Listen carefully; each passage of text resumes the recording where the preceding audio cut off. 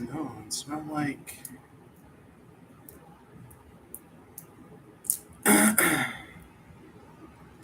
it's not like the water is going all crazy.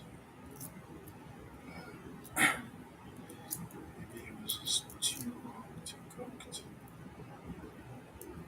like that.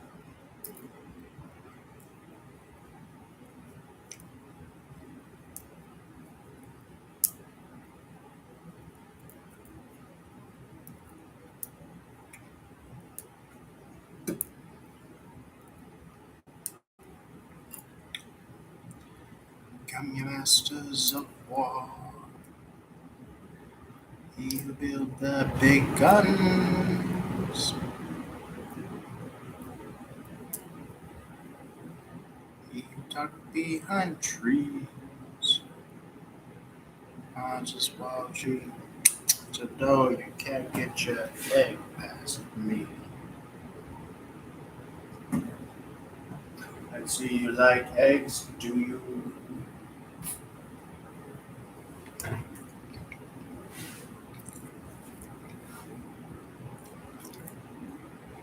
You like to eat a peeled egg. You think it's funny to eat the egg of the Easter Bunny.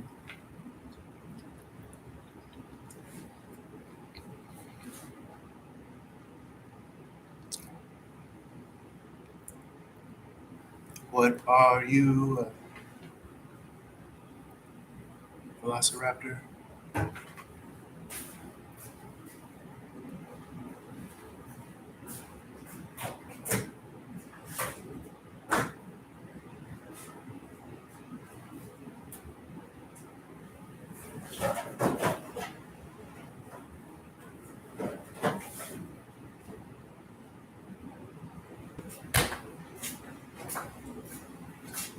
Where you eat all of these eggs?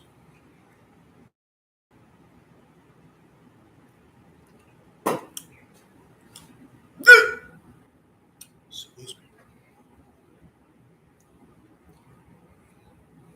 Maybe a little mustard too.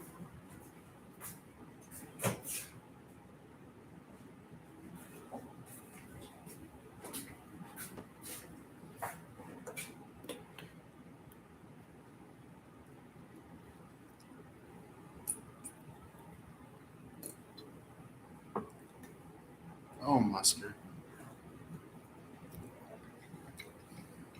Do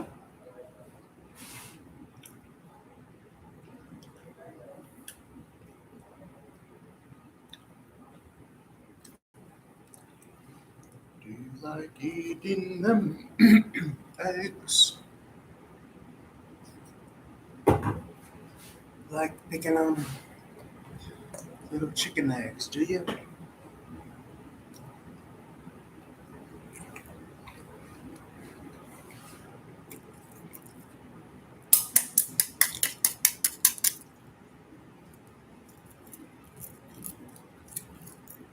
Let's see how bad I could. Let's see how fast I could peel this. Talk about a bad egg. I'm just kidding. You're not bad egg. You just boiled in a weird way. I don't know why. Was it too much, too fast, too soon? Was it overcooked, underboiled? Did I boil you too long? Which is it, egg? Why don't you tell me? I mean, I'm gonna eat you anyways. You might as well just confess up. What was it? Was it too much, too soon, too fast? Was there too many of you? Was it shock? Was the heat so shocking that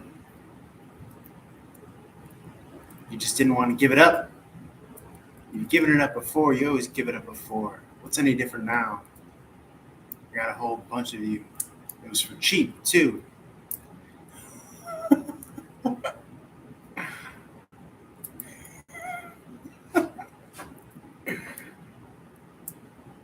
I think I'm a natural born actor. I think that's what's going on. I was a Hollywood actor in the past, clearly, and I've been reborn. Look, Egg, I'm not trying to upset you or besmirch your family here, but proof is in the pudding. The truth of the matter is that I put a whole wreck of you in hot water. And what did you guys do? Hmm? You held out. You went down to the ship. You didn't say a peep.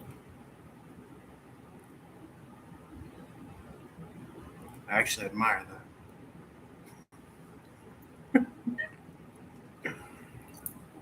Can't hold that against you. Can't hold that against any of you. I would have done the same thing. I think I might like the way you operate.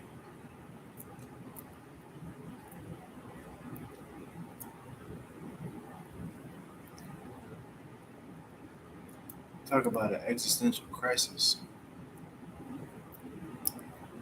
Someone look up the root word for stenchal. I know the stenchal becomes essential when dealing with all these eggs.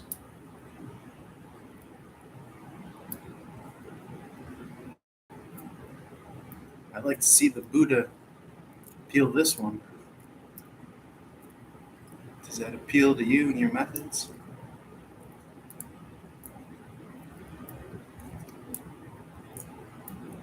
I understand why people color you now. Why people color me bad.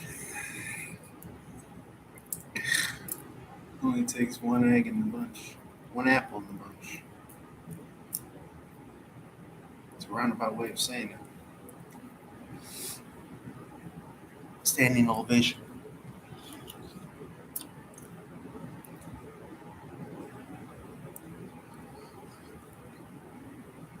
You've had it.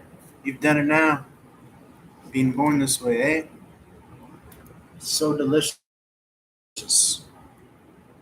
Not my problem.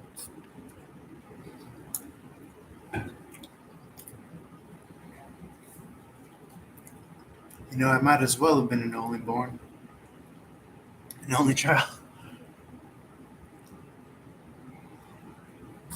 I tell you, I get no respect. Middle child, only boy.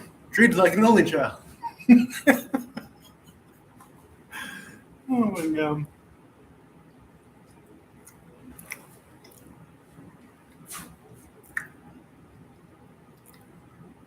Rodney Dangerfield had to have lived in this place. I want to know the historical papers on this apartment.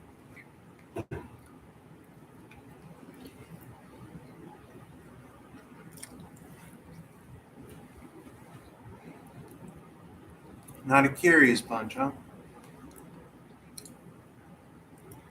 What am I telling you? You guys know the answers to everything.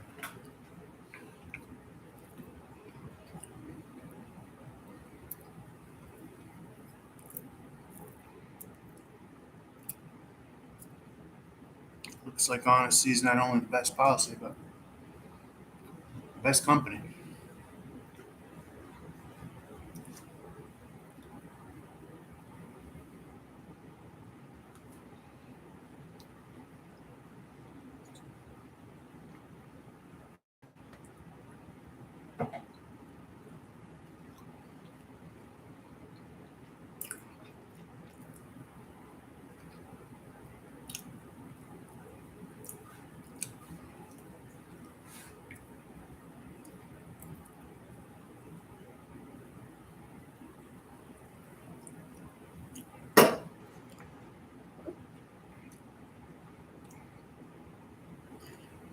Where are all my fair weather friends now? They've abandoned me.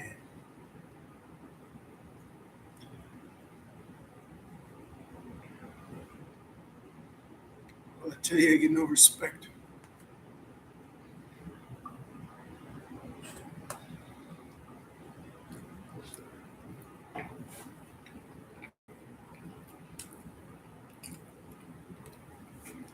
I know what they say to me. I know what they say about me. They say I'm out to lunch.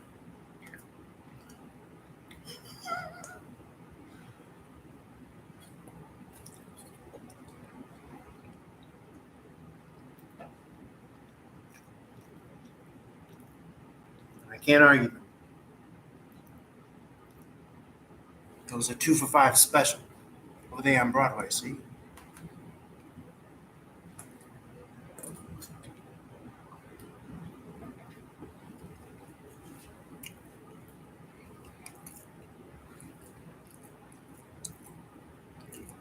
Now, I don't mean to be ham-handed, but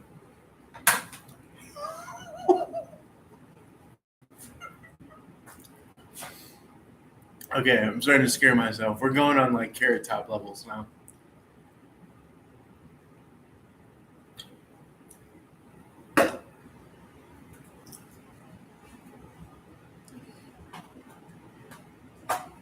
Ham-fisted sounds like a web browser.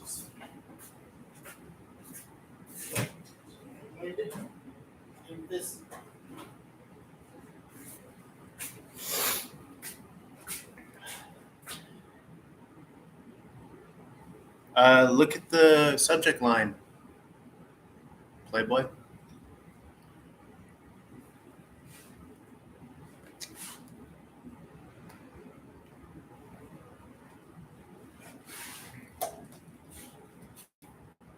Ooh, that was a good snack.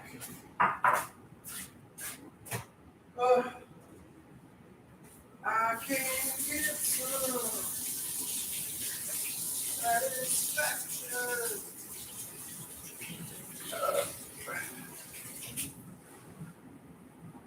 I can't get some.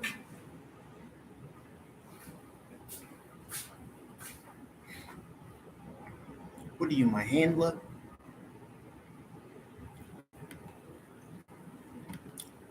What are you, an asshole?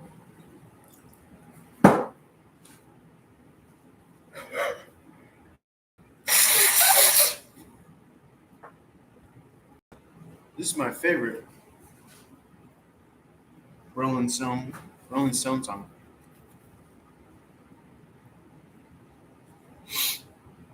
Goes a little something like this. I can get some satisfaction. I can get some satisfaction. It was covered by Lead Belly. No.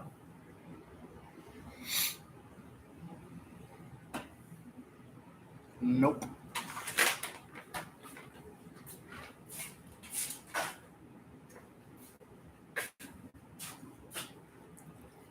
I can get some.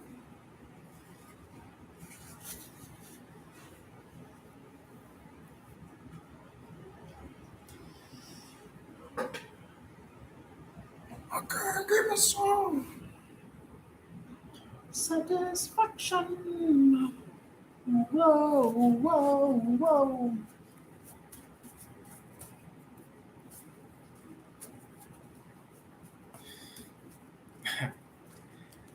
Another favorite stylings of mine is the swing version of Amy Winehouse's Rehab.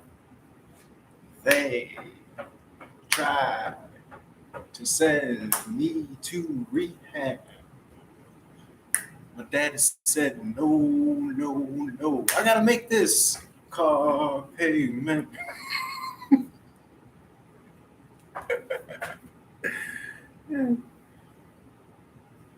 Oh, you're just in time for the swing version of Rehab.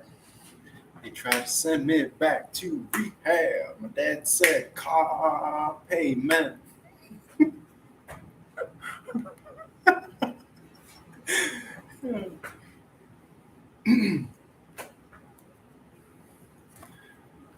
I don't even want to try my Rodney Dangerfield. Lord knows I'd fucking fumble it at the goal line.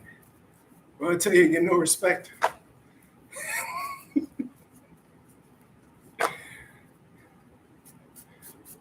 One of three was raised an only child, though.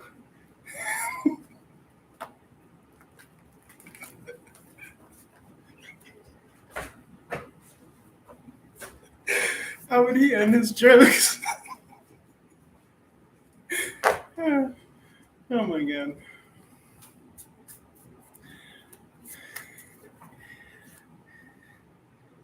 Yes. Yes, indeed.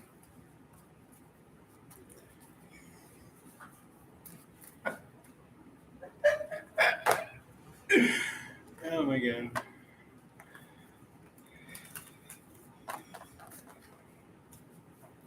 Little Miss Muffet sat down to tough it.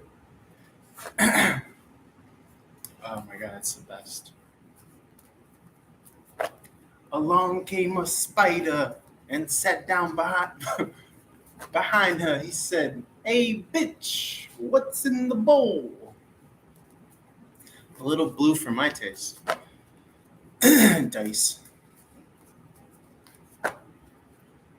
Oh my god, I just had some food and it was satisfying. It was good. Hit the spot. It hit the spot.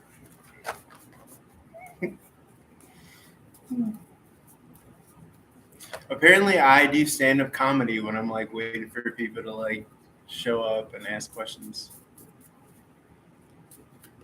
The funny thing is I'm fucking sober as a clam. I'm sober. I don't smoke weed. I don't do any of that. It's probably the hummus and the little bit of Colby Jack cheese that I had. They tried to send me back to rehab. I said no, no, no. Oh yeah. I got all these eggs that I gotta peel. That's not a euphemism. It's a euphemism.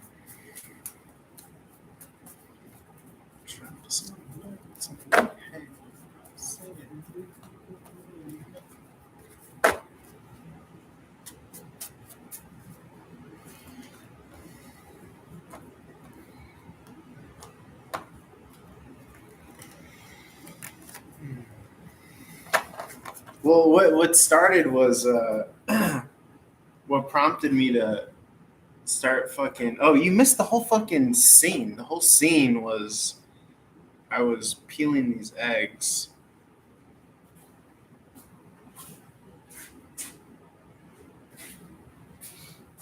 I should just go on stage and like peel eggs. This should be my bet. It's quite the meditative process on egg peeling.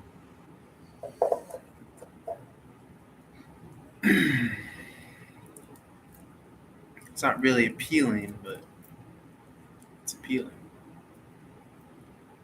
Now, some of these now, some of these eggs were overcooked. See, some of them got that goopy drip game, but they're all gonna go into the incinerator of my belly. This is egg holocaust, if you will.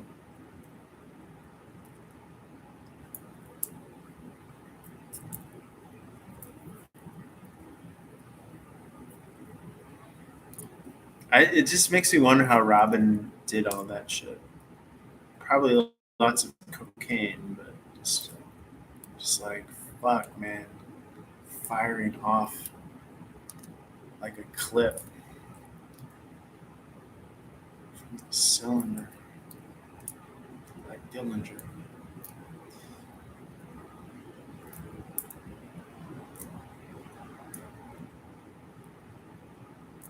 But I tell you, I get no respect. Little child, only boy, was raised an only child. That one killed me earlier. But I was raised an only child.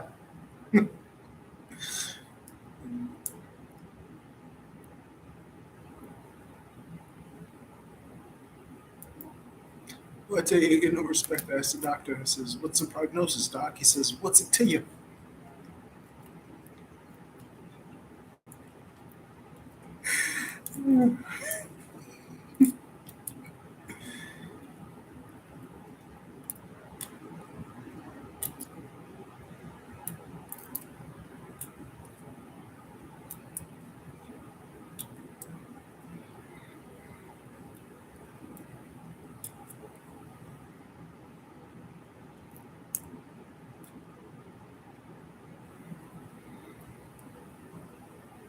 I tell you, I get no respect. I went to my deacon and I asked him to confirm my niece. He told me to come back with a priest and some holy water.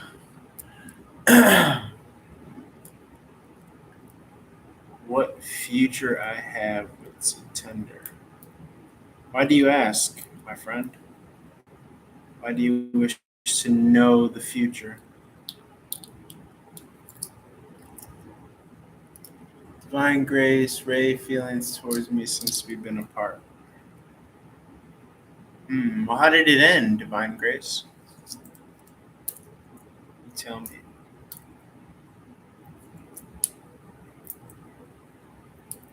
Did you break up with him? Did he break up with you?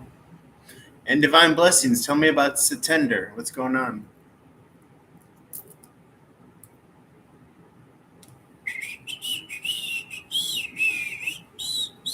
Not a bad egg, not a bad egg.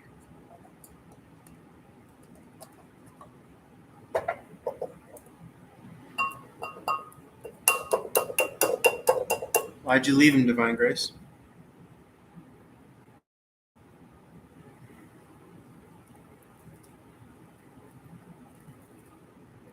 Chances are he's probably sad and hurting. 7 stages of grief. He's probably gonna be sad, then hate you, and then being like, F that B, and then try to move on. But why'd you leave him? Divinely blessed soul. Meet Divine Grace. Divine Grace, meet Divinely blessed soul. You both are hot off divine. Divinely blessed soul, why is there no contact? Tell me about it. And Divine Grace, like I said, why'd you leave him?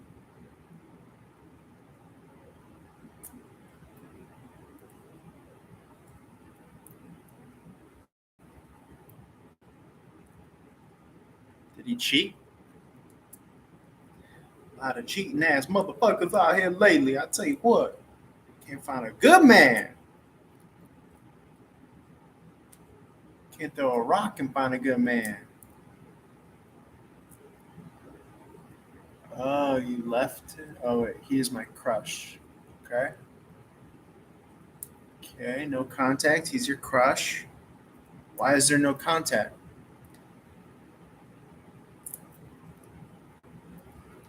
And are you male or female? I believe Divine Grace is a woman. I don't know. Divinely blessed soul, are you male?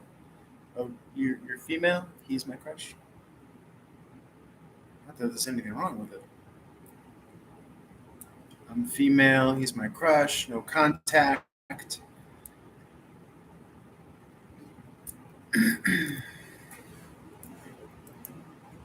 Does he know how you feel?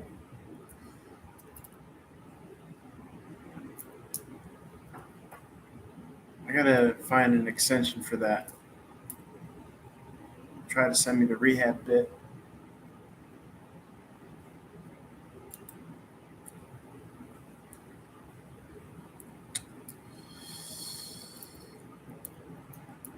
Yeah, if he knows how you feel and he's not acting on it, then chances are he's not interested.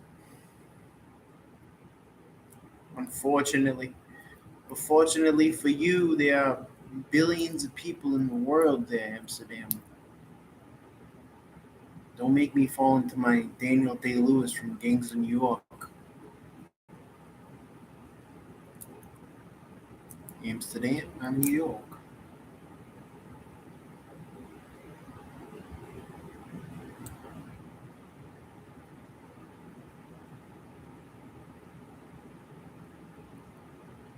I'll tell you, I get no respect.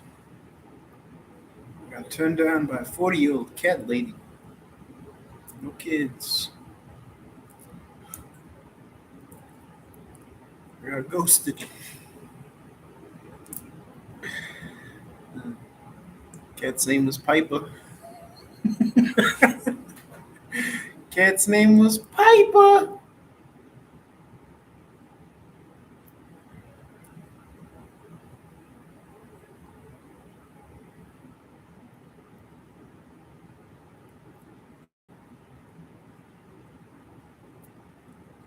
I asked the cat why is his name Piper. He says, he gonna Piper or not?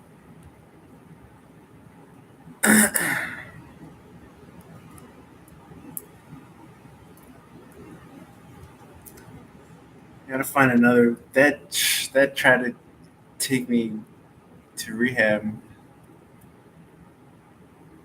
Divinely blessed soul. That whole swing stylings of take tried to take me to rehab or tried to make me go to rehab. Fucking hilarious.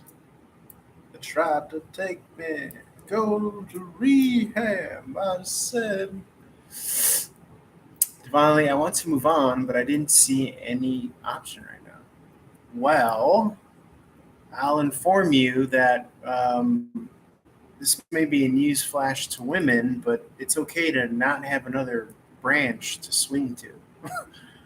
Okay, it's okay to have both of your feet on earth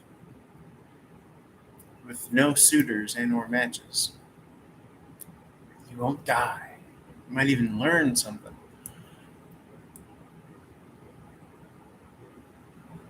No, you can't. You can't trust your mother and your little sister. No, you can't. For the simple reason that they are Agent Smiths in the Matrix, whether you know it or not. If you are on the spiritual path, chances are they are Agent Smiths in the Matrix. Not that you can't love them and be good with them and on good terms with them, but trust is a different thing, right? What are you entrusting them with?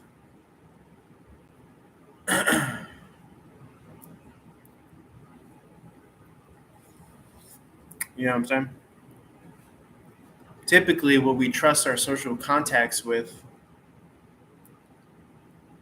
is with information and or the ability to write the narrative behind our backs for us, right? Significant.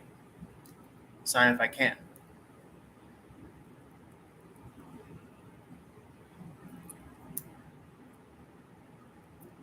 So,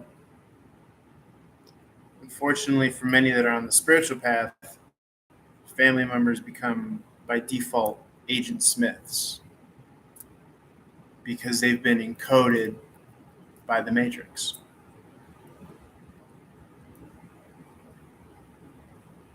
Lakia says, did Darius have me in a third party with someone from his past before I blocked?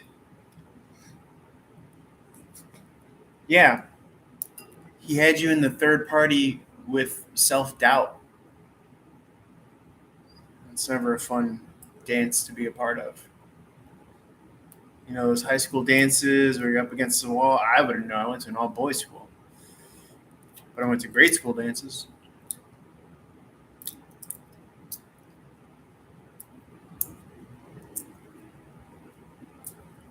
Yeah, he handed you off to Cousin Doubt. Okay? Cousin Doubt related to Uncle Fester?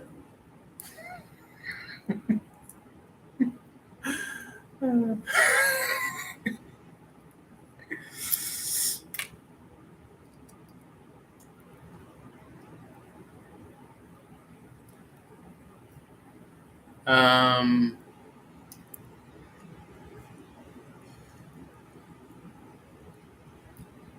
my uncle's an EMT. Why, do you need an ambulance? Somebody call an ambulance, but not for me.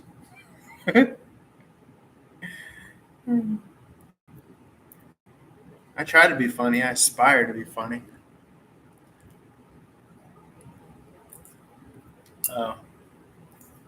I have this.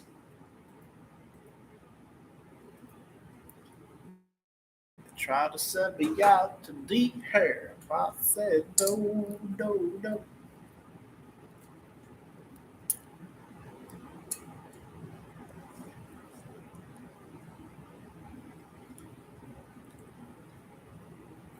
And I also have Zell. Find me on Zelle through my phone number, I think.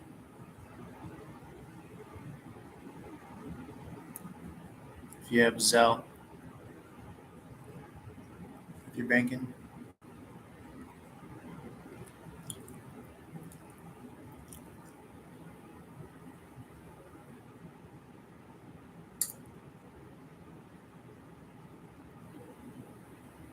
Try to send me on the rehab. I said, dog.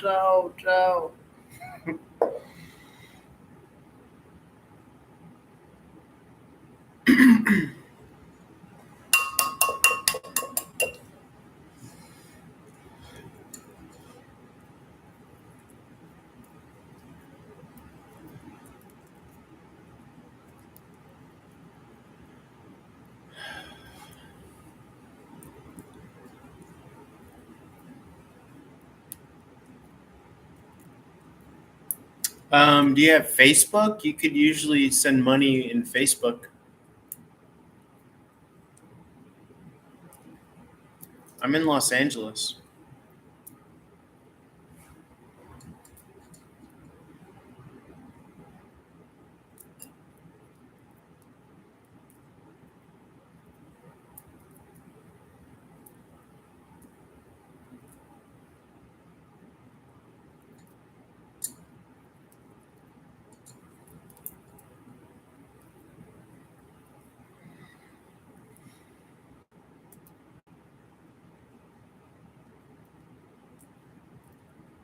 It's the Thuggish Rose Bomb.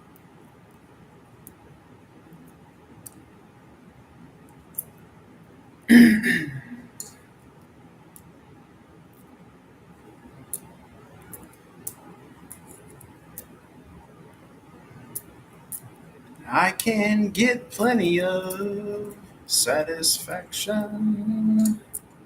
I can get plenty of satisfaction.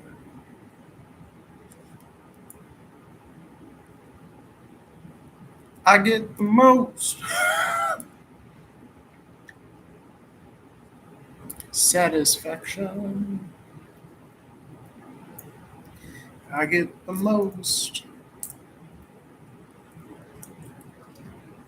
satisfaction.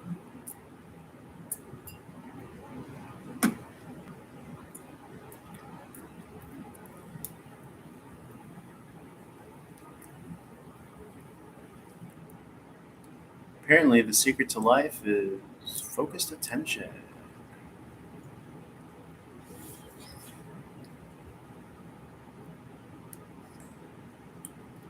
How my managers this work today? What? What does that say?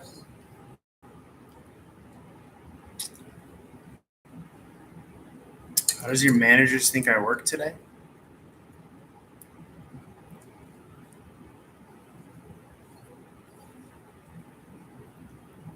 Realize there's a little money. Oh, you have to download the Messenger, the Facebook Messenger, and then I think there's a place to send money.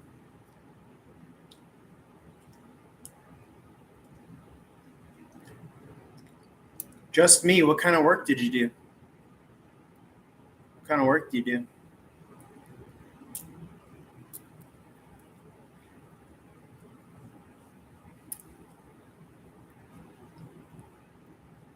What the? This is a Frankenstein of a.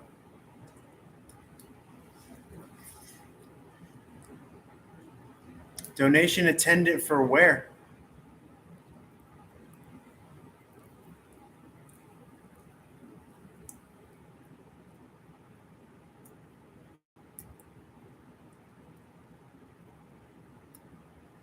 And do you have any other responsibilities? What are the responsibilities for a donation attendant?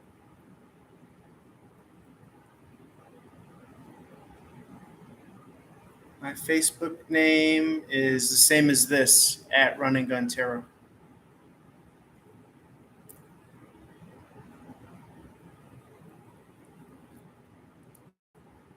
That's one of my Facebook names.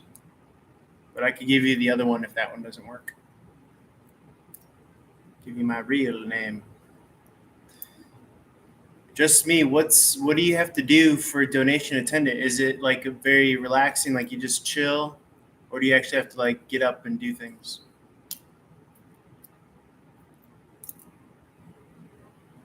Take out the garbage, greet customers.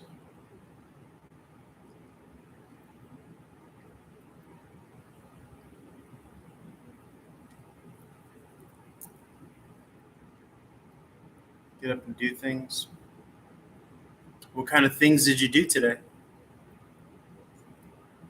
Oof, this egg, man. You know it's gonna be delicious because it's all fucked up. Gotta find a good place for these eggs.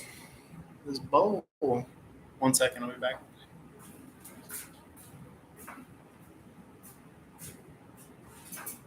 And a man said,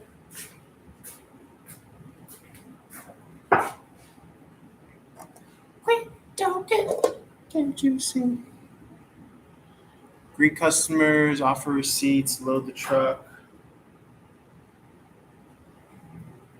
And did you actually put in like a honest day's work? Sounds like you did. If you want to know what they think of you.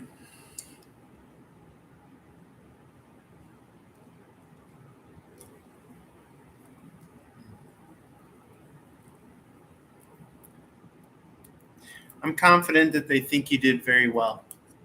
Do you have to work alone often?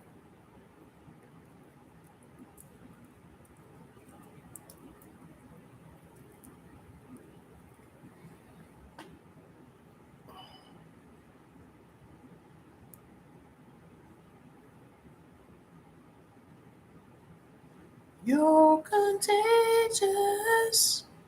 Love me, baby. Give you what I want. And the man said, "How often do you have to work alone?" Is that the first time?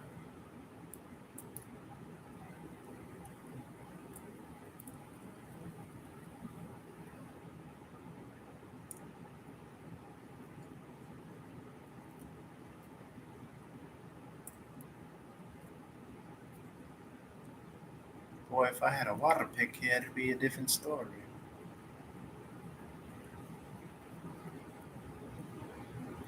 Wow, from 1 to 9? Did you make any mistakes? Like any big mistakes?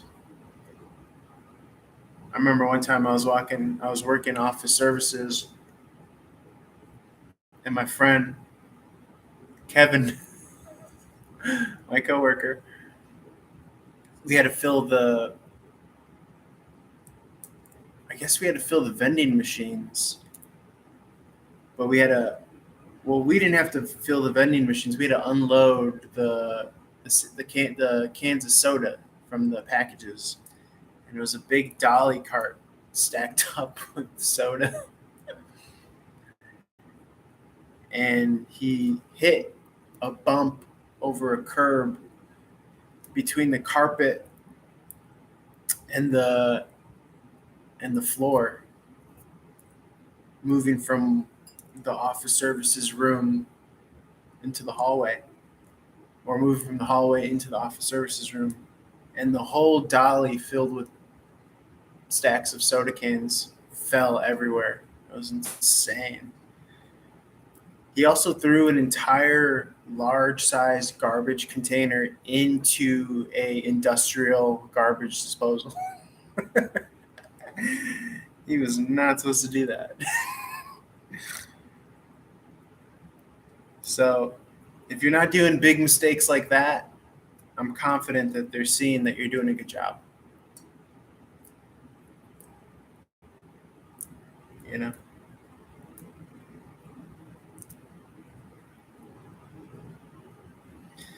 He didn't press the button. Luckily, they were just the real big shipping containers that the whole building uses to throw out. It was one of the big skyscraper buildings in downtown Chicago. and they have the biggest garbage cans outside underneath the building where the streets lead to the main street on the top level of the main street. And he threw our mailroom big metal garbage container into that bigger metal garbage container all the way at the bottom floor. We were up on like the 32nd floor. And so we have to take a special elevator downstairs.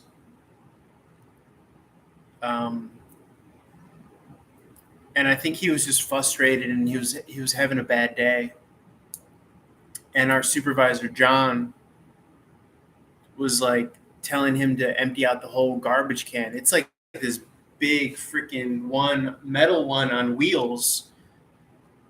And he was like, yeah, just throw the whole thing in there. And I guess Kevin was having like a bad day. He was angry. So he's like, you told me to throw it all in there. And he threw the whole fucking thing in there. It was so bad. They had to get it out. What's up, Isaiah?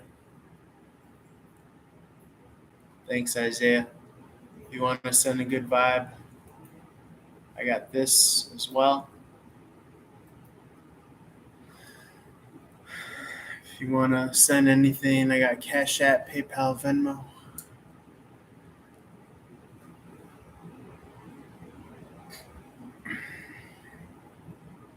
Yeah, maybe, but supervisors, they have to fill an 8-hour day. So they have to try to be one step ahead. And, work is work. The older I get, I look back at it and,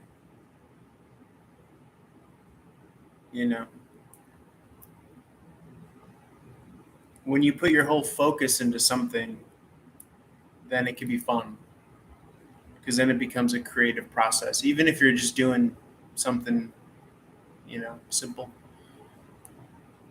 60 Vadiva says, is Michael married? Yes or no? Is he secretly involved with someone else?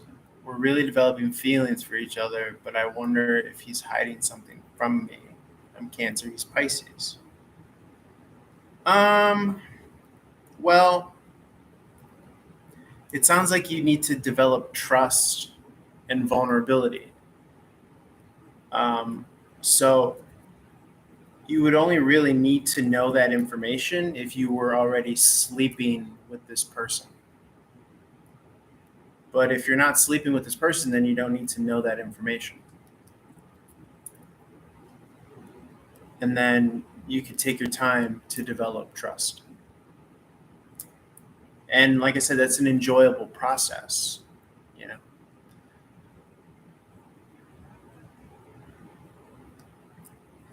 Yeah, I mean, all my supervisors were nice. I mean, I only had one time where like one guy kind of like, I was trying to move chairs outside of this one, they call it like a media room, where, because again, I was working in this office in downtown Chicago, right across from the Millennium Park. It's like right across from that big silver beam that they have in Chicago. And I had to move these chairs that we kept in this thing called the media room. And the media room is basically just where they keep all the electronics for the big conference room right next to it, because it has a projector screen, all the phones for the meetings, and then I think it has all the network stuff for like all the Wi-Fi for the whole company, I think even. Just like a bunch of technology stuff, like towers that fit in a room. And I went to go get these metal chairs while there was like a very important meeting going on. And I remember Mike Lovell was his name. He was like basically my manager. The department that I was working for was called Office Services. And John Scanlon was my supervisor under that. And I was going to get the chairs, and I guess he thought that I was like doing something I wasn't supposed to be doing. And I'm like trying to be quiet because John's like, move those chairs, but you got to be quiet because there's a very important meeting going on. And I'm moving those chairs because back then we would stack the chairs up. They had rolling wheels on the legs of the chairs, and you could stack them up, plastic ones. And so I'm moving this big stack, and I turn around, and Mike is like coming in the door, and he's like, "What are you doing?" He's like, "What the fuck are you doing?" And I'm like, I freak out. And it's just the most ironic thing because I'm supposed to be quiet because there's a fucking meeting going on that's so important. And I like lost my shit. I almost like fucking belted out loud, like, what the fuck? Because he like got up all in my face. And I'm like, John told me I could move the chairs if I could be quiet. And he's like, oh, okay, you're fine. And then you just left me alone. Now, I used to work there. I eventually started to work in the finance department, which was connected close by. And I ended up working as like a data entry clerk. And I also worked like in the back mail room. So I had to like take care of this company's boxes of like old files. That's when everything was still in like paperwork boxes and stuff. So I had to keep all of their file cabinets in order. So it was right next to the office services. So I would work for both departments, the finance and the office services. But eventually I worked longer for the finance, and I made like a full-time position there in their billing department. And then I relocated that position here to Los Angeles. So 6C Vadiva, let me know if that answers your question. I know you had a question there.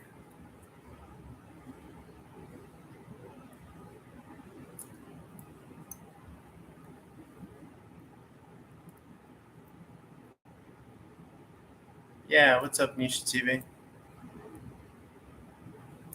What's up, Music? Good name, Music. Just Music.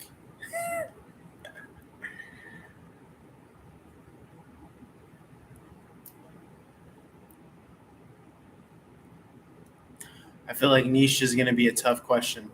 I've been trying to answer these questions without using the tarot, but I could feel it already.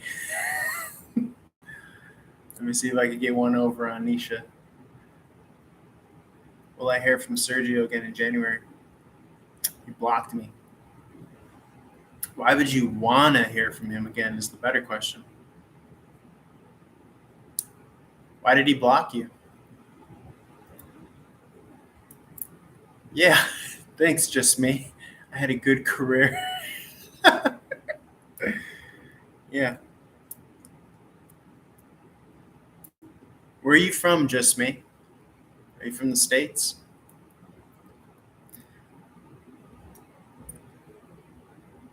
Okay. And why did you break up with him while he was drunk or while you were drunk?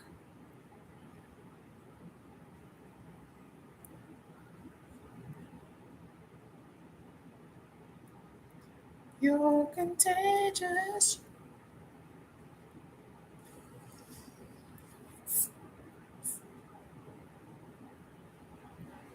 Ew.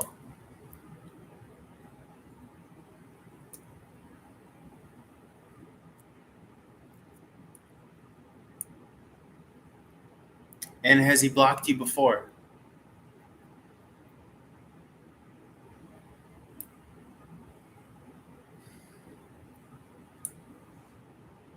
I'm from the Chicago suburbs, southwest suburbs of Chicago. About like 10 minutes away from Midway Airport. Well,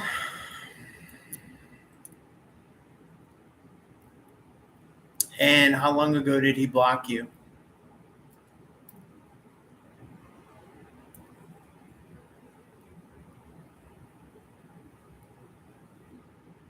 Oh, I got 21 questions for that.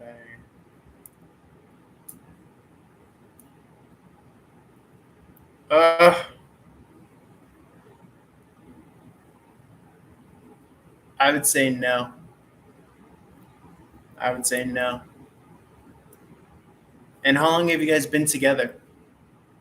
Or whatever. Whatever you want to call it. How long have you been trying to give him a hickey?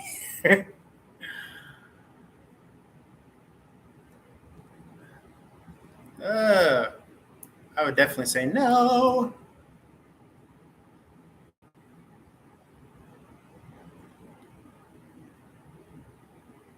And what's your zodiac sign? And what's his zodiac sign? You're contagious. Try me, baby.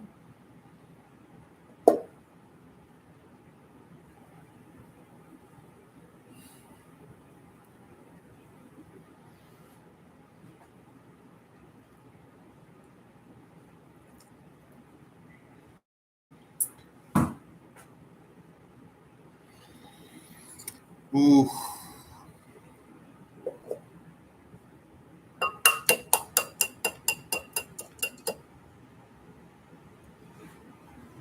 No.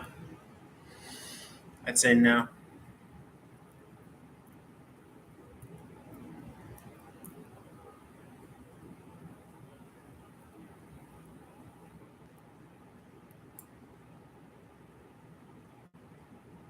And what are your ages? What are your ages?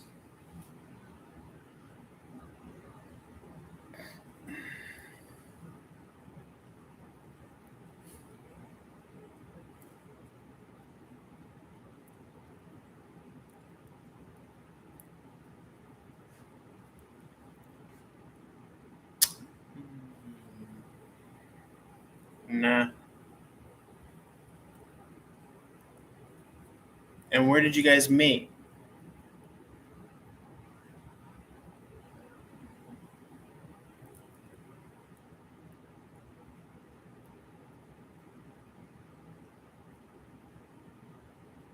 All right, just me. Welcome back anytime. I'd like to talk to you more and get to know more about you and what you do and where you come from and who you are. And let me know your first name if you don't mind. My first name is Peter. Peter. My birth name is Pedro, but I go by Peter.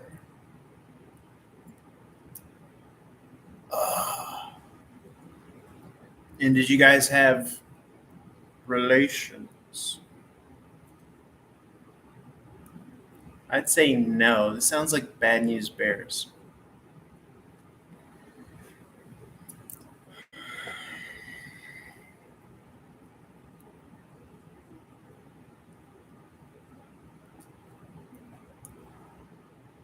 I was just asking just me what his name was.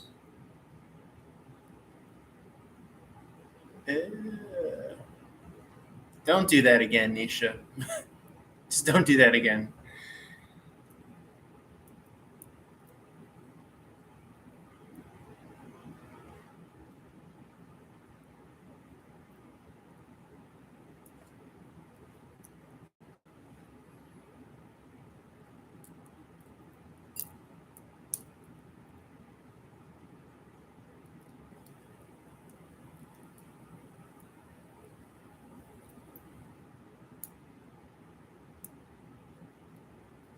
Yeah, but you're the one that let him in.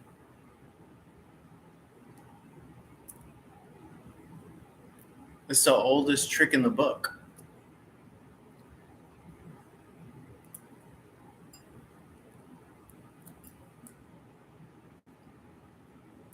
No, what's dumb is that you don't know this guy. That's what's dumb. So you got to take a little bit of responsibility.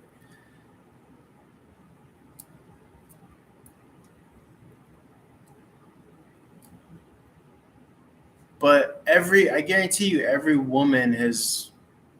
That's the oldest trick in the book.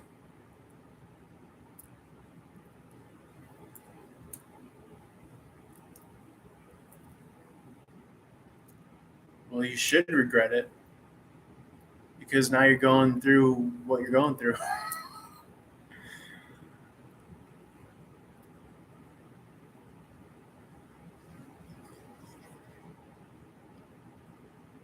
um,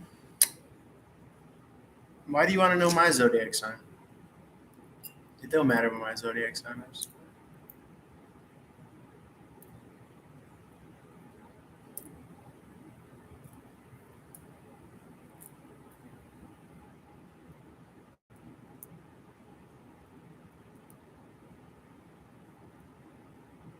H said you screwed up.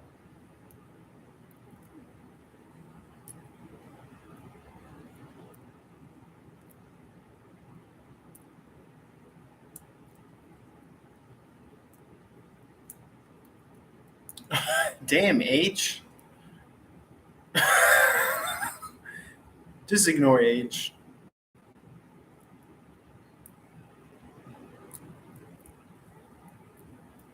But I appreciate you sharing, Nisha.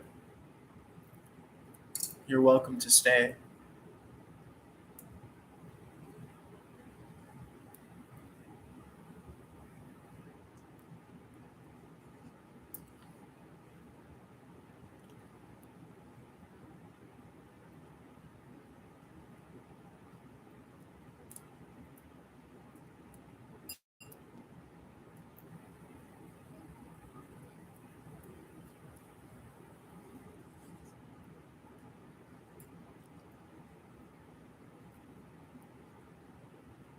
I mean,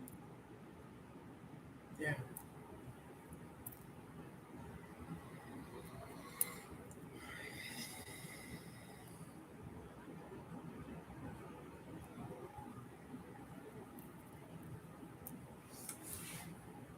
I mean, there's nothing to trust people with.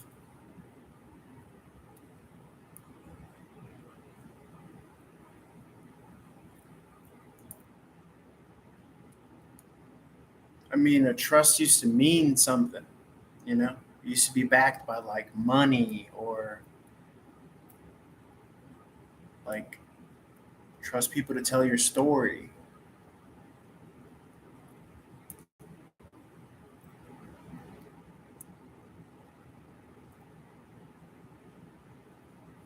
Let me take a seat here.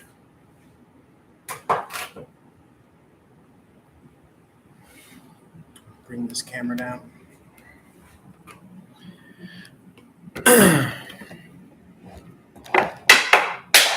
Everybody been played.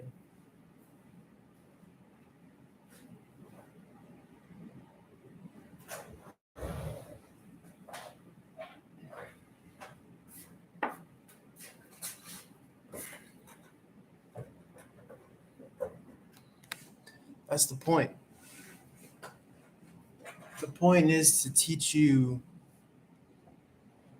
very little so that you can get played. That's how the system runs. It's unfortunate, but it's true.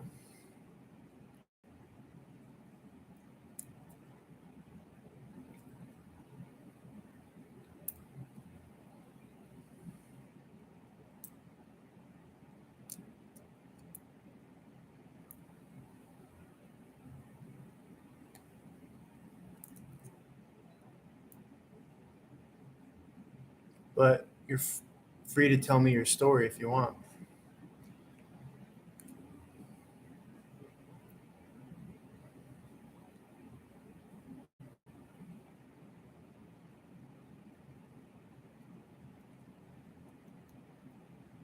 Whoever's still here, whether it's Nisha or H.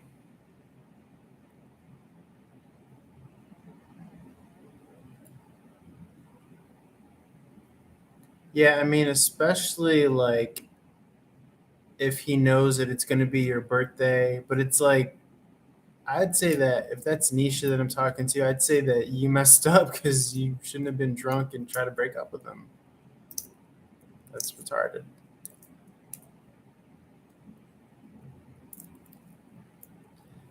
I mean, just saying.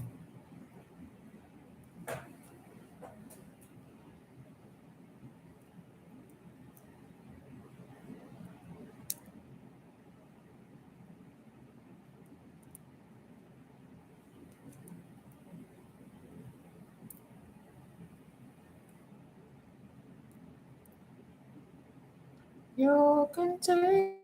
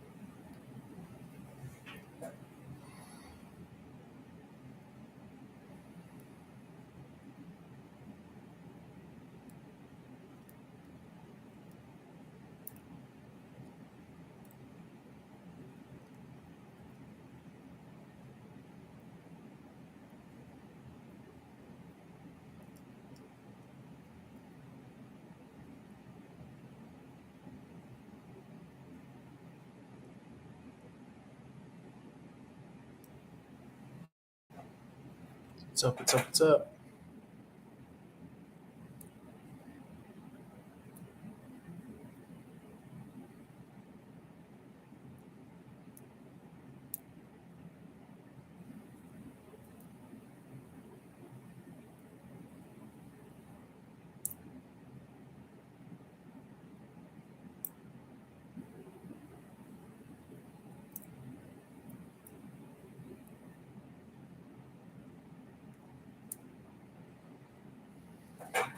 How's everybody doing?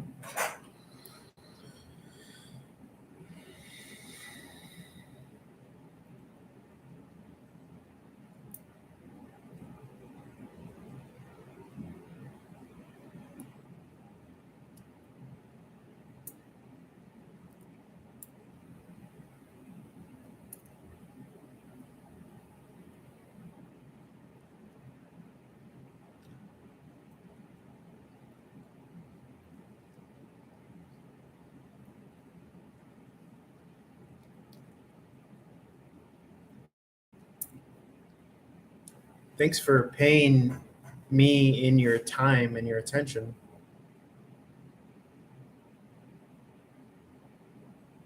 Every second you stay here, my watch hour goes up. So I appreciate you. Even if you don't want to be civil and leave a comment.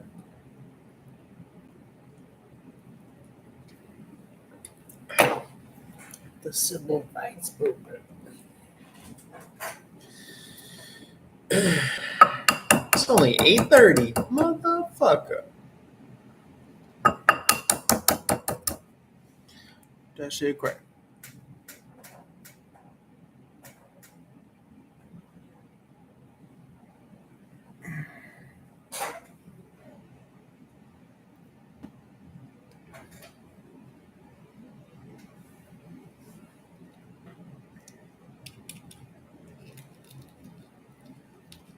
Shut up. Can't you sit 2 minutes talking? I mean, the whole thing about like somebody coming up to you in a train station and like trying to ask for your number, well, that's okay. The guy has confidence. You know what I'm saying? But that doesn't mean anything. That just means that he could get in the door, but that doesn't mean that he's going to stay there. So it's like it's just more dumb than the oldest trick in the book, because it's like, what don't you get? Like, if he's attractive and he's coming up to you, that's just playing to your ego. Or if he's confident and like, whatever. It's like, okay, you're attracted to that, but that doesn't mean anything about anything. It plays to your ego, because you're like, oh, an attractive person is attracted to me, and but then they leave you. You don't get anything from it. So you're playing yourself. And the moment that you're not aware of that, or that you don't admit to it, then it's going to keep on happening. And this woman said that she doesn't regret hooking up, but you should regret hooking up, because femininity should be protected. Nobody wants a woman with a lot of body count. And that's what women don't understand, is that men don't want women that are going to be duped and fall susceptible to men that don't deserve them. So it's like, you have this valuable thing and this valuable commodity that you're just giving away in society. And so it throws off the economics of everything. And so, the women being the prized possession, that stopped happening a long, long time ago. You know what I'm saying? It's not based on merit anymore. So even though we think it's a biological thing of value, it really isn't. Because any fool could have intercourse. Cats have kittens. Like, it doesn't matter. It's not the thing of value. So the thing that makes you think it's of value is primordial ignorance. What's up, Tiff? So it's like, as soon as I start talking shit, Tiff wants to pop up and make her presence known. Have you been here the whole time? Or did you just enter the room? Because I saw someone, it said someone was here, but they weren't saying anything. So I'm wondering, was that you the whole time? Or did you just pop in?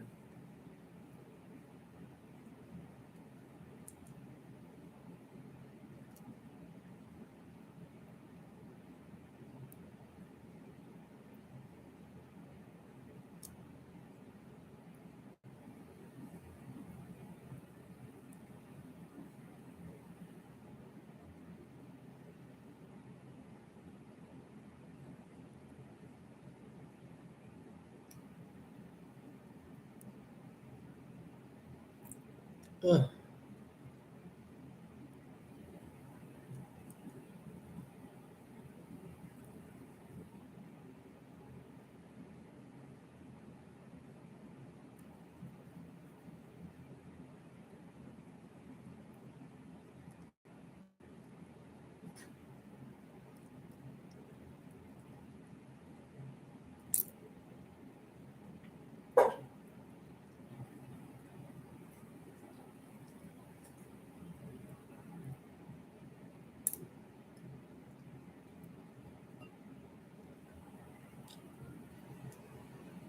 Yeah, take some Tylenol. I had some headaches the other day.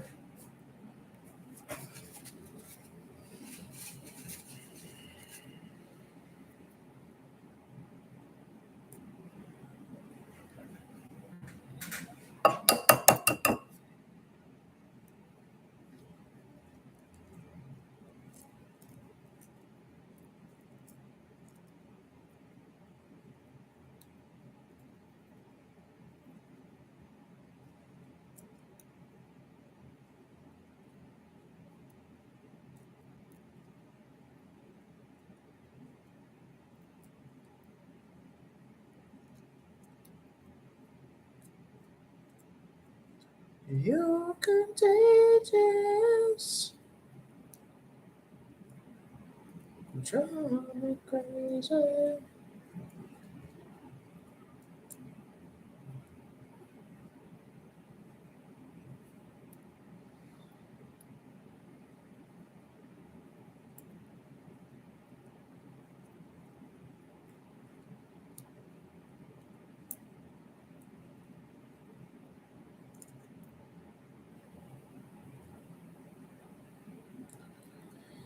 We're just talking like what that lady was saying, or that young girl was saying.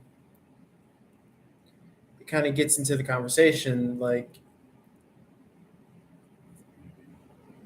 what the prize is, because it's definitely not um, what we think it is. You know.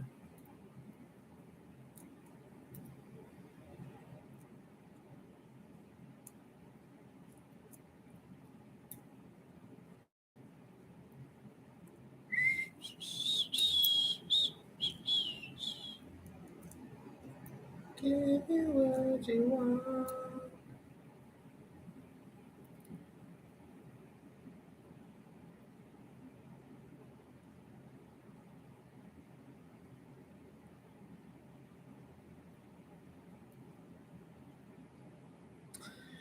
I think, like, the prize philosophically can't be outside of yourself, you know? Like, it has to be closer to like a peace of mind or something like that. Like, if we're talking philosophically, the prize in society or something like that, like trust or faith or something like that.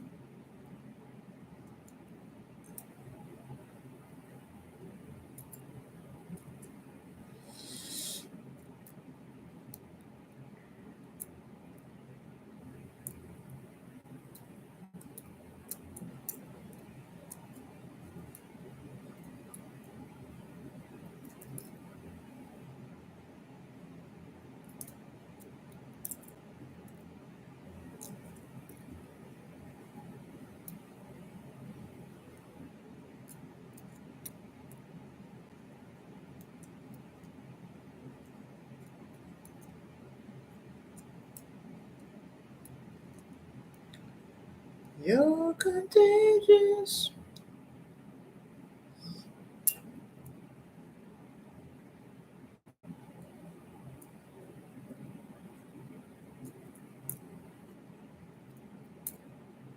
Peeling these eggs over here.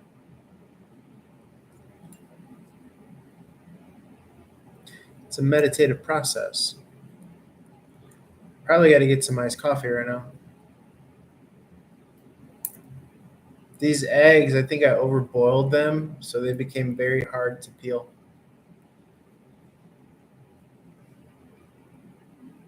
I have a whole fucking bowl of them and a whole pot of them.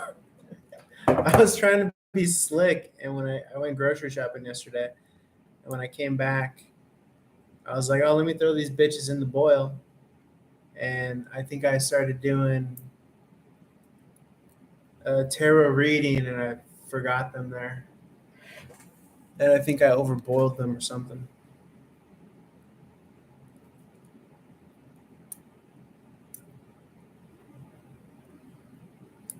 No, I just like to eat eggs with like a little bit of hummus and sriracha. I bought like a bunch of stuff yesterday for like charcuterie, just like little finger foods. You should have seen it. I was kicking it with Jen yesterday on the live stream. I was watching wrestling, um, and I was just like in heaven because Apparently, my happy place is when I have like all a bunch of different little foods that I could like mix and like pick from, like a charcuterie. I bought this thing called apple butter, which I've never come across of. I was never aware of, and it was really fucking good. It's like applesauce except it's thicker, and it has sugar, cinnamon, and cloves, but it's more of a thicker consistency. It's fucking delicious. It's called apple butter. You may have heard of it.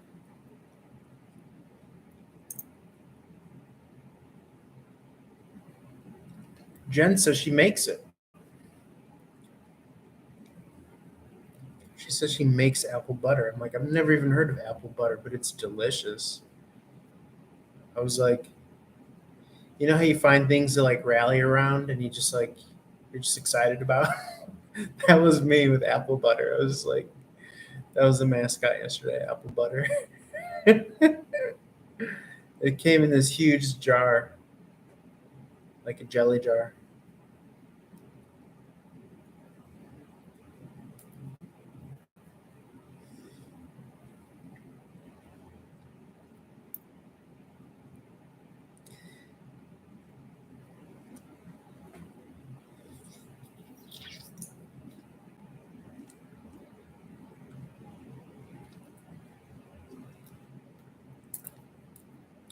I like it.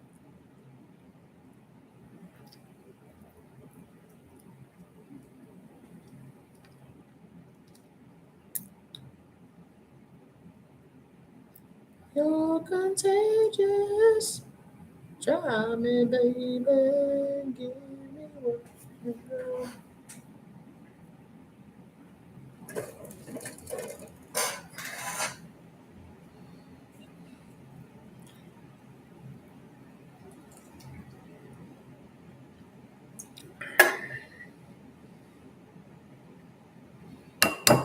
Speak of the devil. This egg's for you, Jen. It's hard boiled.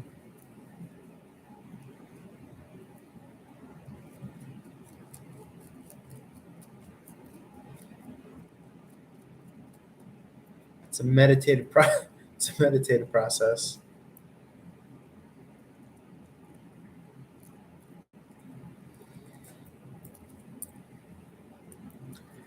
So contagious. I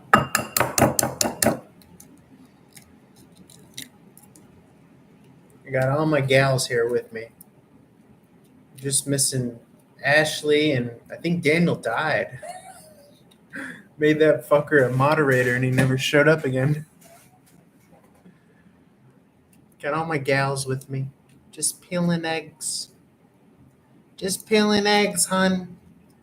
Take yourself a seat, make yourself cozy. Mi casa su casa. Make yourself at home, dear. I'm just peeling these frustrated little bastards, these hard boiled eggs.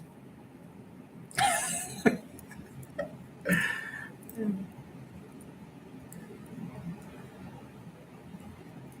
turn into a Jersey Golden Girl.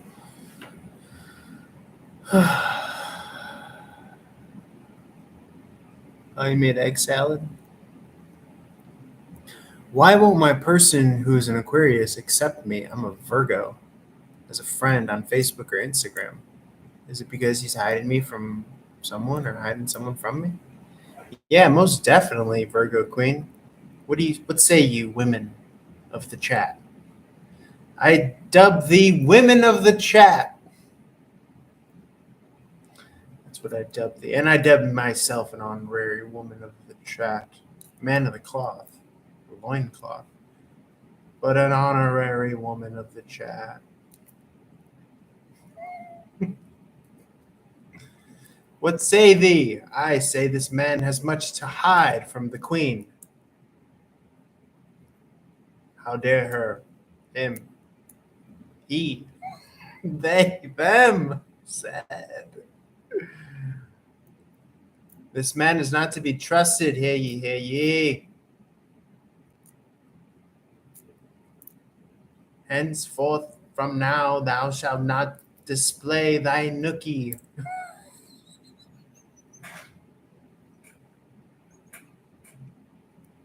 I'm sorry. I'm sorry.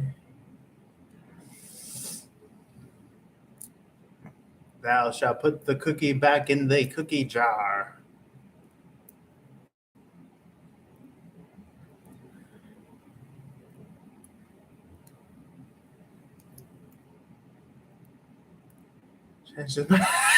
Yeah, right. Okay.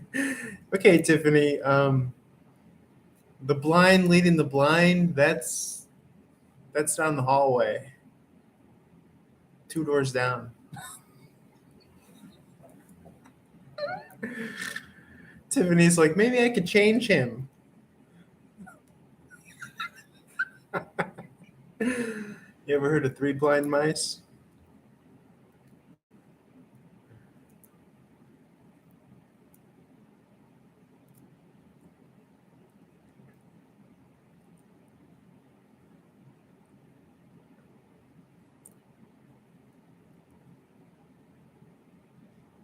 I'm about to catch a case. Oh, so what you're telling me is you both don't have a joint account, Mrs. and Mrs. Virgo Queen.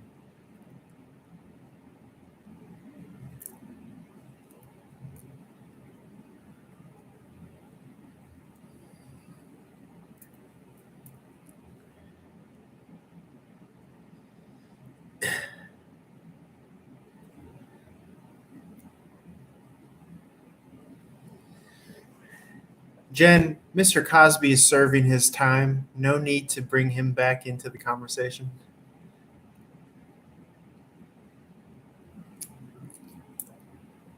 That's a Bill Cosby joke for you guys that missed it.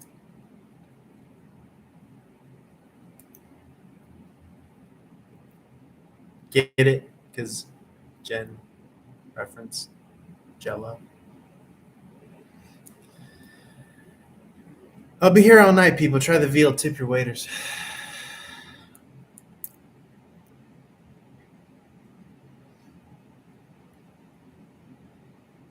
Again, Tiffany. You're thinking like a retail agent, babe.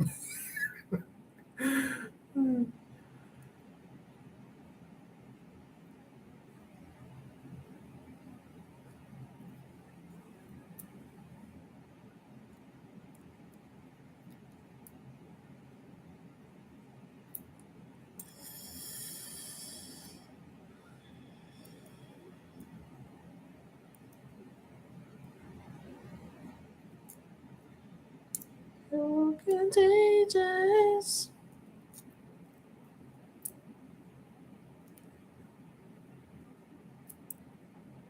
You guys need the man's perspective. I just break out into song about the man's perspective.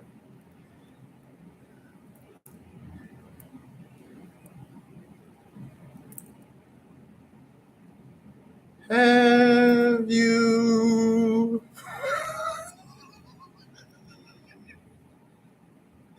ever tried to get away with some free shit that should only be kept on the low?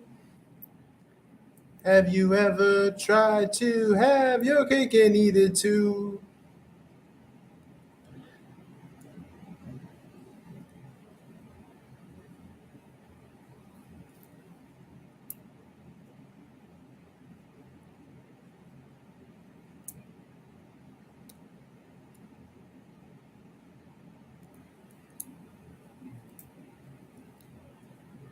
No, no, no. Do the funniest one. Marry him and bear his children.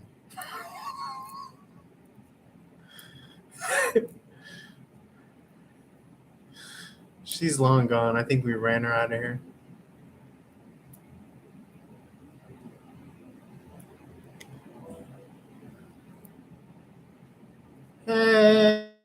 Have you ever tried to get away with free shit?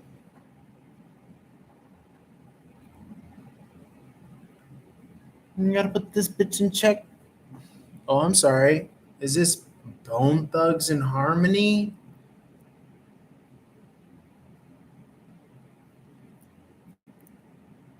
Gotta put this bitch in check. I look.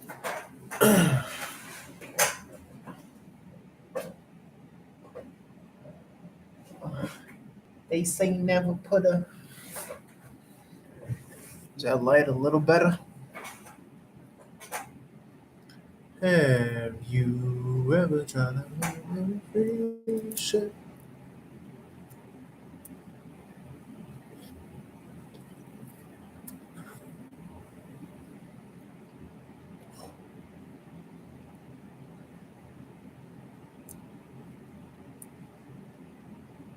God damn.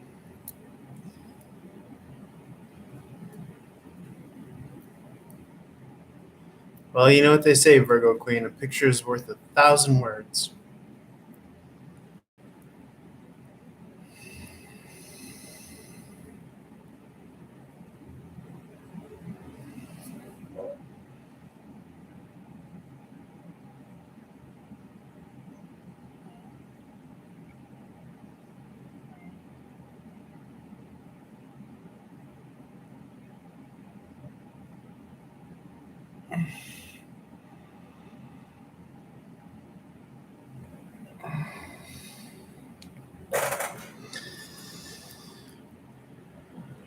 Have you ever had a family on the low?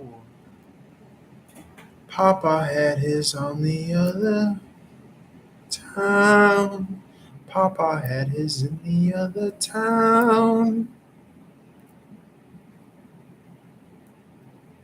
8 children, 3 girls, and 5 boys. Enough to get around. For the holidays he had to work. All of his money went to his perks.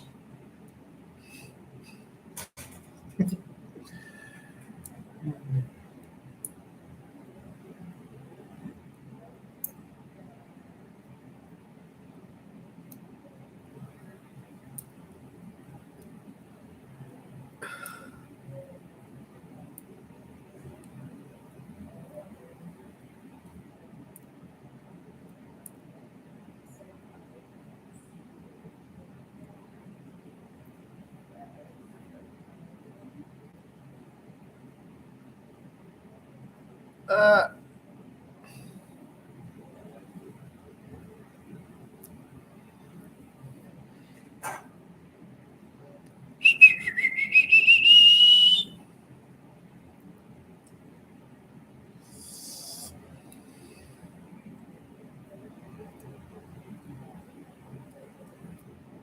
Power couple. Power of attorney.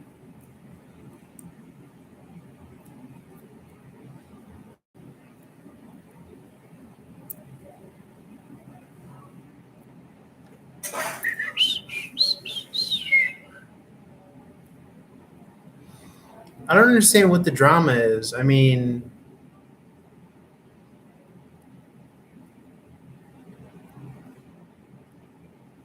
like, no one cares if you're sad. So you might as well be happy and stop tripping over this individual.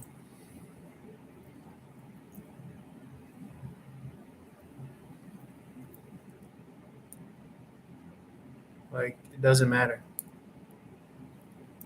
And I'm saying that as like advice, like to try to help you. I'm not trying to hurt your feelings. I'm just saying that at the end of the day, you're doing this to yourself. Because it's saying that your emotions are your master when you should be mastering your emotions.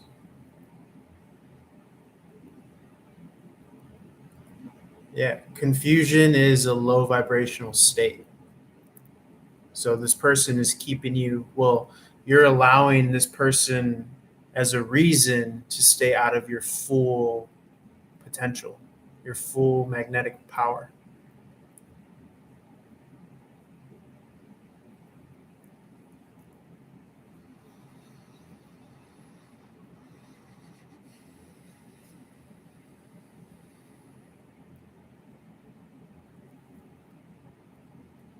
Nah, I don't agree with that. I mean, but also, let's be honest, we're just hearing Virgo's side of the equation. So we really can't trust what she's saying either. I love you, dear, but you're only as good as your side of the story. Let's invite him in the chat room and let's have him tell his side of the story. I noticed that is a phenomena that particularly pertaining to women, where they really try to take control of the narrative. They really try to like hold the authorship, the authority to control the storyline. And it's an age as old as time thing, because while men were hunting and having to be quiet, women could tell the story. And turns out that's actually very powerful. We were talking earlier how there's no such thing as trust, because trust used to be backed by something, such as money. I entrust you with my estate, with my money. The other thing that you could entrust someone with is your story. Tell my story, tell my narrative, tell the truth. But so many people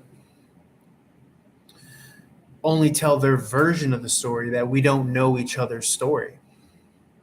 And then narcissistic people, I'm not saying that you are this, but they do this thing where they kick the can down the road and they say, oh, I'll just fill in the story this way. Oh, I know this person wants to be alone, and I know this person wants to be alone. I know this person wants to do everything themselves. And yet they've never asked that person their story or their wishes or their desire. So you have these ignorant, lazy writers filling in that person's story on behalf of them for themselves. So you can't trust that person because they're using their laziness to fill in the gaps. But the problem is that one lazy person talks to another lazy person, and then they create this lazy narrative about your story. Let me know in the comments if that makes sense.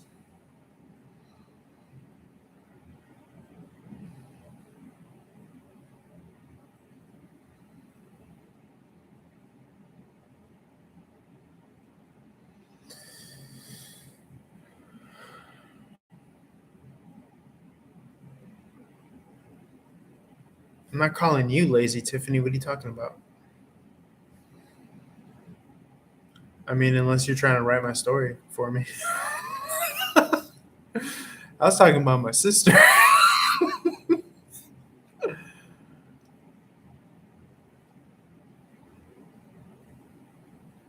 Well, if you've been writing my story, then,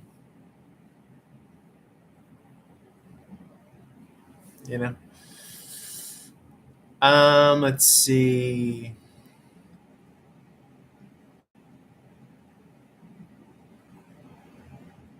No. Virgo Queen. No. I'm sorry, babe, but I'm not buying this sad tale. I am not buying this sad tale. The girls in the chat might, but I'm not buying it. Because you are a deciding factor on if you're being with this man for 7 years or not.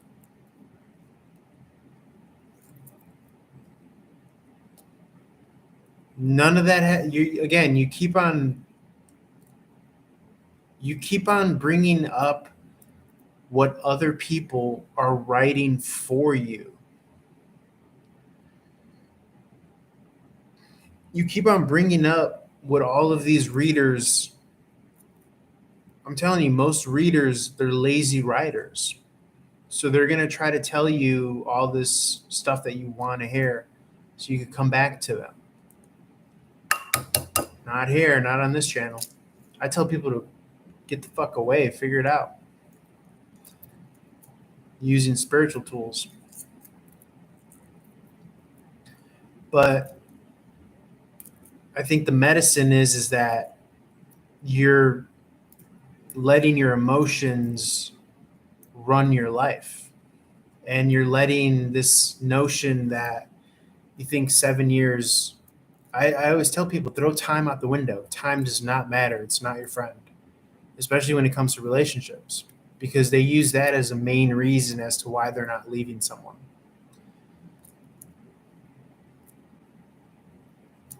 You know what I'm saying? But that's the thing. Like, you should have been doing that 7 years ago. And again, I'm not trying to be mean or bully you, but I'm just saying, like, straight up, like, you have to own the fact that you may have been letting this man get away. This is just another case of women choosing bad men. I mean, and I don't want to say, obviously I can't say that 100% about you, and I wouldn't want to say that, but it feels like you've been enabling this by staying with him. You know what I'm saying?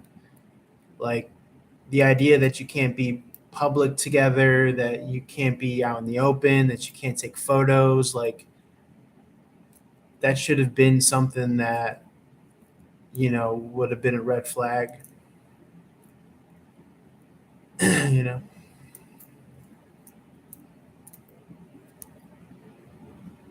long time ago.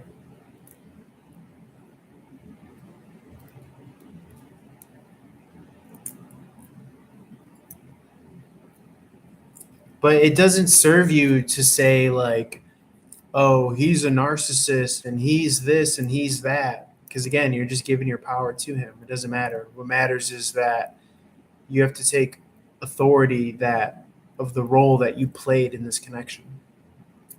Because you continue to give this person authority over you to write your story.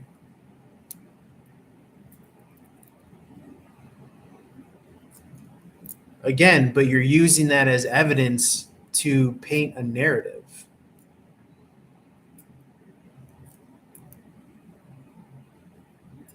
You're using that to write a story, that information.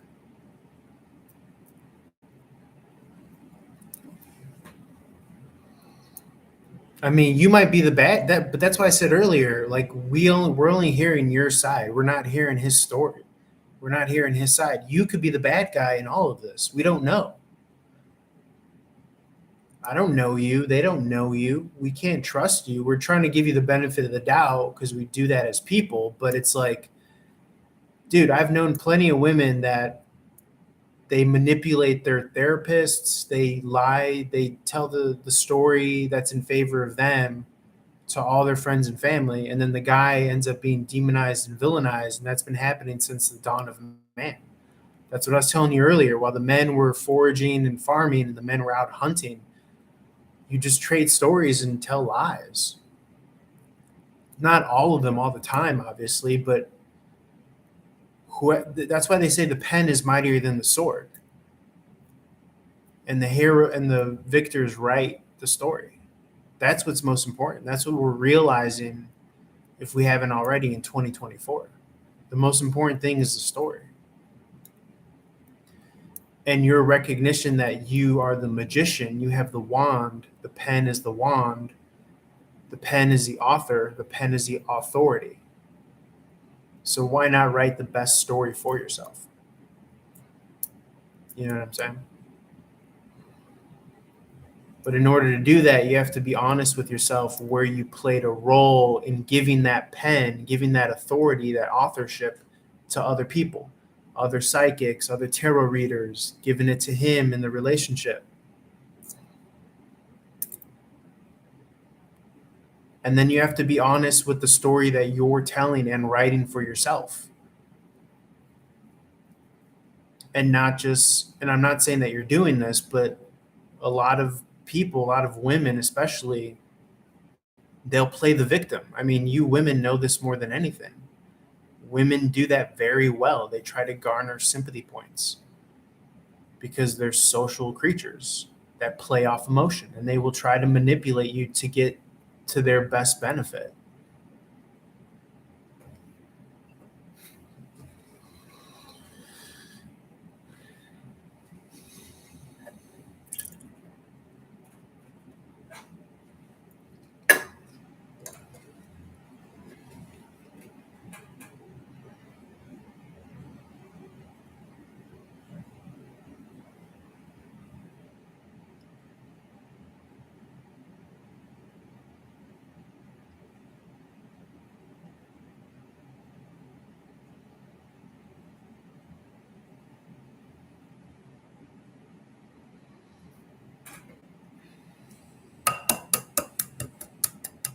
Yeah, but Virgo, you haven't taken accountability either. Because if you've taken accountability, you wouldn't have given your power to this connection. I know a Virgo woman where her man brainwashes her as she sleeps.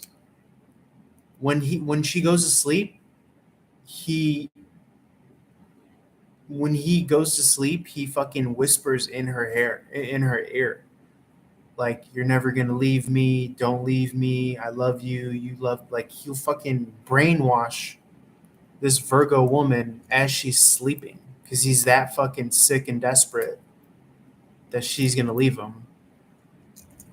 Isn't that crazy? I've never heard of that. Let me know in the comments if you think that's fucking crazy.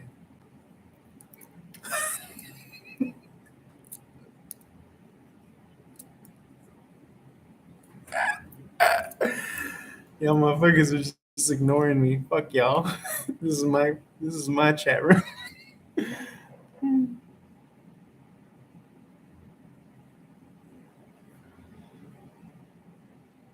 Yep.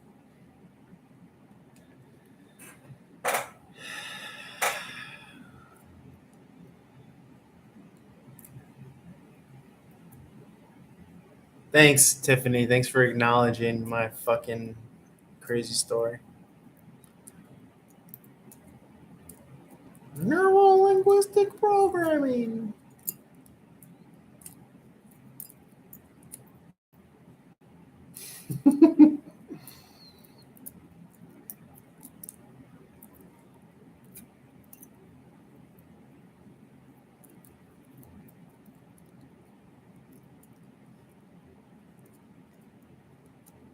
That's why I get paid the big bucks.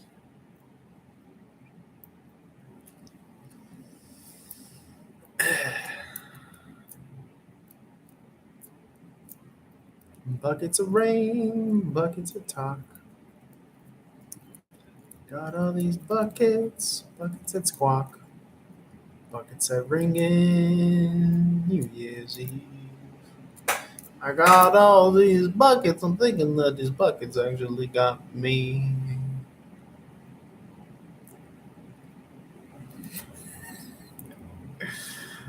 I swear.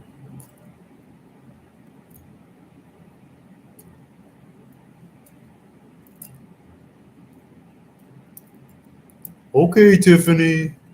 Way to give yourself fucking Aquarius points.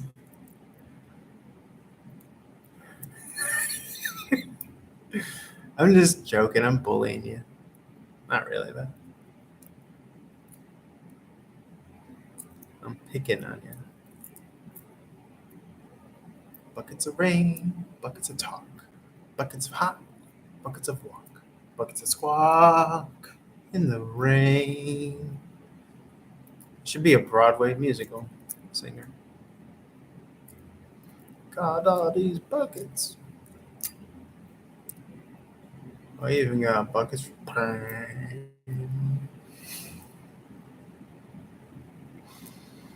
Peeling these eggs, peeling these eggs. These eggs ain't gonna peel themselves. It's a meditative process. I should take up crochet. I should take up a quiet hobby like Crocheting. What if crocheting was really loud, like starting a chainsaw or like a motorcycle engine or like a lawnmower? Rum, rum, rum.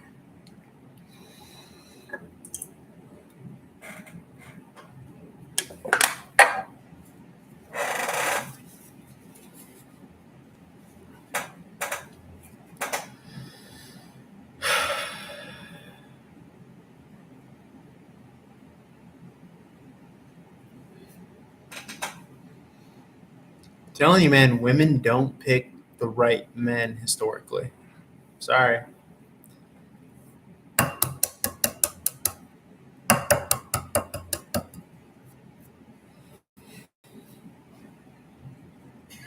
Put that on my fucking tombstone.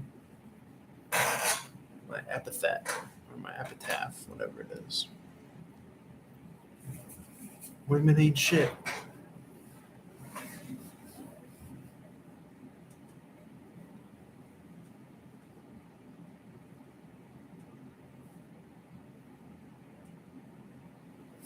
Yeah, I think also I had some like leftover. Thanks for that advice, Jen. I had some leftover, like I think I had like leftover cinnamon or ginger because I was boiling tea in the same pot, and I'm wondering if that like fucked it all up.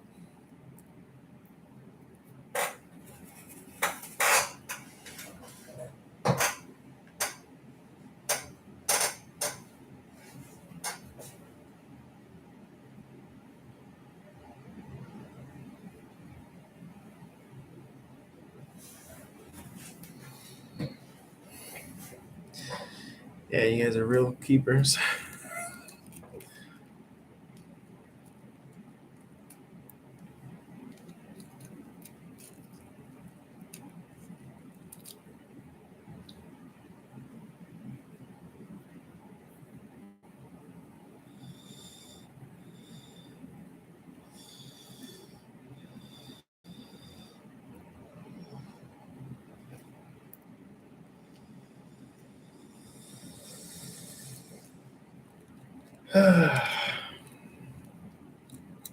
No, I mean, I could say yes, but I would prefer to say no.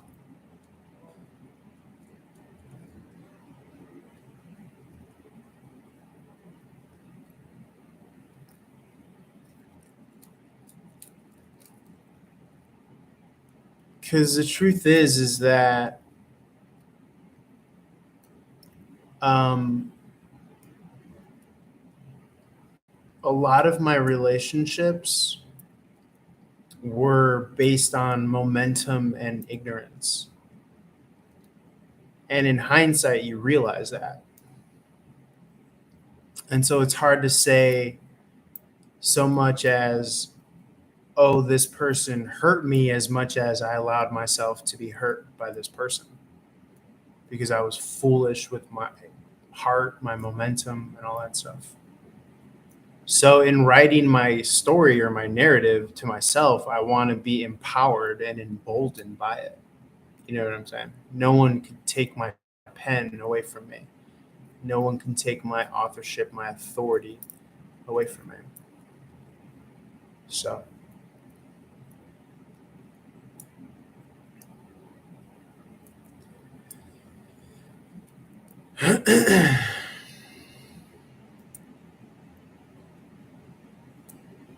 and like that's my frustration is because it's like women have these unrealistic expectations that are based on time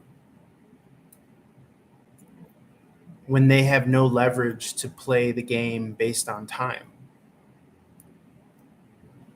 You know what I'm saying? And that flies in the face of manifestation as well because the quantum field is not based on time. So it doesn't give a F that you're, you know, 39 and single, living alone with a cat,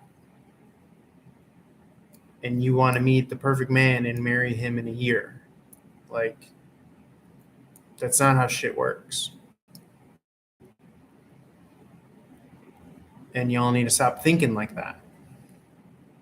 because that's not good either to start generations with that mindset. But that's how women are. That's how women think. Not all of them, but I know that, you know, in my past relationship, that was a main factor. It was absurd, just running around unconscious on momentum. They want to be like, oh, I'm ready to settle down now,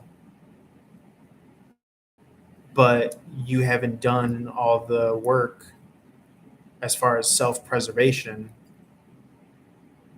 and having anything that anyone would want to settle down with. So how can you expect that? And that's why I was trying to tell the 24-year-old that was in the chat. She's like, I don't regret hooking up with a man from a bus station that I just met, and then he got sex from me and then he left me. It's like, well, you should care about that because that's the oldest trick in the book. It's so dumb that I can't even begin to try to explain to you how dumb and obvious that is. But everyone gets played based on their ego until they wake up and start making people prove themselves to them.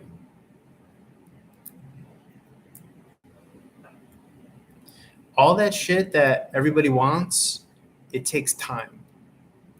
And you need to earn your stripes, and you need to put in your time and put in your hours.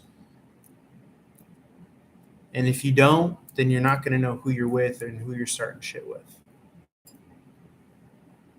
So.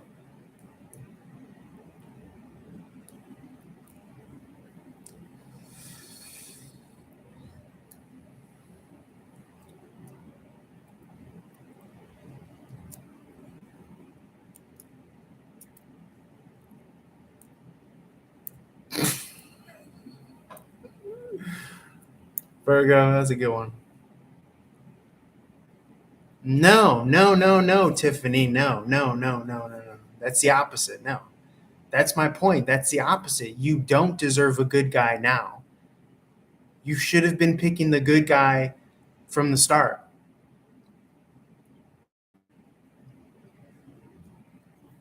That's the whole point. Is y'all don't deserve the good guy now. Y'all should have been picking the good guy when you were 23 at that bus stop, like the girl from earlier. But no, she went with the fucking big dick confidence guy that doesn't give a fuck about her. I'm telling you, it's a tale old as time. It's a vicious circle and a vicious cycle. And if y'all want to be, fools and ignorant, then that's what's going to happen.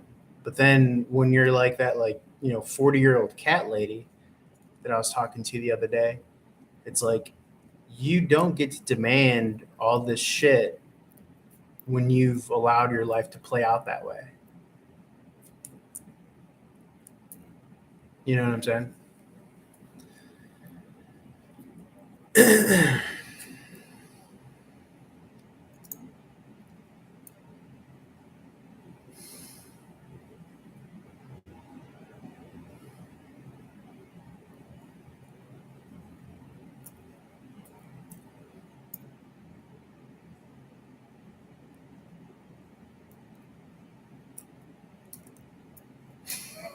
Y'all tripping.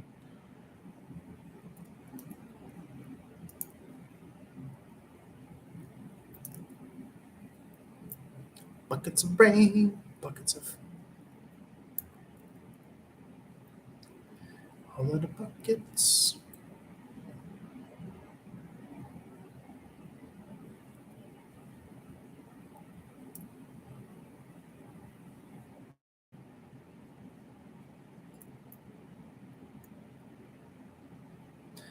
No, it's true.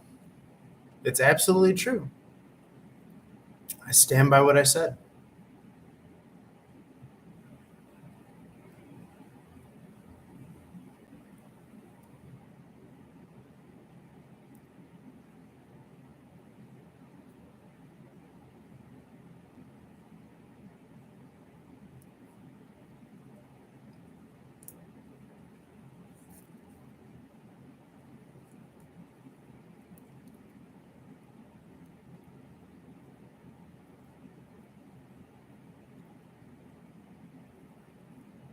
I mean, I know the 40-year-old cat lady is my YouTube demo, but I speak the truth.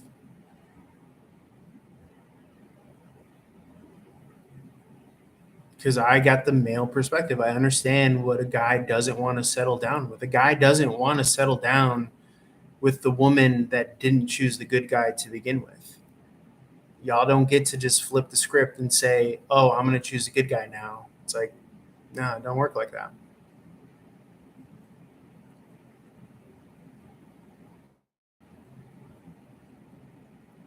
But y'all know that. I don't got to tell you that.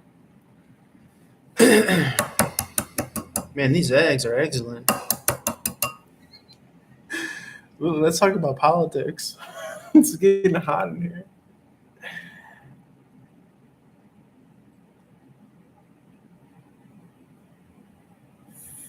Forever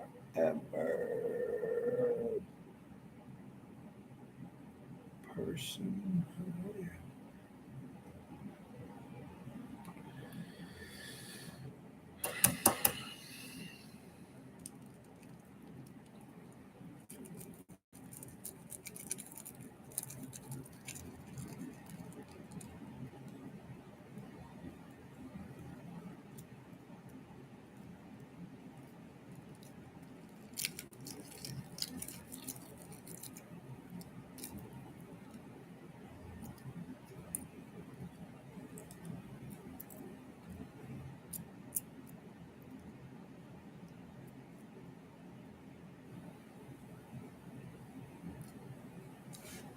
I disagree, Virgo. I disagree. Anubis just came into a hot pan.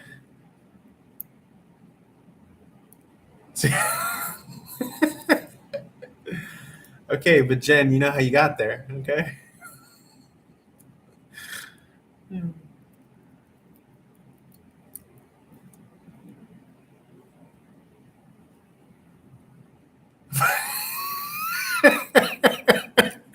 Anubis like, what the fuck happened?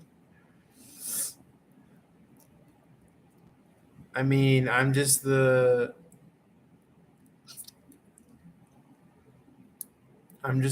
lone male perspective rallying against, as a great poet Bob Dylan once wrote, crying like a fire in the sun. You know what I'm saying?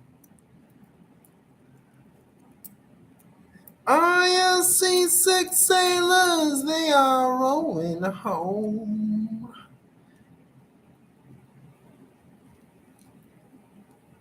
The empty-handed beggar on the streets. Look out, the saints are coming through. And it's all over now, baby blue.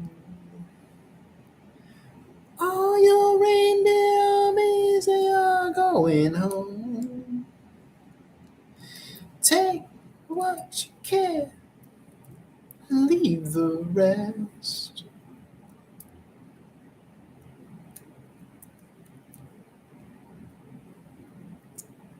All the clothes that your lover once wore, drying empty covers on the floor. Strike another match and start anew, 'cause it's all over now, baby blue. Fucking love that song. I don't care who fucking talks shit. That motherfucker caught lightning in a bottle.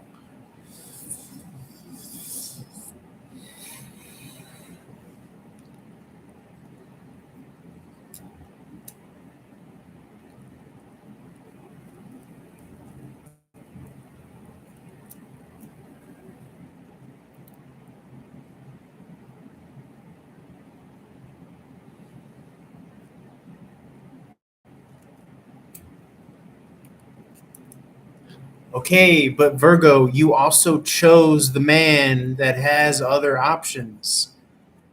I'm not saying what he did is right, but if you want a male that's competitive on the market and that has the leverage of not being loyal to you, that's what you picked. That's what you chose.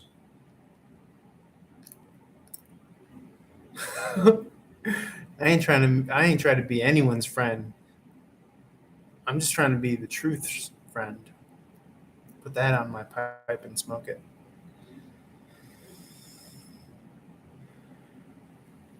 See, Virgo, I watched the Netflix today.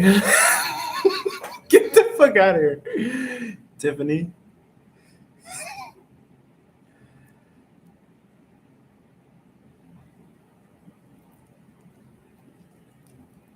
Okay, I'm not mad at that.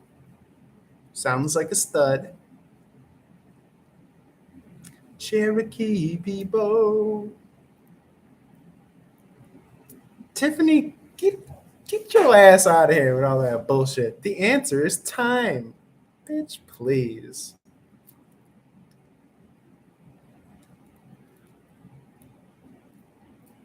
No, I'm talking like Pearl.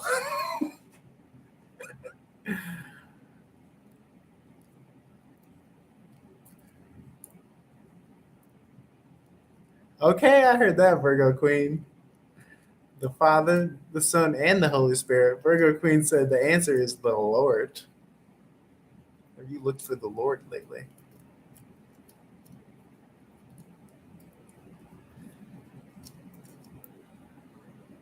Well, some people don't believe that there's karma, right? There's only just like perspective.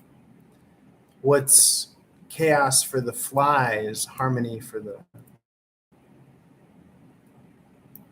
butterfly? I forget which one that was. You know what I mean. No, it's chaos for the flies, normal for the spider. I got jokes. And I also got eggs.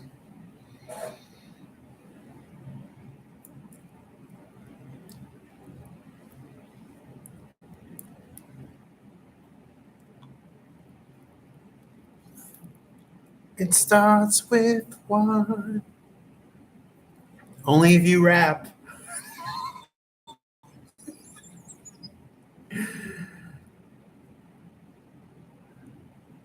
That's what that one lady came in here and said that I was making her want to smoke. And I'm like, I'm fucking stone cold sober. I only had some hummus and eggs earlier. Maybe it was the hummus.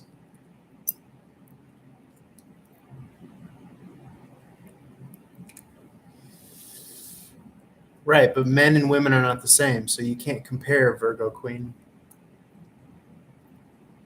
When a woman chooses an option, it's 9 months and a new kid. When a man does, it's 9 months and a new kid. But he doesn't have to carry it.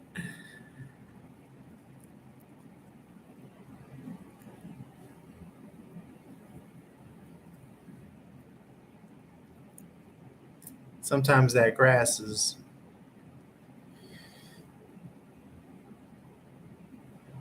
Tony Stark. Who the fuck?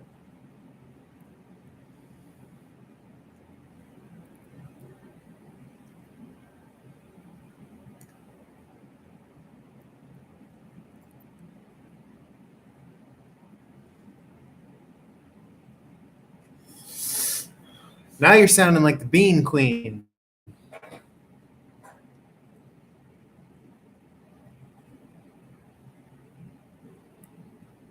But what you guys fail to understand is that a farmer could have many cows. Why are we all talking in like philosophical proverb now? Psalms fucking 411.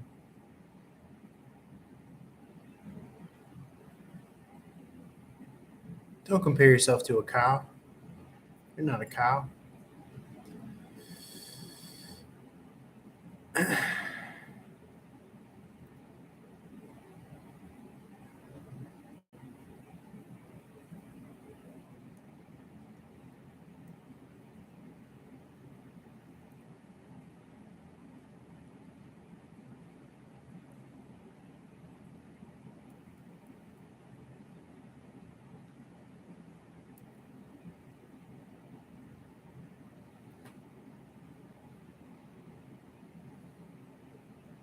If you're just tuning in, a noob, I've overcooked these hard-boiled eggs, and so now it's taking a meditatively forever process to unpeel these eggs. But the South shall rise again.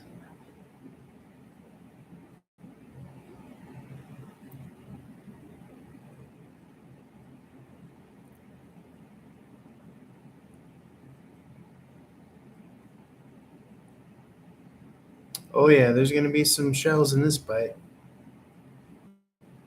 Tell you that much. I'll try to rinse these off.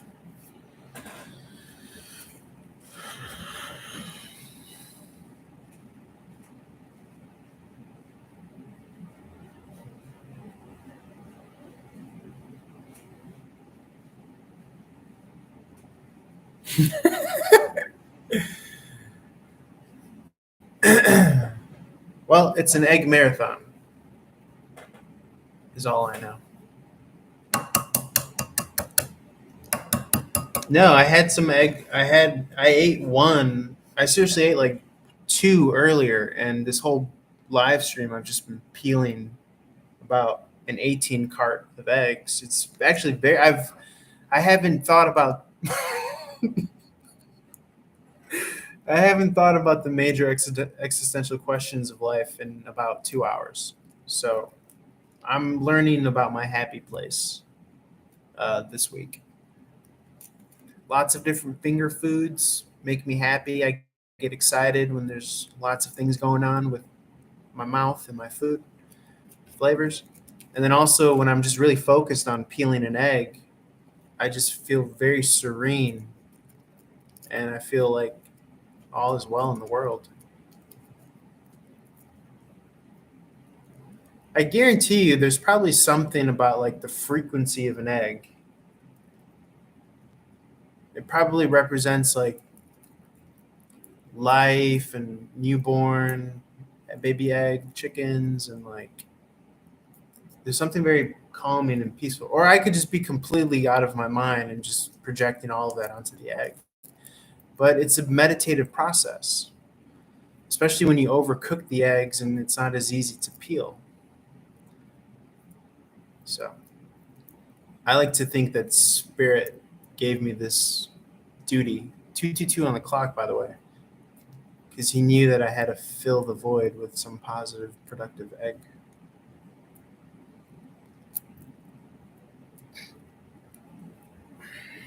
Some positive, productive poultry? Are eggs poultry?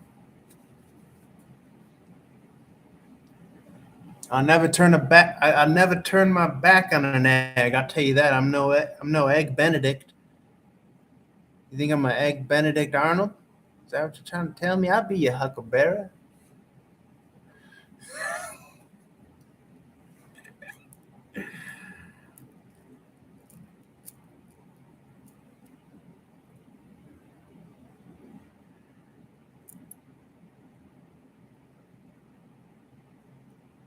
Oh,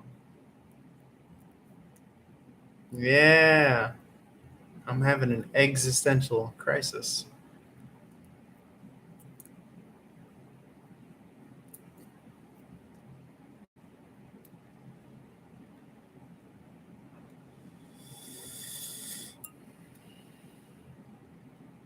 Well, what can you expect?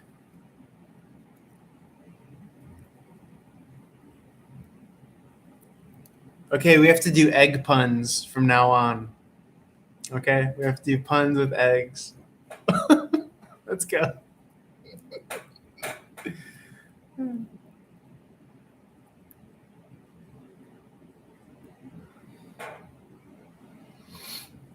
I guess you could call this an Oval Office.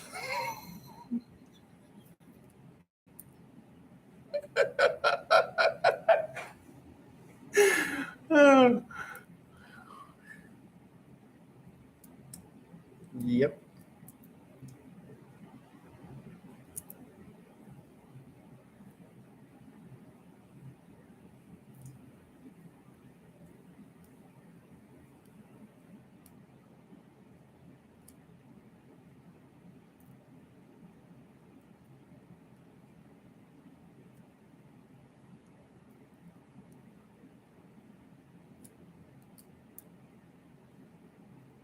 Gotta crack an egg to make an omelet.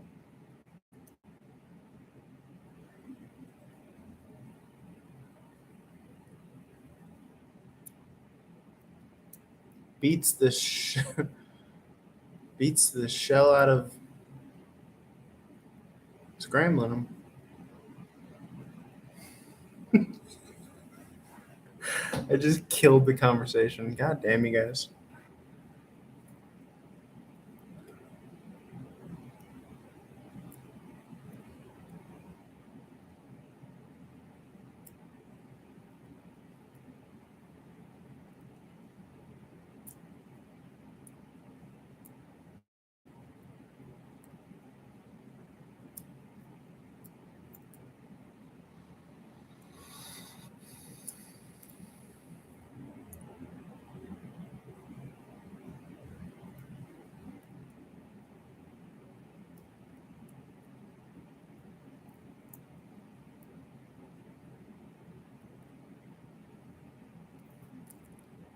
I'll do that. Yeah, I just bought a big thing of vinegar a couple weeks ago. I've been trying to experiment with that in cooking.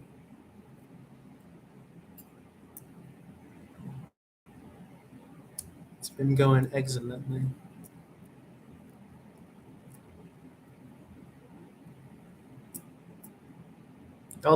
Y'all did not like that eggs Benedict joke. I swear to God.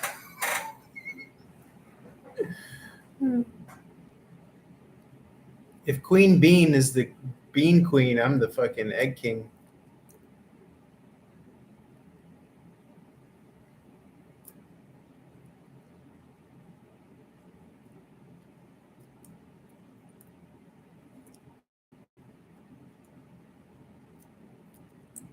I'll probably change my name to King Egg.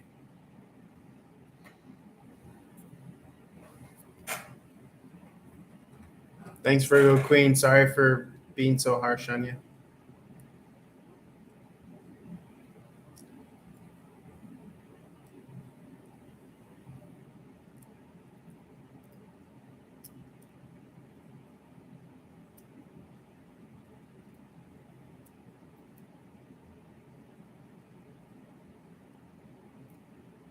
Yeah, thanks for sharing your story with us.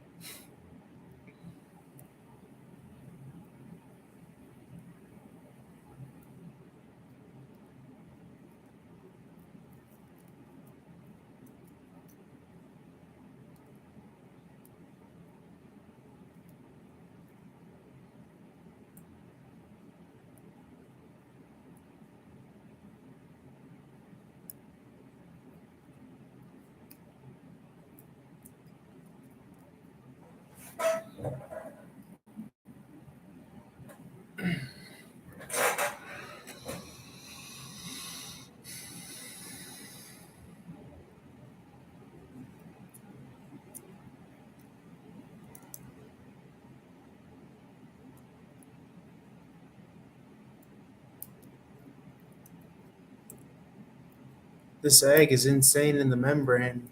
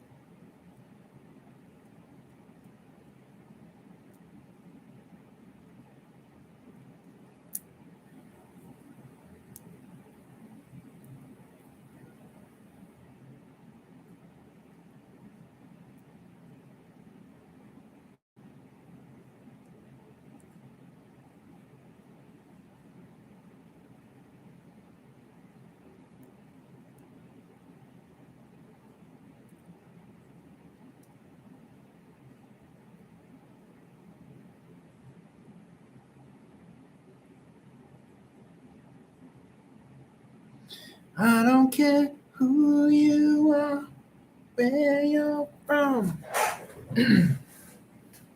That song was such bad messaging.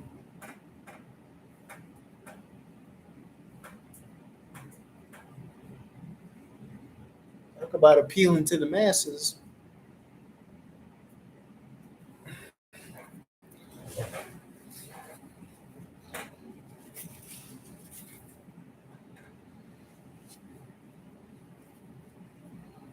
Loneliness has always been a friend of mine.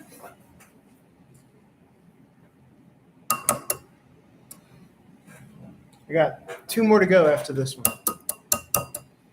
This took fucking like 2 hours, bro. But I'm at peace. I'm at one with myself.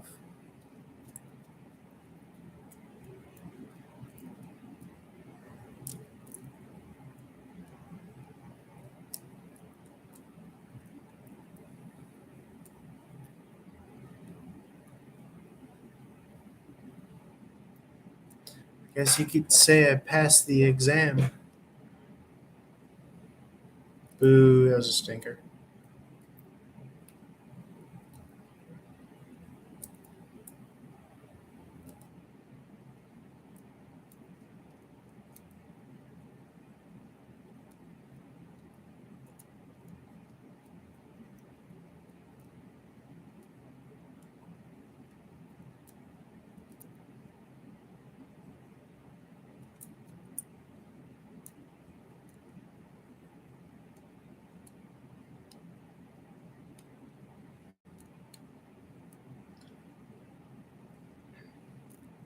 There was that little short stint in time where kids would refer to sex as segs, especially on TikTok. They would spell it SEGGS, segs.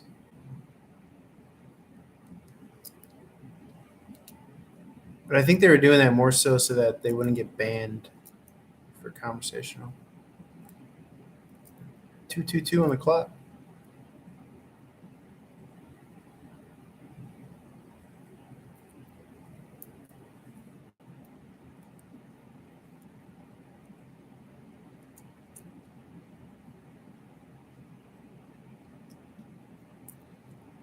Loneliness has always been a friend of mine.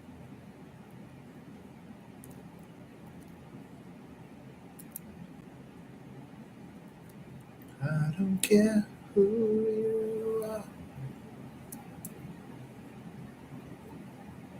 What are your thoughts on the Backstreet Boys joining with New Kids on the Block? New Kids on the Block. New Kids on the Backstreet. I almost said New Kids on the Black Street. That's another band.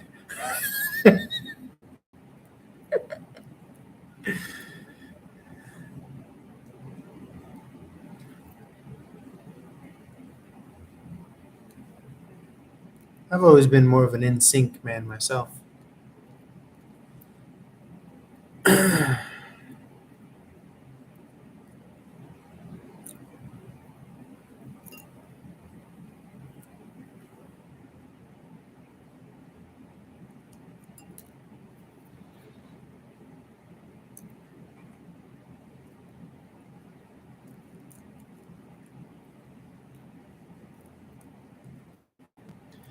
People say they always been a friend of mine.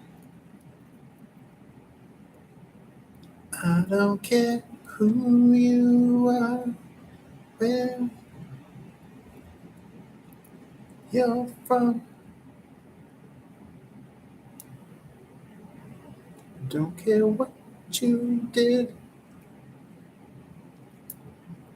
Catchy as all get out, but such bad messaging.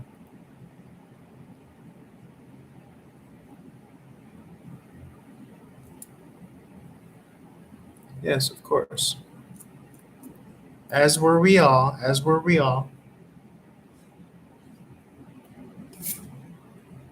Uh, I was too. I didn't have enough. My sister had a thing against. Yeah, we got the Depeche Mode and the Aerosure from my uncle, but My sister didn't rep the New Kids on the Block, to my knowledge. She had like a thing against like white people. She still does to this day. I don't know why. I think she got bullied in grade school by white girls.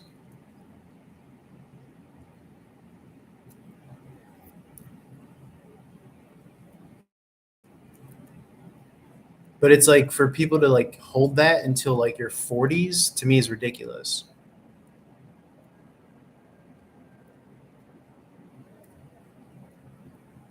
As you do, as you do.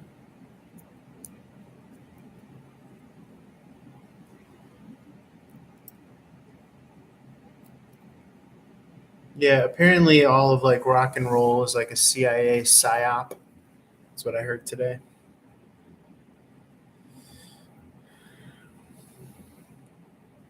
Most of everything is like a CIA psyop, apparently.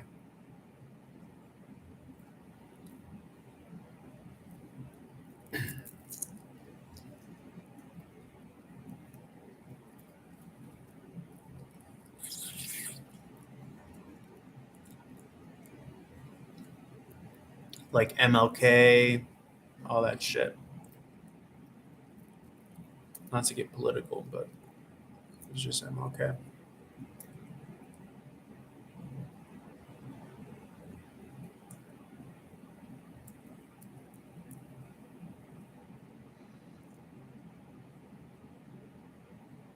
God damn, are you trying to put together, put down a cow? 600 milligrams of ibuprofen? That sounds like a party to me. I don't know what you're talking about. I guess it's not too much. What is that, like three, technically? How much? Or is it six? Or did you take the big daddies? You probably got the big daddies. 200. So each of them are 200. It's not crazy. Yeah.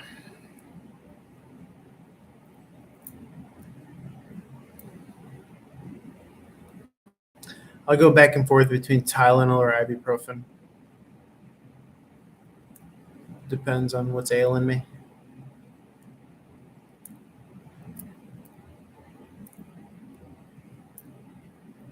Non-steroidal anti-inflammatory.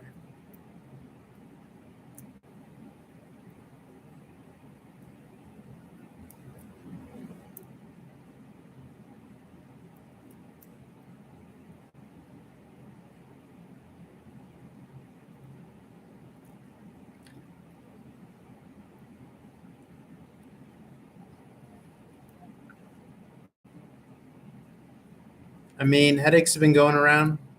I think it's also the electronics. Don't underestimate the electronics, just in general, even if you're using them at a low light.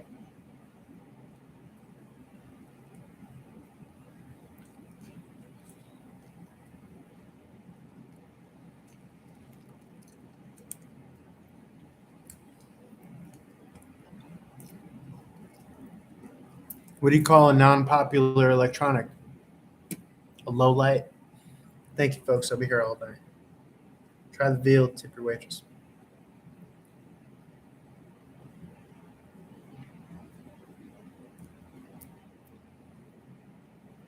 What do you call an electronic that carries a gun and a badge? A blue light.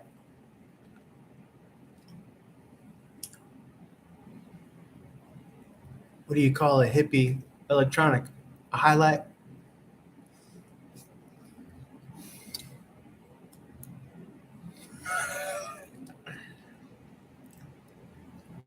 What do you call an electronic made overseas? Samsung.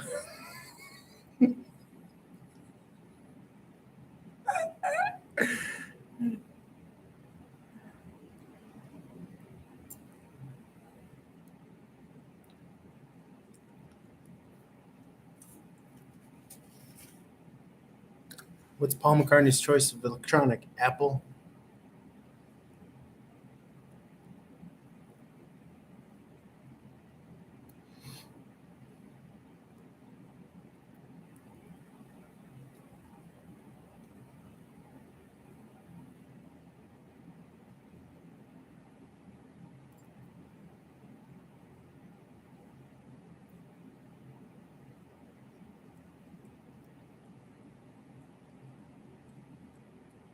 I don't know why I had like a quick clip of fucking jokes based on electronics, but I did apparently.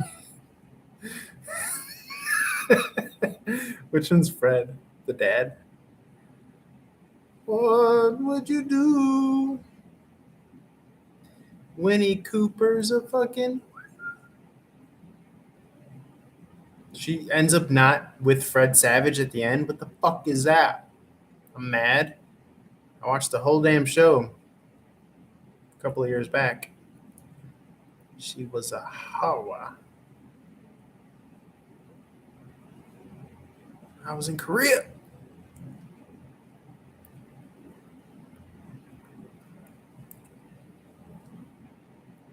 Oh, Fred's the main character. Fred Savage.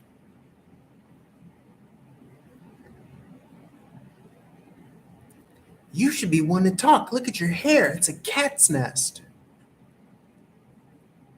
It was at that moment that I realized Paul was right. I needed a haircut. I love that fucking narration. They don't do enough of shit like that. They try to make it a fucking spin-off and they're all African American.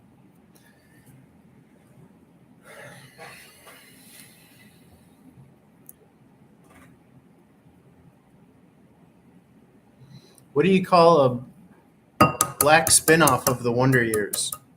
The Stevie Wonder Years. Come on, guys. I got the yucks. I got the jokes, you got the laughs.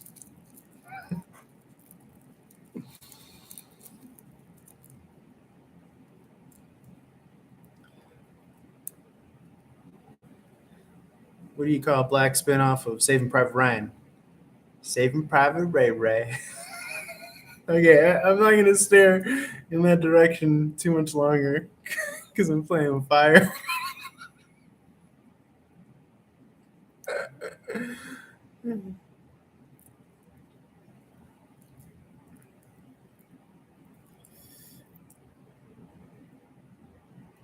Your son needs to watch all of the Dragon Ball Zs. What would you do if I...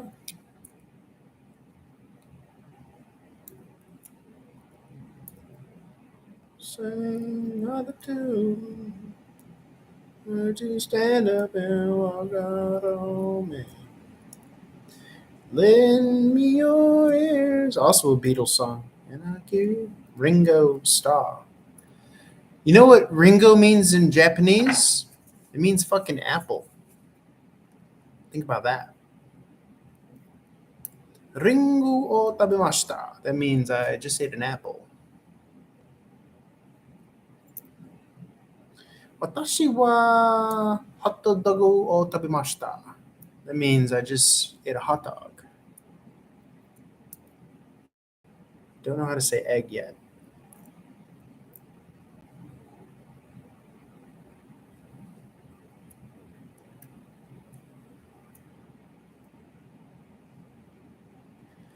Watashi wa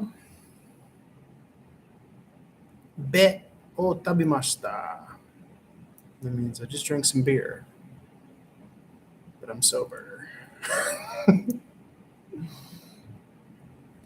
What would you do if I sang a tune? Would you stand up and walk out on me? Lend me your ears. And I'll sing you a song. I will try not to sing out of key. Oh, baby, now. Have a little love for my friends. Oh, I'll say you now. Have a little love for my friends. What do you feel at the end of the day? Are you sad 'cause you're all alone? What did I do? Sing a song. Oh, baby, now.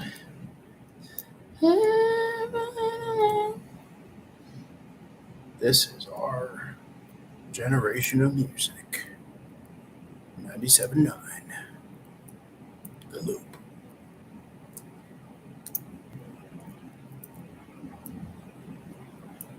What would you do if I sang a song? In Octopus's garden area. I get by with it. And then now the Ringo version is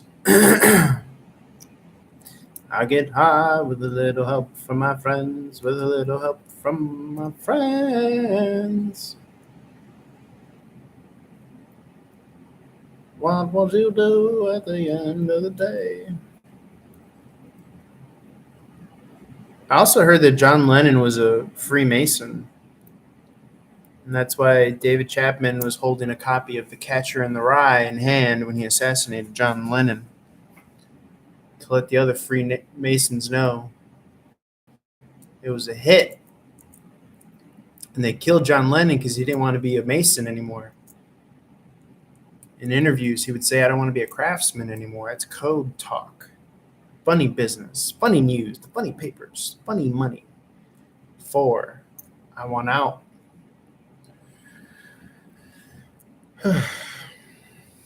I get by with a little help from my friends.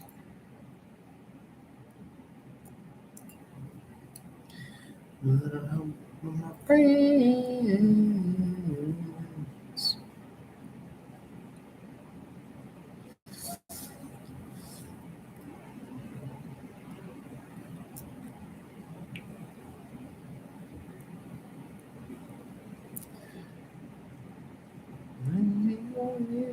I'll sing a song. I'll try not to sing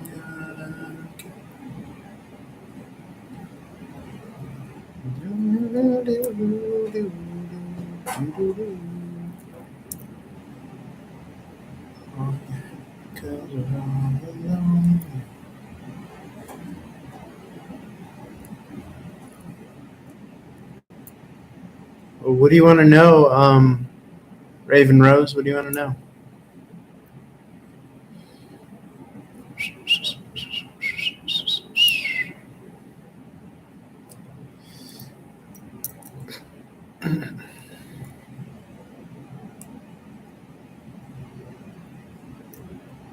Certainly, there's something that you desire to know.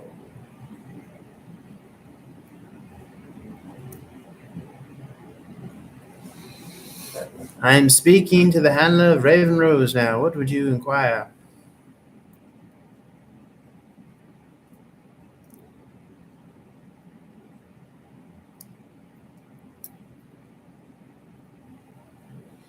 What doubts? What doubts do you have? What's making you doubt this relationship?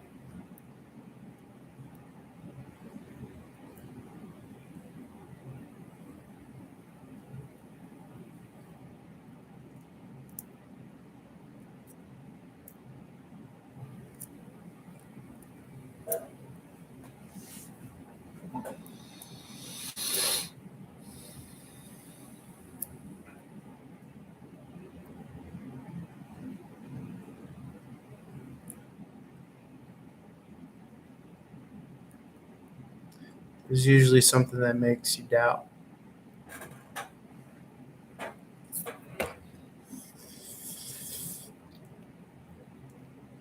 Oh yeah, it's most men nowadays for sure.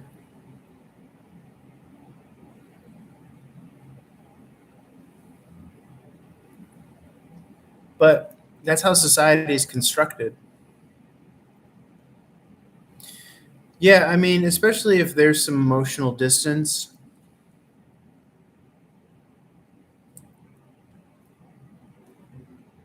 That usually means that emotionally he doesn't feel like you're the one for him.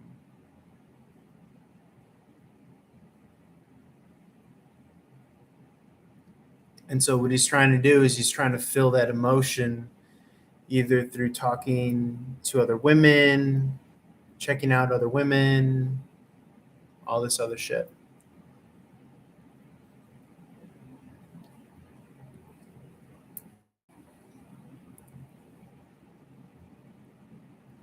So your intuition's right, but it's a matter of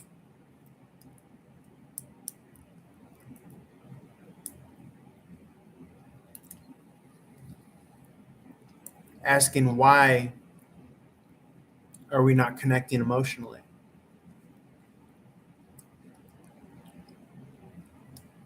And you'll see it too.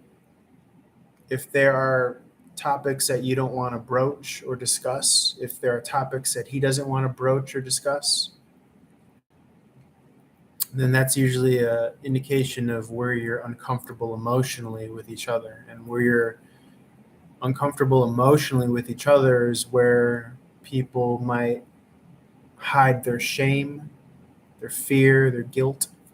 And that's usually where the end of the relationship is, because it manifests as lack of trust. And the lack of trust that you're feeling, it comes from a fear of loss. You're afraid that, oh, this is going to lead to a big reveal where he ditches you. So the answer is always to cancel fear with love, to open your heart and raise your vibration and know that there's no fear or secret so big that can hurt you or keep you from your own source of unconditional love with source. God, higher power, the universe, whatever you believe. So it's all energy. It's all energy. The answer is not the information. The answer is the energy. You have to be in a place where you are not afraid if he has a big secret, because then that will make him feel like he can open up emotionally and share with you and come to you, and even better, put down what he's trying to escape into emotionally. Because chances are he's trying to escape into something for lack of an emotional safe space in the relationship. The relationship is lacking an emotional safe space.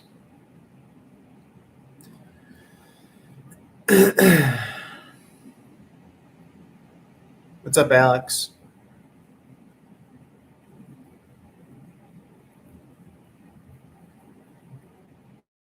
How's it going?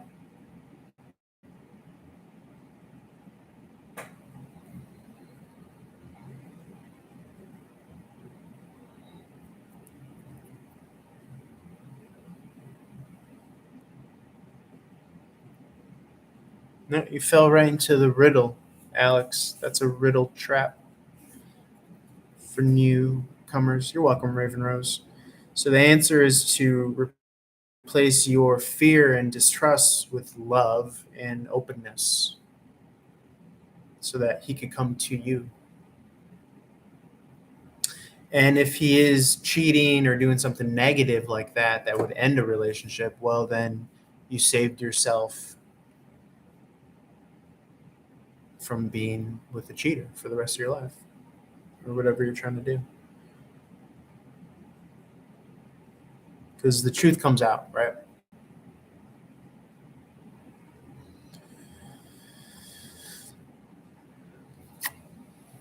Oh, see, people are aware of the riddle. I mentioned the riddle to Alex Munger, and they're aware of it. See, Alex figured it out. The riddle is asking for asking to ask. That's the riddle. You can't ask to ask. You just come in and write your question. And I can't tell you that. You have to figure it out. I can tell you it's a riddle, but thanks for figuring it out. Alex is the first person to figure it out. Who am I meant to be with? Well, the thing is with that is that what happens is you come across a person, you meet a person, and remember, a person is a container for an energy.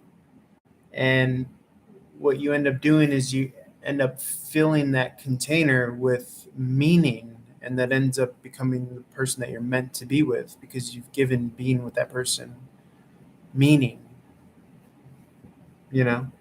So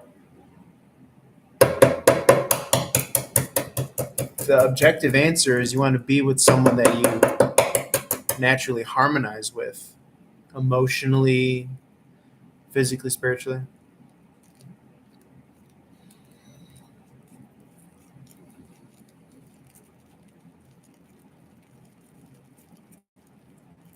Again, these are things that are res ipsa. The answer is in and of itself.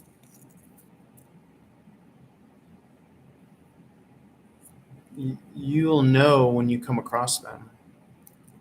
I mean, I'm not trying to like give you these roundabout riddle answers, but it's really true. You won't miss the people that you're really, resonant with, or maybe you will, in which case that wasn't meant to be in this lifetime if you believe in past lives. Well, it has to say what I have to say. I'm the hands and the feet of the universe. I'm the butt and the balls of the universe. And so on and so forth. If I tell you it's Bill Johnson living on, 577 Hocus Pocus Road, are you going to run to him and tell him? You'll scare the shit out of him. These are things that you keep an eye out for.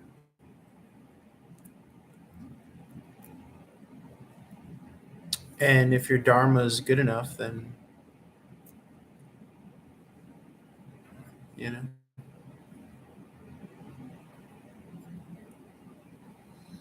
mean, that's a personal question that requires introspection.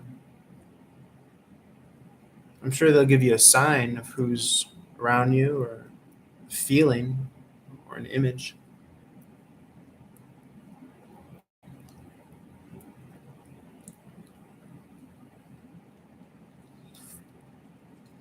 But I love the questions. Keep them coming.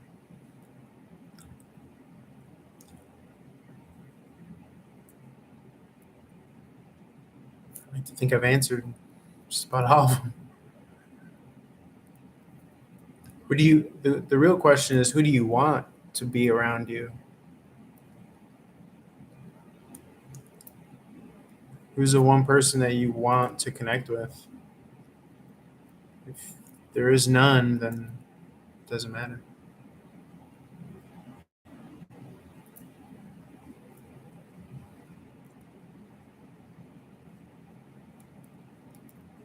Who's Virgo?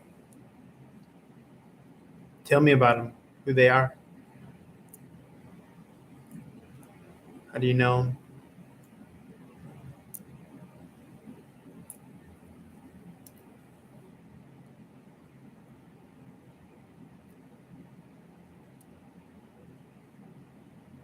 Well, I mean, like 9 times out of 10, if not 10 out of 10, like you could have the answer based on the information, but people don't want to admit it. So,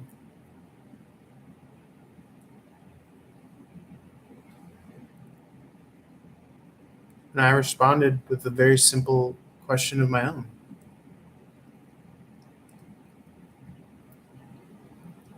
And the fact that you're not willing to play ball to me says that you already have the answer. You just don't want to admit it.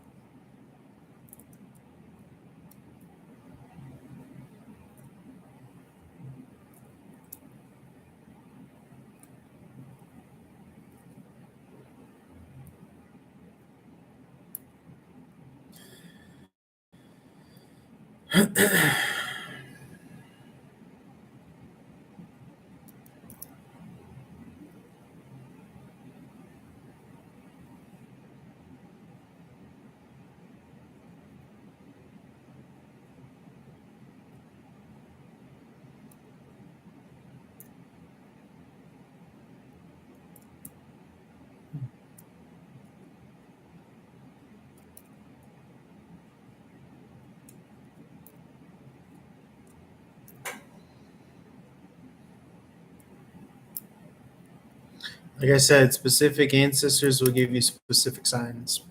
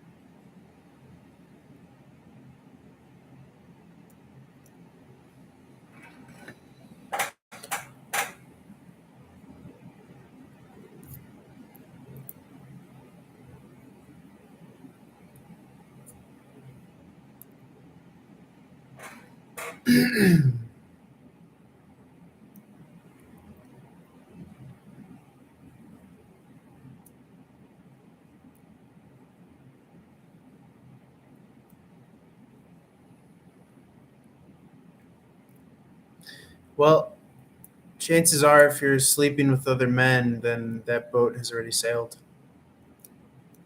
Or if you have been with other men.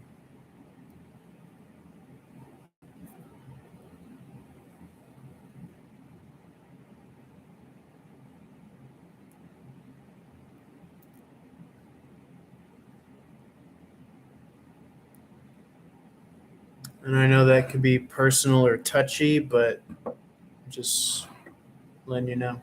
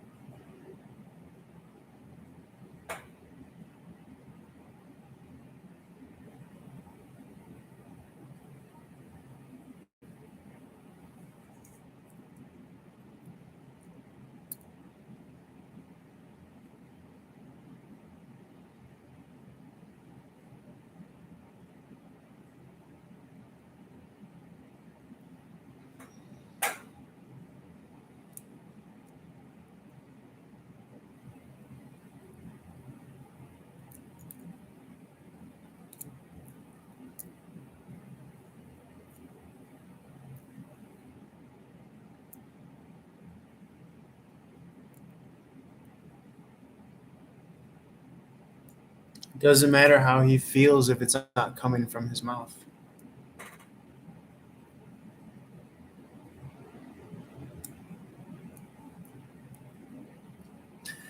When you when you tell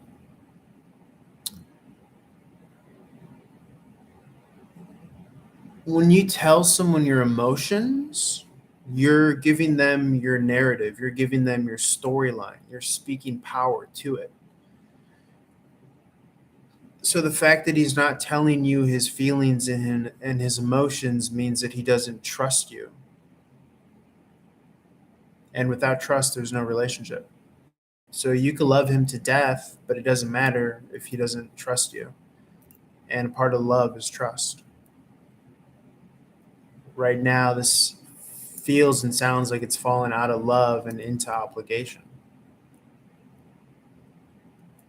which is the opposite of love.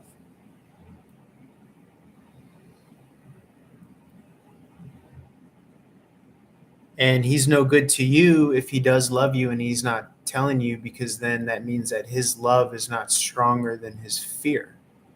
And that's something that you can't help a man with. You can't help anybody with. It's their journey to overcome it with love.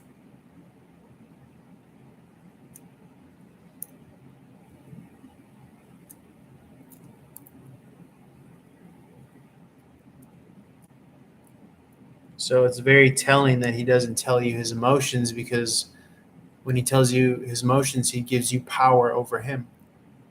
And he doesn't trust you with that power.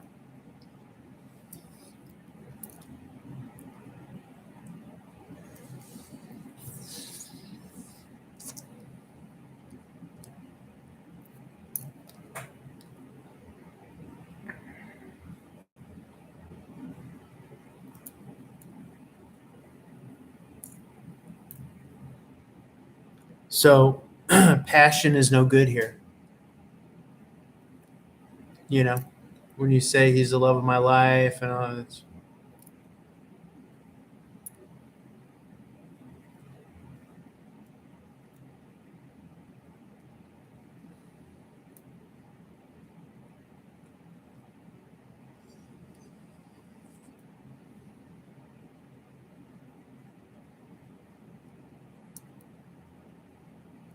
Yeah, no, it's not. If you've been with other men, then it's a no go. No.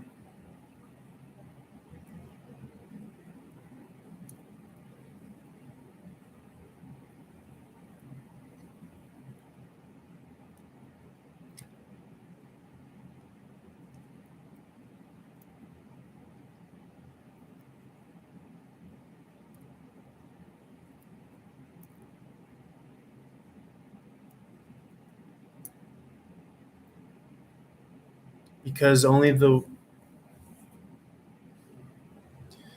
can't be asking questions that you don't want the answer to.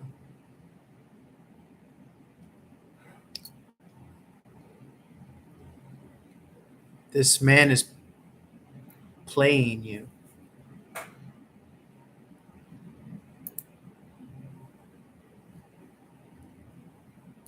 He has no intention in being with you emotionally.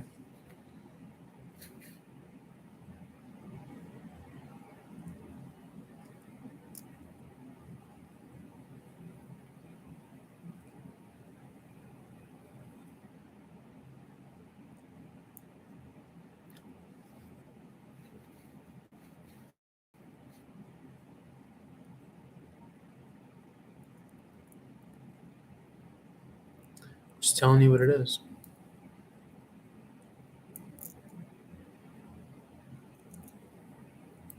If anything, you're just spoiling him and enabling him by still being his on and off chick.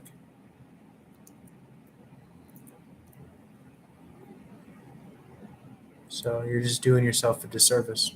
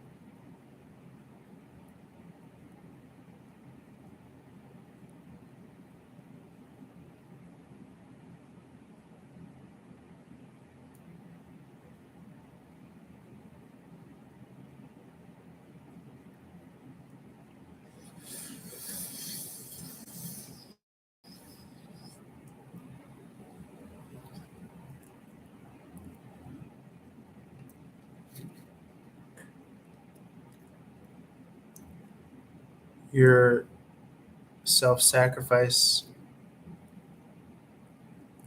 is no good here, my love.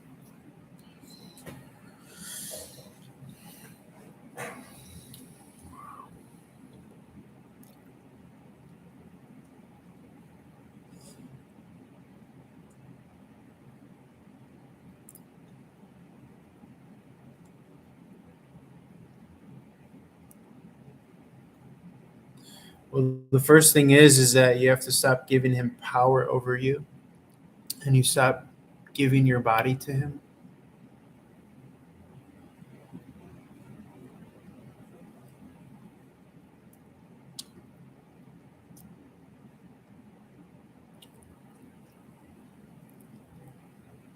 And you stop focusing on relationship for a nice long time. And you start focusing on connection with source or God or the universe or whatever you.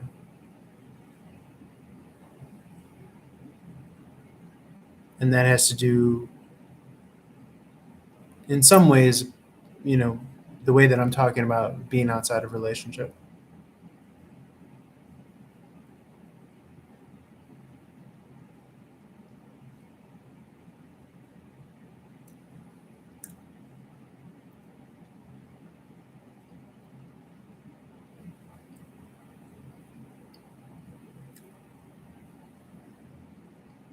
That's not love.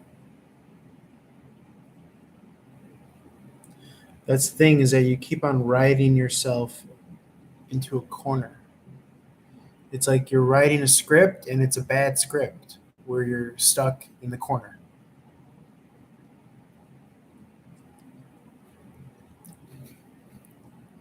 Because it's karmic, it's the lesson of it, which is that you can love someone to death and it doesn't matter. The only thing that matters is how much you love yourself. And is that love reciprocated by that person? And if it's not, then it's not love. It's called unrequited love. It's love that it's not returned with love. 1 second. I got to put these in the. I just peeled like 18 eggs. It took me like 2 hours. But I'm very proud of myself. I gotta put this in the fridge. 1 second.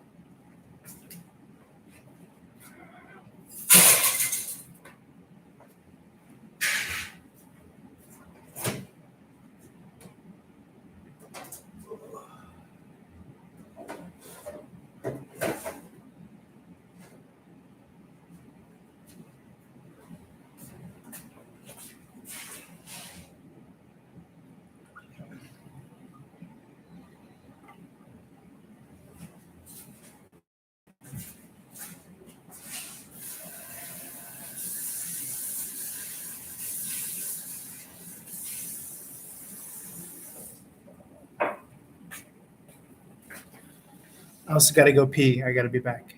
1 second. Give me a couple seconds.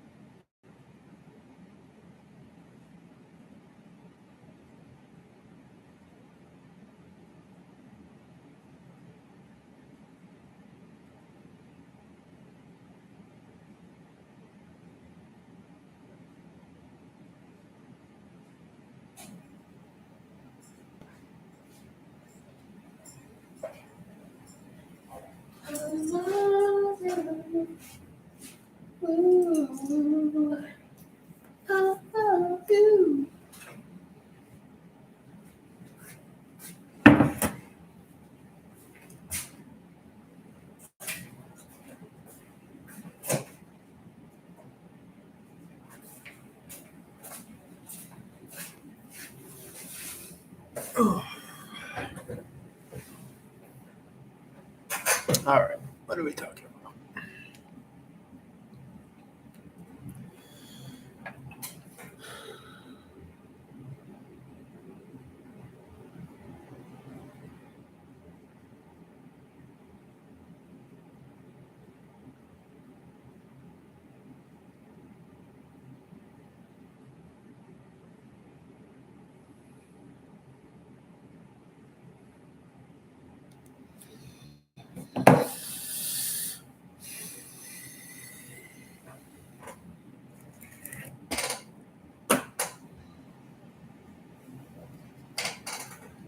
I gotta read your comments, babe.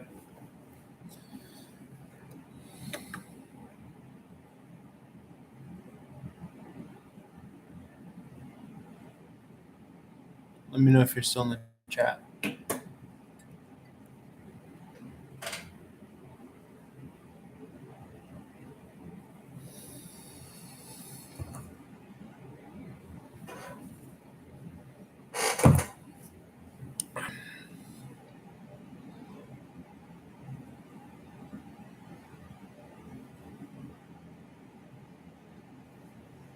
So, to your point of like the hollow shell thing, that's a good thing because what that is that's room and that space for not only the real you, but also manifestation. You know, what you're trying to manifest that's actually good for you, that the universe would want to assist you with, not involving this connection. Because apparently this connection is effed out. You know, fucked out.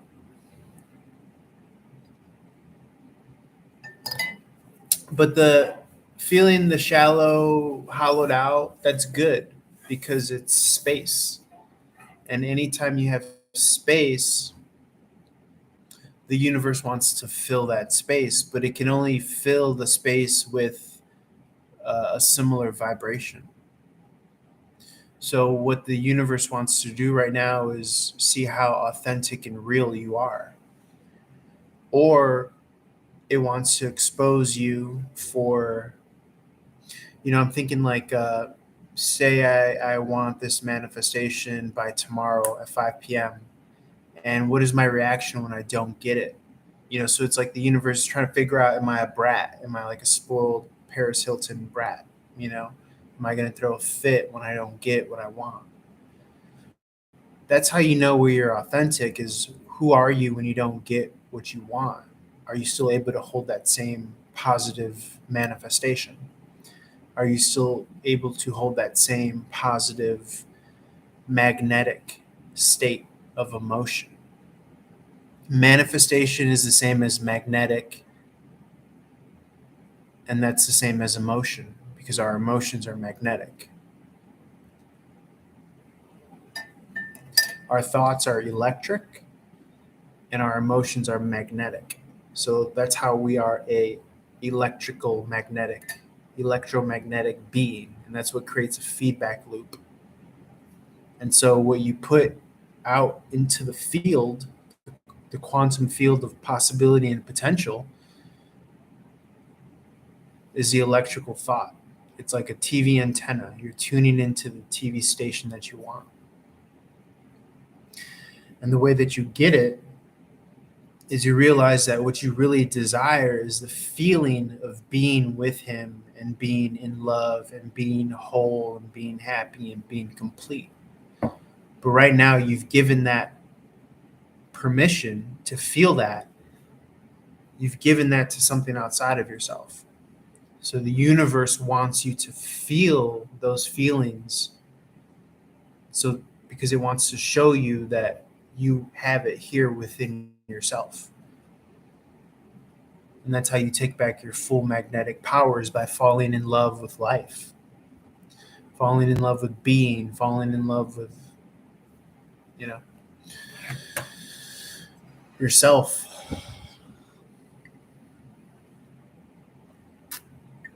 So the feeling empty is good because empty is space. And actually, I would recommend doing things like sitting in the emptiness through meditation. And that's how you fill up the potential, the quantum potential juices. Because when you're sitting in meditation, your potential is at 100%. Anything can happen. But you don't attract by desire, because you're messaging to the universe, I don't have it. I don't have it within myself. When you're happy to your fullest extent with everything that you have right now, is when you start to attract more.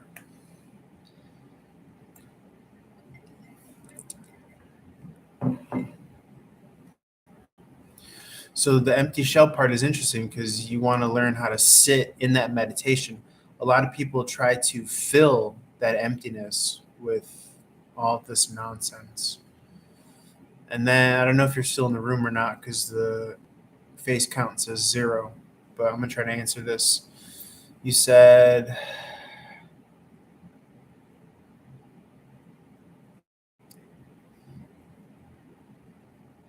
yeah, you had to learn how to communicate a lot. He taught you a lot. Dark sense of humor. Yeah, he doesn't flirt like that. So he has a soft spot for the jokes. One second, I'm just catching up to your comments here. You're commenting a mile a minute, hon. Let me catch up. I'm still at the 10:31 p.m. mark. Yeah, you said you want to be able to let go of him. Right. But so the truth is that like he's already gone, but you just haven't let go of him within yourself. you know? So the way you let go of him is you let go of yourself, right? Because only your identity, your self conception is projecting what he is to the identities yourself, to your self identity. So the identity has created him, and now it's grappling with him. Meanwhile, you're over here, so you need to disassociate, disidentify with. And that's what sitting in meditation helps you do. It helps you realize I'm not my personality, my ego persona that I've created. Peter Valadez, that's not a thing. We made it up. We made up a name and I was given to it. It's just a container that we put things in, concepts and notions. So once I realize I'm not that persona that that was given to me, that was created, I'm not the thoughts and the feelings. And then when I sit in meditation, I observe it and I see it for what it is.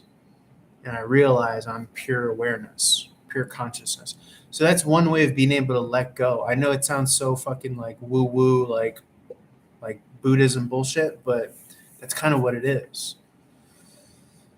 Because notice the language. You said, I just want to be able to let go. Well, what is I?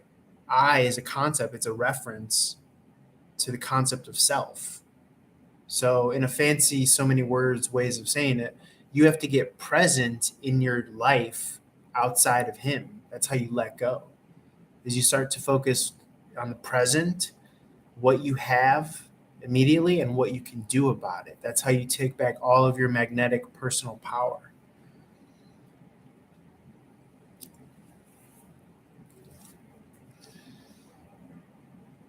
Right now, I could see that you have a lot of logs on the fire.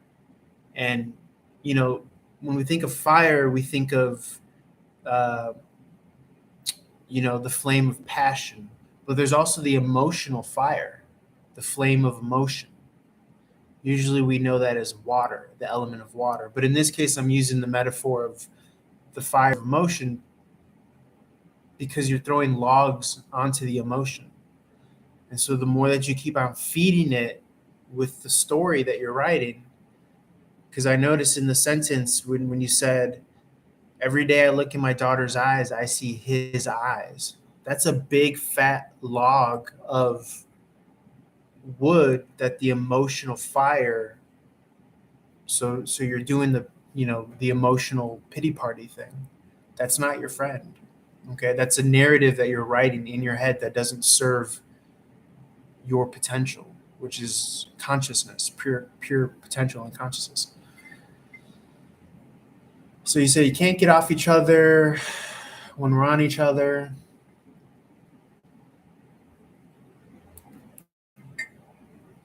And again, you want to be careful that you're not writing that into reality. What you write is very powerful because that's the story that you're messaging all of your trillions of cells, all of your unconscious and subconscious. You're telling to follow this storyline that you're writing. I'm not saying that you don't feel that way, but I'm saying that you want to start to write a better story, even if it doesn't feel like it. You want to say, I'm free from him. I'm free from the emotion. I'm free from the attachment. Start programming that identity in a good way that serves you.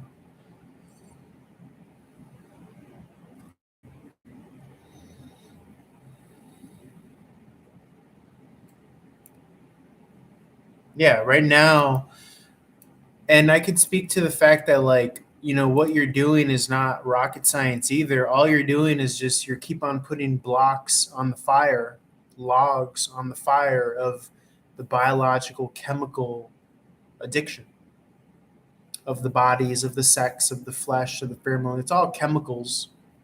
It's very simple. You could detox from that, you know?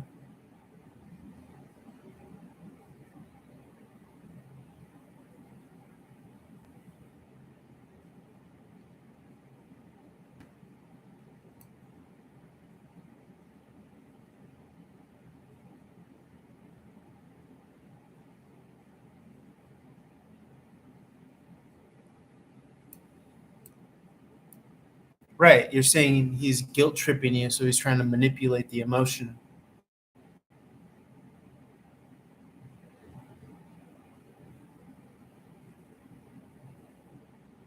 No, but you see, if you're trying to change for someone else, you're not changing for the right reason.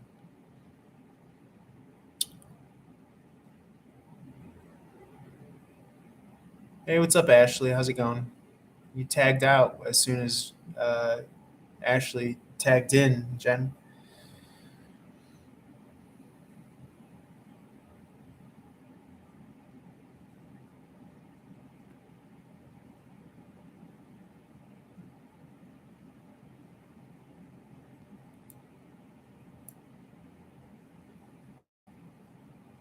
Like, even when you say that, like, getting this emotionally depraved and vacant version of him is better than nothing, that's not true at all.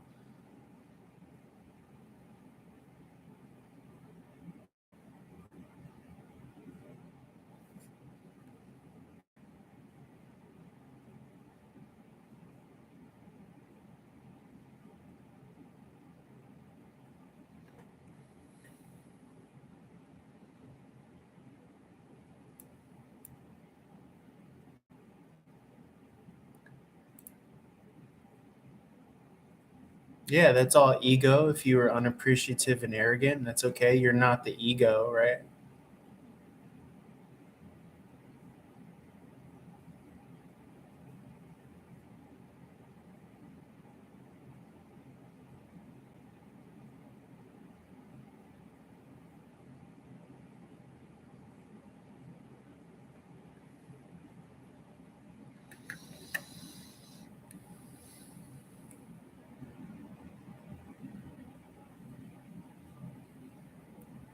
No, no, no. You're focused on see, you're so focused on the container, Alex.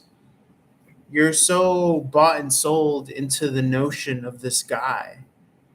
But you have to understand that like 95% of who you think this man is based on your own projections and delusions.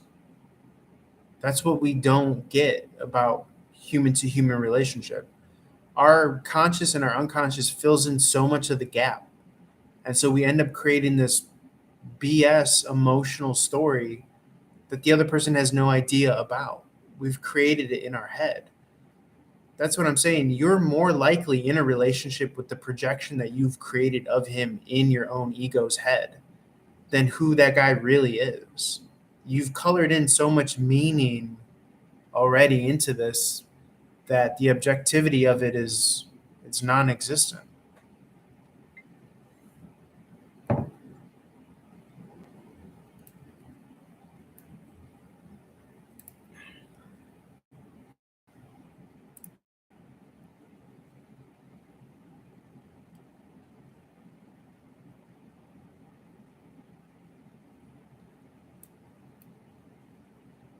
Man,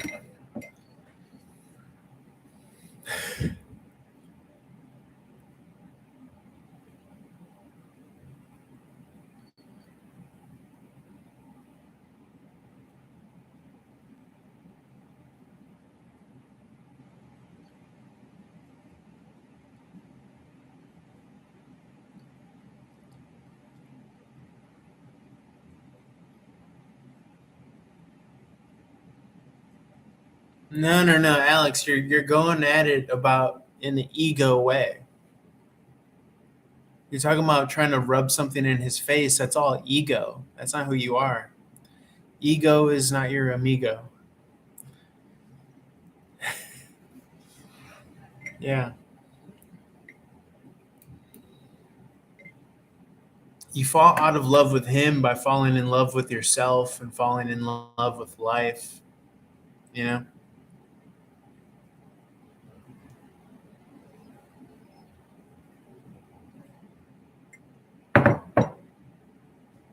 I'll say it again. You fall out of love with him by putting the focus on yourself. That's who's really deprived is the child version of yourself.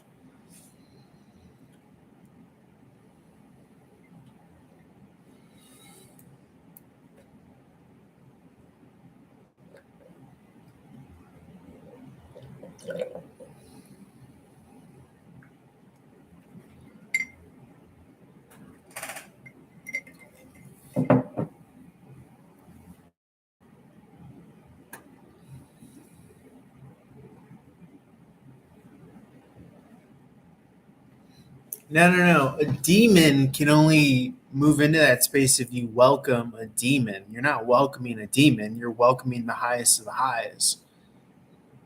The spirit of love, the one true God, Lord, all the good shit, spirit of gratitude, joy, love, and light. You're not inviting demons into that space. Excuse me. That's confirmation when I sneeze, I think.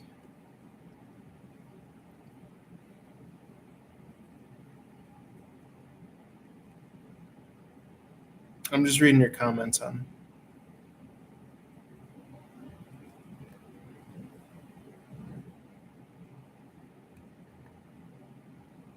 Yeah, I agree to the frequency.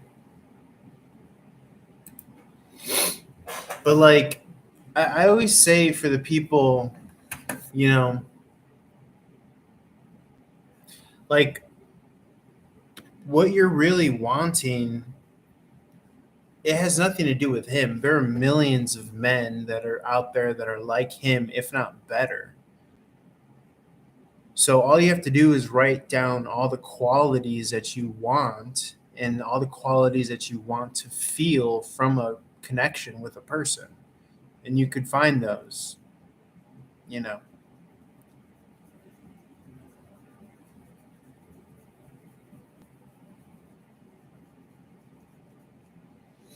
But I think what's keeping you from understanding all of that stuff is, like I said, the emotion. The emotion is not your friend. And the more that you have an emotional investment in the story, then that doesn't save you. So what you first have to do is you have to stop feeding the narrative. You have to stop you once you starve the narrative and turn the focus from that story and you put the focus on a new story and you put it on yourself and your happiness and you feeling whole and complete, then you've already won. And that's all you have to do is just consistently start to focus on the new story and the new subject, the new topic.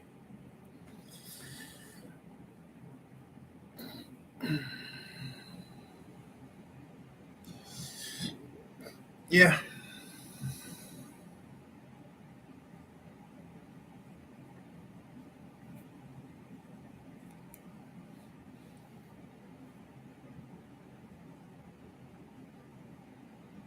Loving you is easy 'cause you're beautiful.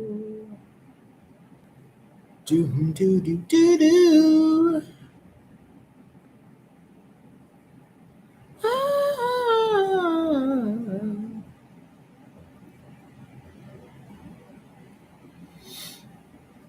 No. Demons don't fill up space. And you need to stop saying that.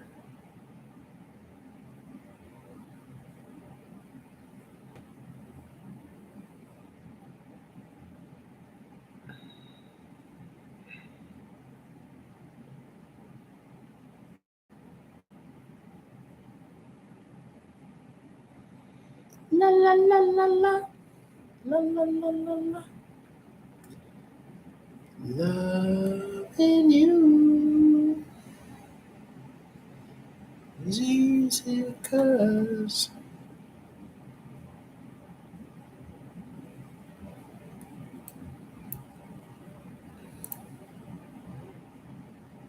Yeah, you're welcome, Alex.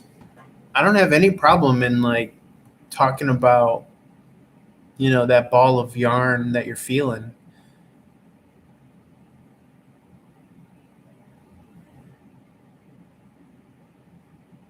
You know,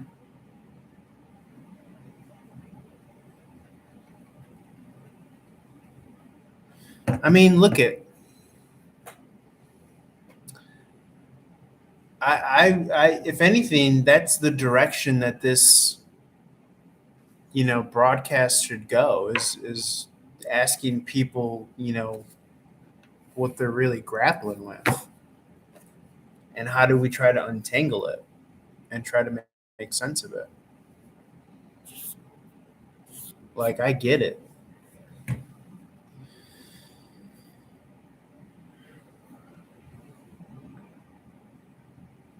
Tale as old as time.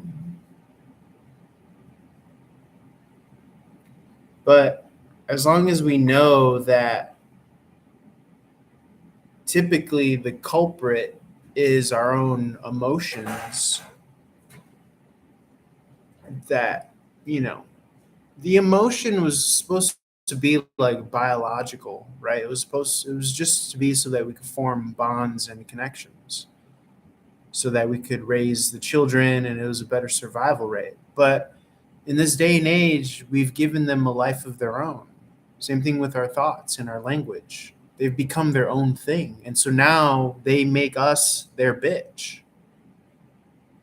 Most of us, to our thoughts and our feelings and our emotions. And we're like this. We're like abused in the corner because we're not taught that we are the masters of the emotions and the thinkings. And they're just tools. I'm not saying that you can't feel love and all these beautiful feelings, and they're beautiful things to take part of, but so is like chocolate cake. But I can't be a slave to fucking, you know, strawberries and ice cream. There has to be a balance. So anything that's out of whack is like, and don't, and like I'm preaching to the choir. I'm as fucking, ragtag run and gun as it comes, and I have a Venus in Aries, so I'm quick to give over my heart and my love. And so usually what our alignments are is what we're here to learn, to slow down and trust the process and all that shit.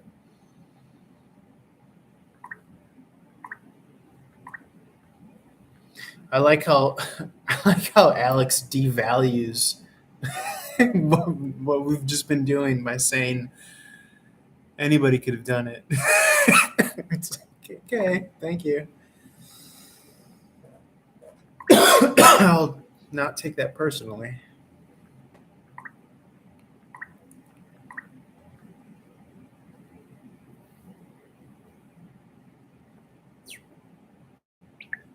Love.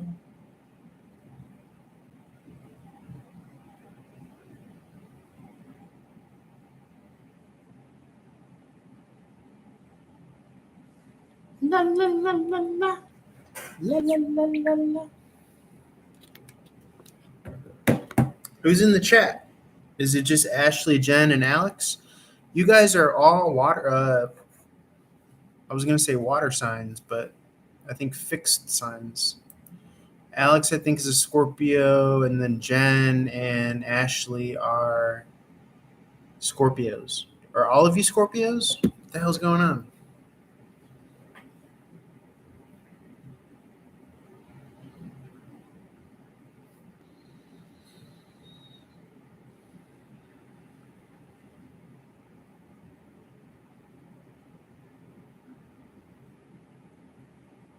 There goes the banker with his tray like always.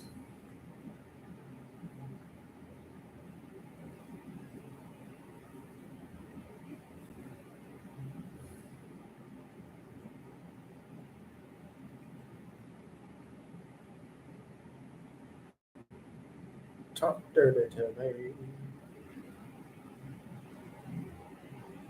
With a nose stuck in the book.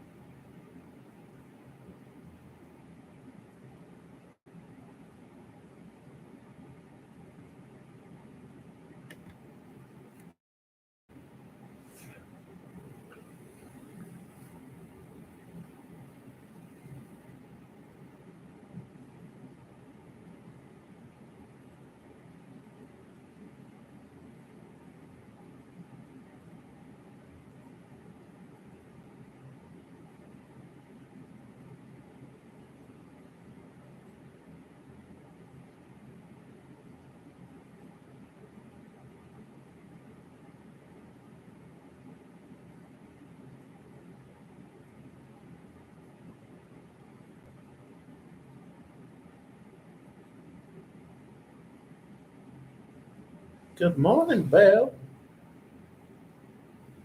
Good morning, Monsieur.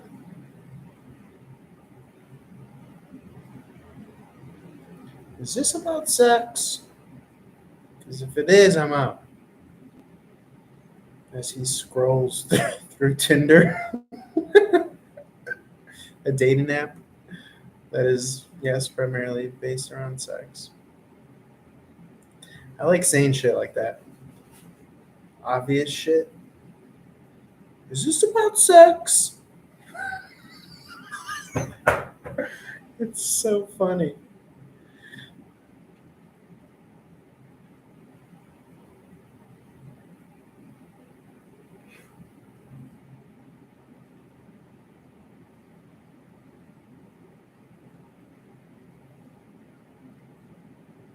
With his nose stuck in a book.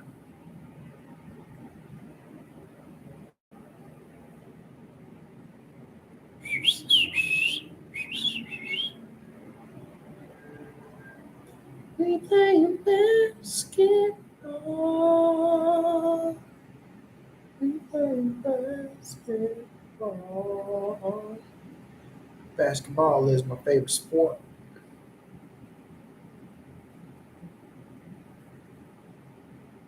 I don't understand what women's like game plan is. It's like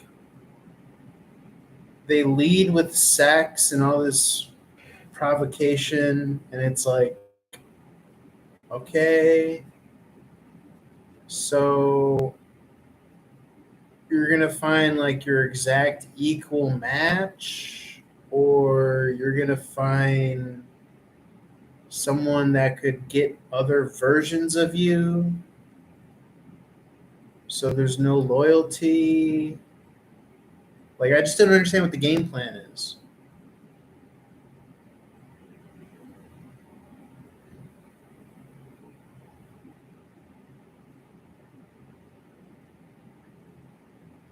Because if you're like smoking hot, then he could, at in the very least, get other smoking hot women that are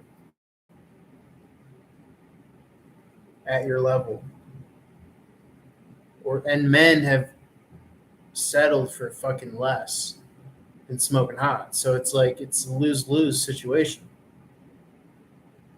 They'll get more juice off of cheating than bagging someone who's at your level. So I don't understand. You're just stroking your ego.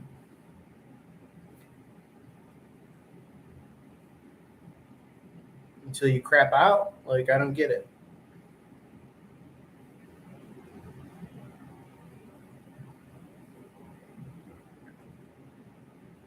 What's the game plan? Where are you going? Or are you just will o' the wisp on the high seas with no sail?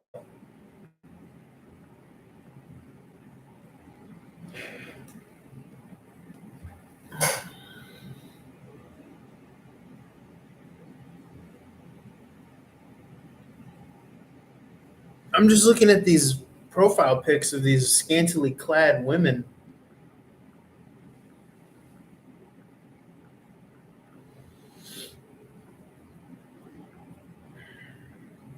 Who clearly like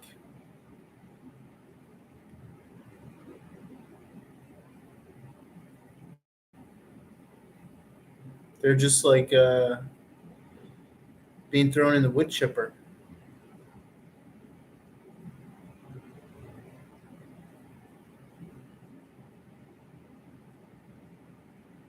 Because everyone's afraid to speak out the truth.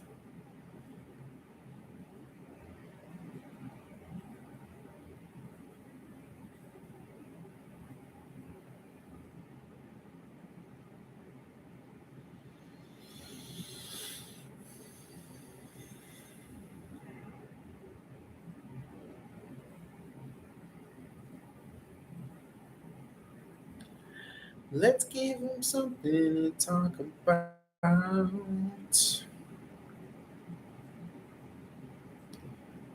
Talking about love, love, love, wow, wow, wow, get you, yeah, yeah, da, da. Okay. Well,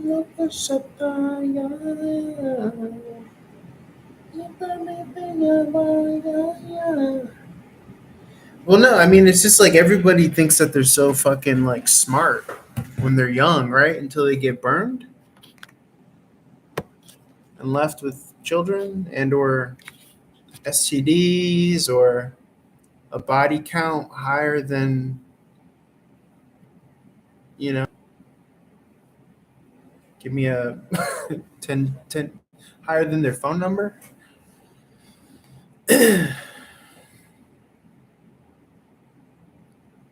I'm just saying that I have a bone to pick with the system that doesn't inform the generations to come about the same pitfalls that everyone our age is talking about. That's what I'm talking about. I could care less about a 20-year-old man or woman that wants to be a dumb whore.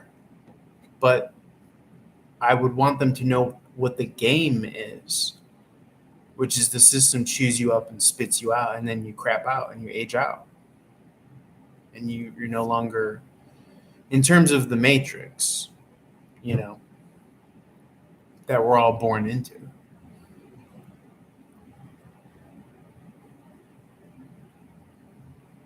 And I just see too much propagation of ignorance. So I'm at war with ignorance. So it's not about like, you know, being mad or being bitter. I could care less. We all have our choice in happiness. I choose to be happy, whole, and complete every day.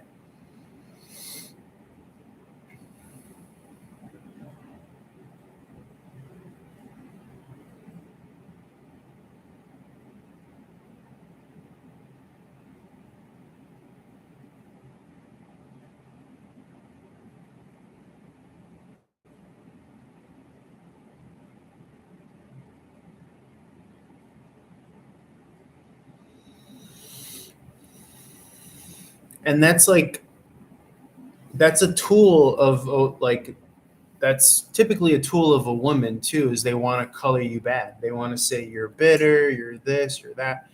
But you trying to color me in whatever negative light to depict your narrative has no authority over me, has no power, it has none of my consent. I have the authorship, I have the authority over myself.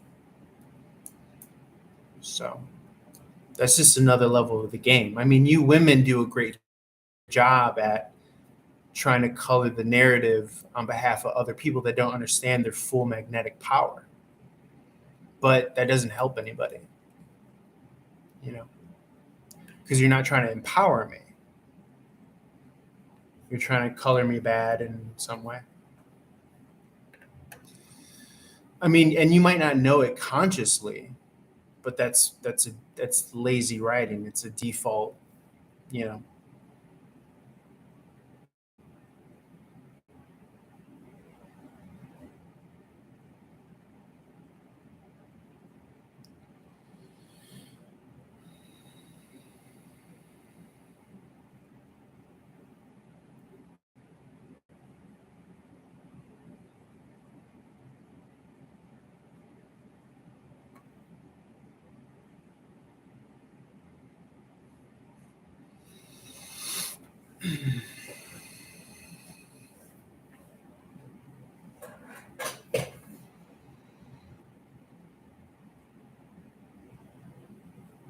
No, they're definitely not robots.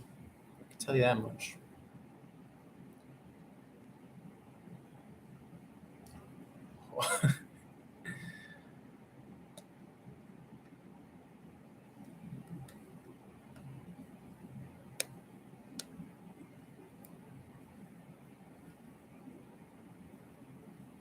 And I also disagree with good women aren't on dating apps. Surely, yes, ignorant, young, and naive, good people are on dating apps.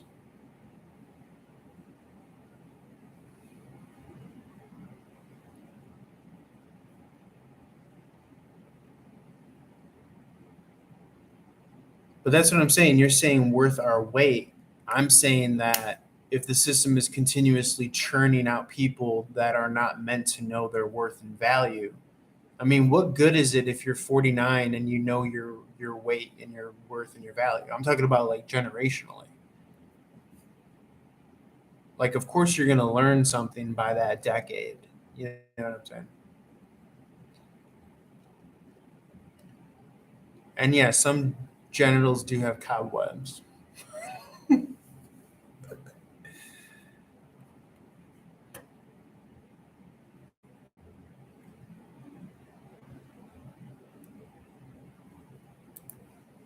What's up, Alex? Welcome back. I mean, if by cobwebs you mean gray and white hairs. You don't want to know my sign. Oh, shucks.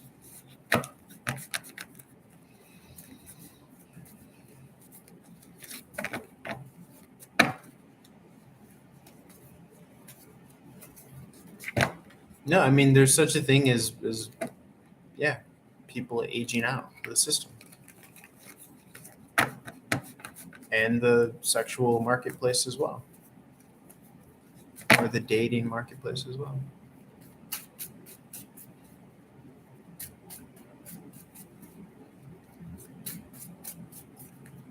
Yeah, everyone's a reader. Everyone's great at giving advice until it's themselves, because we want to project our emotions and we want to validate our reality. And it's like, yeah, we're the same. Like, we're, to a certain extent, we're all the same person. We're just trying to,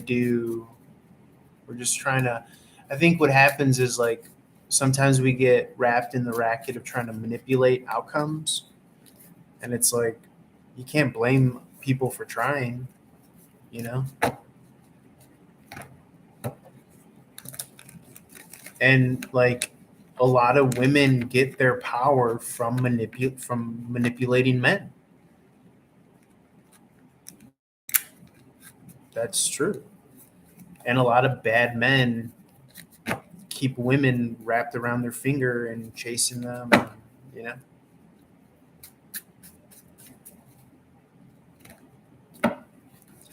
That's the worst, when it's like you got like women, like, you know, going after these men like in prison, and it's like there's a bunch of fucking good men everywhere. You just gotta, like, you know, stop being a slave to like all these fucking unachievable standards.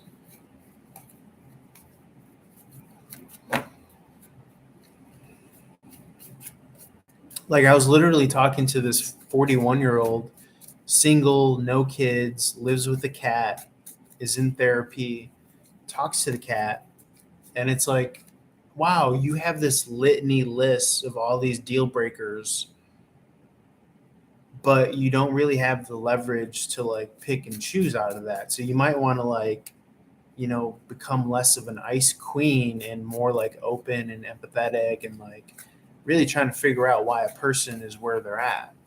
You know, I think too many women just look at a man as, you either check the boxes or you don't. And if you don't, then the herd keeps on moving and you're left wayward, you know. But that's not fair, socially speaking, because this whole journey of men and women, men have always picked up women from the bottom of the barrel. They could turn a homeless woman into a princess like that.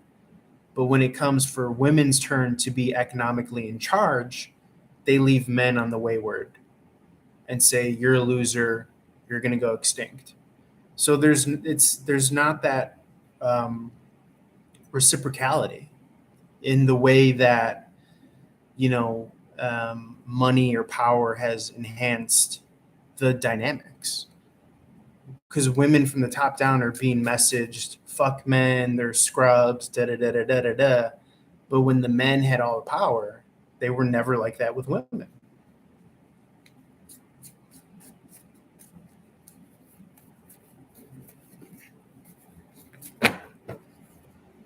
So that's one of the big lies, and that's one of the big truths that's not spoken about in society. But that also is because we're in a depopulation extinction program. This is all purposely being done. And it's coming through as fourth wave, fifth wave feminism, female empowerment. But all you're doing is you're killing your brothers and your cousins and your uncles and your fathers and your baby daddies and your significant, you're just killing them. You're just weeding them out because women have been brainwashed and programmed to have this unachievable, Kardashian fucking hit list. Meanwhile, you have nothing to leverage it. It's like the dollar. It's not backed by the gold standard. You know what I'm saying? You have none of the qualities or the qualifications of the worth for that standard that you're asking for. You know what I'm saying? And again, Tiffany, I'll say it again. That's, you're trying to write a bad narrative over what I'm saying, but that doesn't fly here. That has no power. Because what I'm saying is based on truth.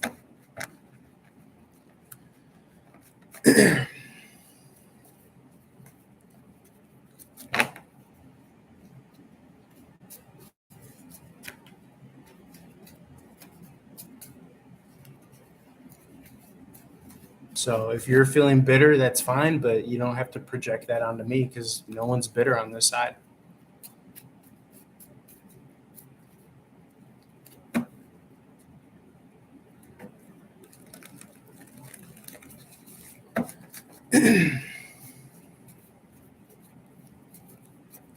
Because I understand that happiness is an inside choice. It has nothing to do with outside.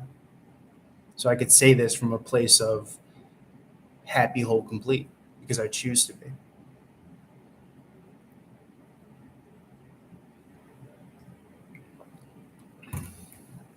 And I don't have any skin in the game. I don't have any children. I don't have any, you know what I'm saying? I got nothing but, the honest storyline and narrative to speak to from my personal experience as someone who's on the fringes, mind you, and who lives and practices spirituality, which is closer to the truth than any of the matrix programming and narratives that you've been fed your whole lives. Not you specifically, but, the grand masses, the hoi polloi. And it's true. I'm just speaking the truth. And if it feels offensive, it's because it's butting up against those programs that are unconsciously absorbed, all those matrix programs. Probably a lot of Disney fairy tales, probably a lot of letdown, probably a lot of, you bought the Prince Charming narrative and you went for the guy that, was always out of reach or something.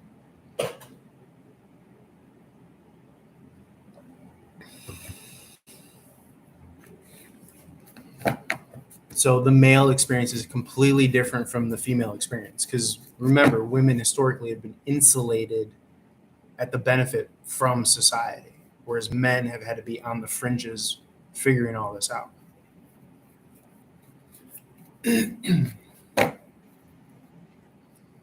So they're just completely different experiences. But what I say is valid, is my point. But because it speaks and it butts up against, your matrix programming, yeah, of course you're going to try to color it bad because something's threatening to you, because that means that you have to question your construct on reality. But the linchpin of it all is that all of this leads to spirituality and love and trust and all that good stuff. I don't know why people are terrified of it.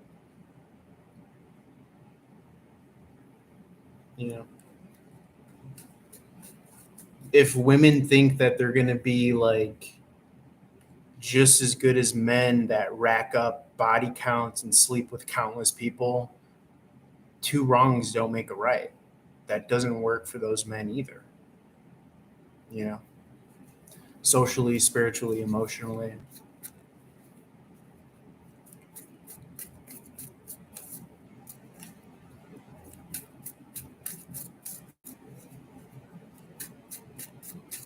Yeah, I mean, women have always had the benefit of the family nucleus, the social fabric, the social structure to fall back on, that web to fall back on.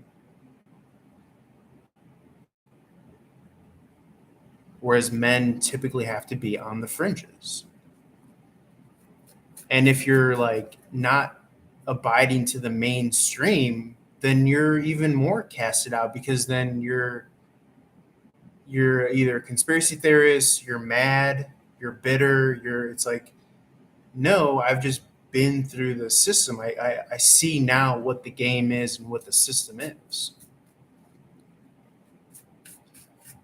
You know what I'm saying? So, I mean, a lot of people on the street, though, are mental illness, drug addiction, all that stuff, too. And that's a whole other, deconstruction of society that has also been purposely done, since what, like the 50s, where I don't know what administration, if it was before Reagan, but where they just completely pulled out all the funding from like all the institutions and all the, like, we all know that, you know? But we have to ask ourselves, why is that being done? You know? And why is everyone being, therapeuticized and told that that's the answer, as opposed to talking to your family, talking to your brothers, talking to your sisters, Everyone's being therapized and given a prescription, and that's not doing anything.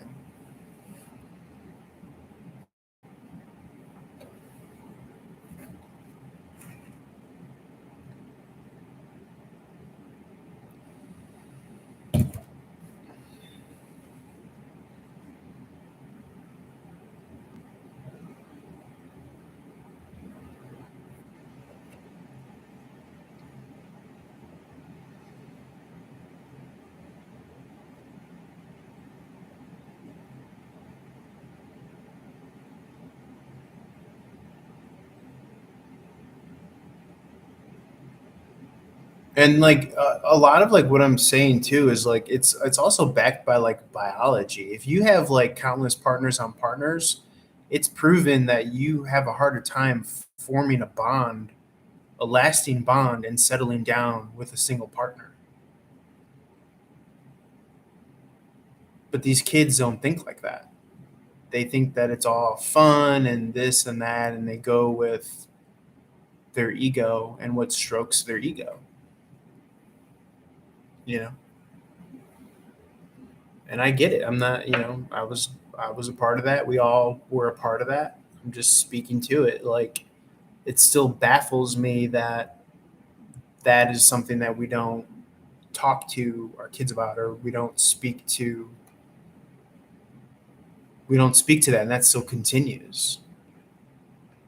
And a lot of that has also been done by the deconstruction of the family nucleus, which is also have it's had warfare waged upon it for forever, for the longest time.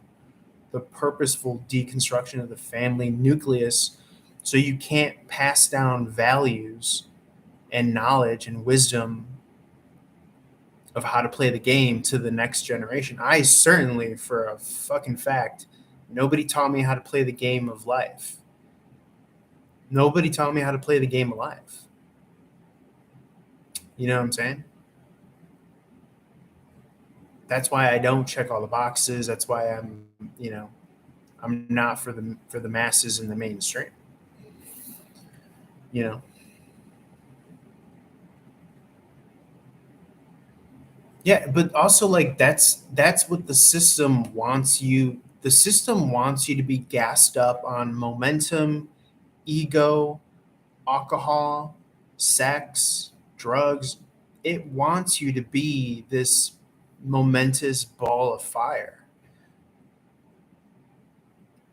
And then you speak to like how there are a lot of good people. There are a lot of people that are fortunate to have great connections with, grandparents, elders, things like that. You know what I'm saying? So they can pass on wisdom and hopefully pass on wisdom. But I think that that's just all. That's all. I know that all that is purposefully done to create generational alienation, so that we don't teach the generations coming how to play the game of life. You know, so that's how conspiracy turns into like spirituality.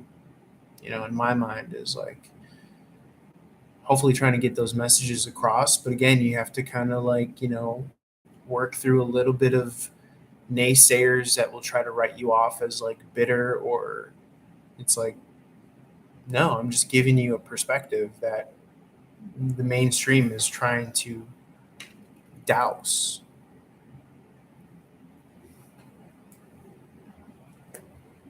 Mainstream is not your friend. Culture is not your friend.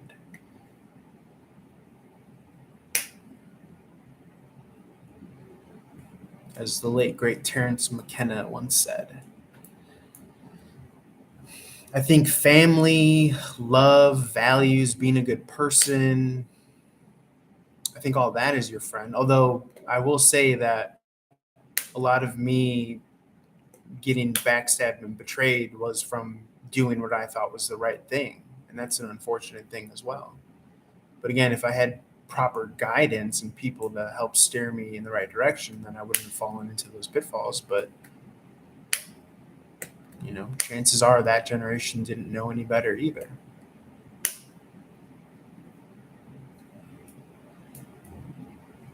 So it's an interesting time. I do think that like getting angry and mad and having arguments, I do think that that lowers our kind of spiritual cachet and our ability to like manifest and all that stuff.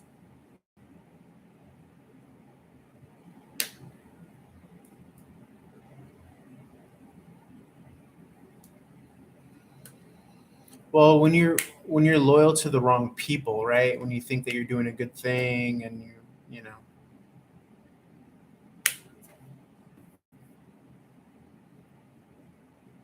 But as far as like um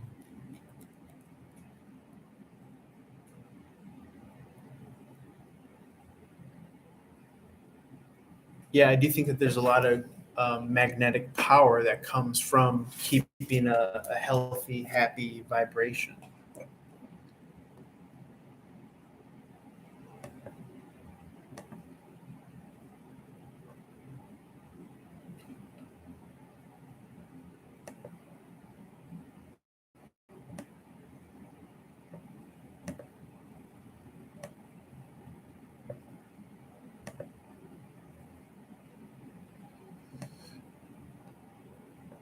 But it's a balance, right? Because it's like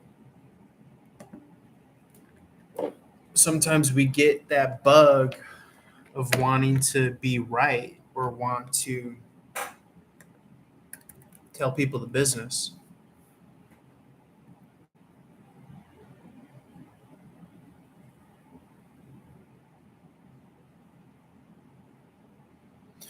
I mean, I don't know if I agree with that. I don't think you get what you give. I don't agree with that at all. I think it's a nice thing to think about and say like for karma and like good karma, bad karma, but I don't think that this is the realm for fairness and getting what you receive. You know, I'm not sure that this is what this lifetime is about.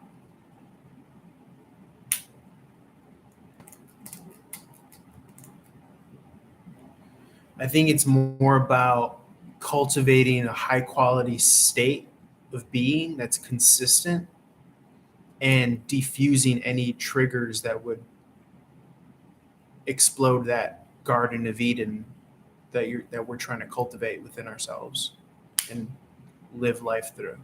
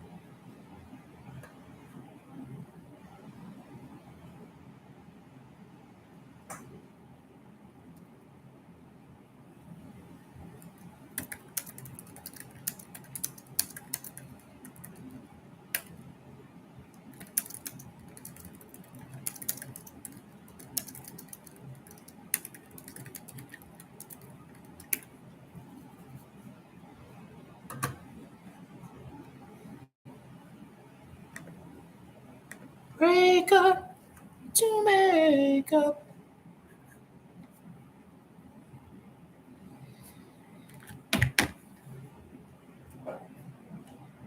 First you love me, then you hate me.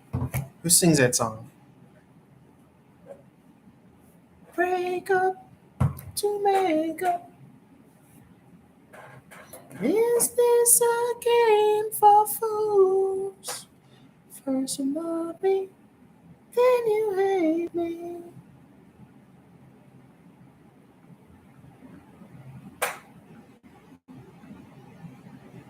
Is it the Spinners? The Shy Lights?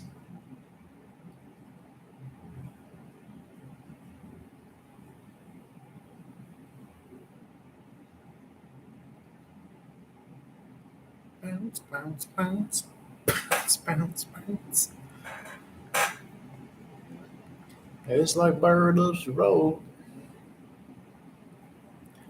Once I get out the door, probably seats out the door. Soon I'm back.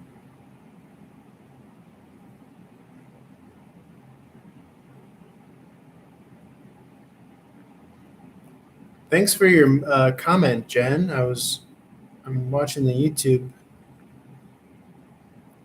and I saw that you messaged one of my videos. Thank you so much.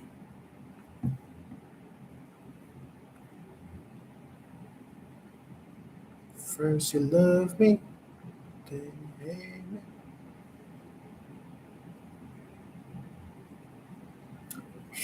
Yeah, I did those longer form readings yesterday, and I don't know what bug crawled up my ass, but I was just inspired to do these longer readings, so I uploaded these for every sign, a 5-minute reading, and it ended up working out well because I was able to upload them earlier today. I had some free time and I wasn't too trained. Actually, I didn't record anything today yet, so I could probably do that right now. If I get off the pulpit.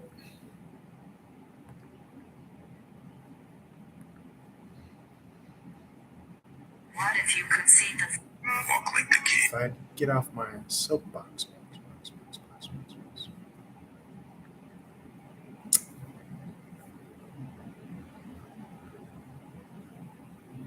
First you love me, then you hate me.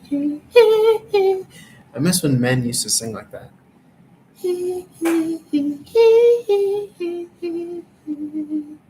Falsetto. I'd be great as a falsetto singer. Thanks for watching my goofy ass, my silly Billy ass, silly Billy self. So I think we're getting in the stuntify corner of things where I'm going to have to start performing stunts and marvels in order to get the viewer content up. I'm going to have to be a regular Steve O. Oh, let me do a 2024 tarot reading. 2024 tarot reading.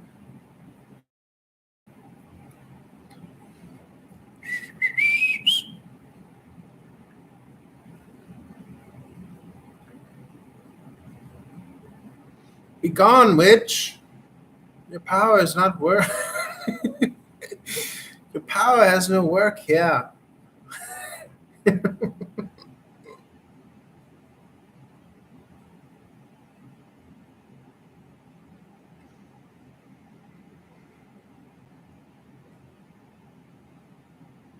Yeah, I was trying to do like predictions. Maybe I could do little short videos right now. Be gone. What?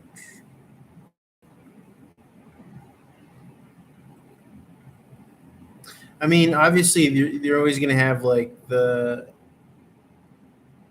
mainstream, like,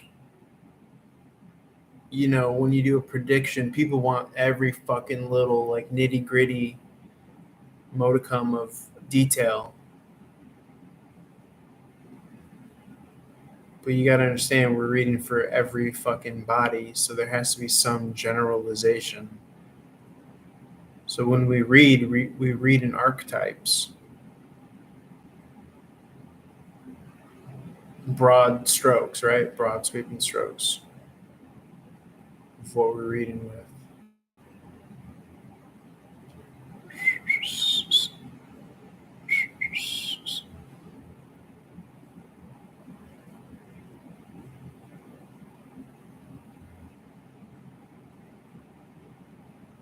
First you love me, then you hate me. What the hell?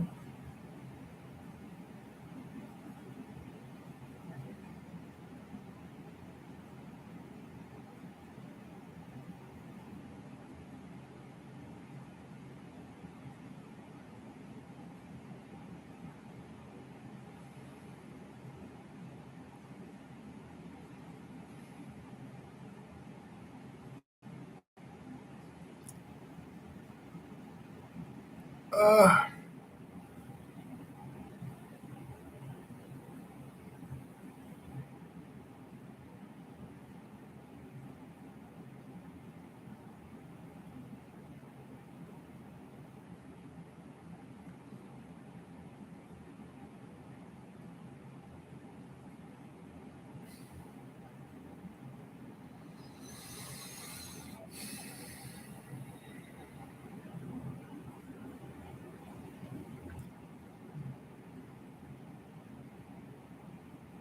Well, that's what reading for like the elements would be.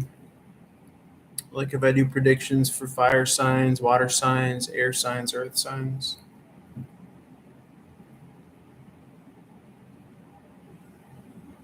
First you love me, then you hate me.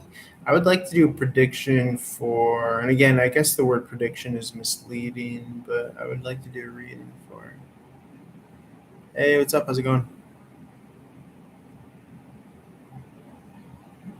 Ooh, you found yourself in a riddle, Jarvish.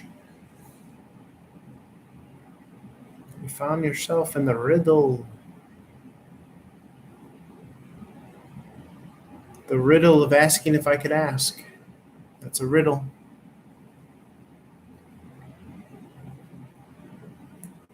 First you love me, then you hate.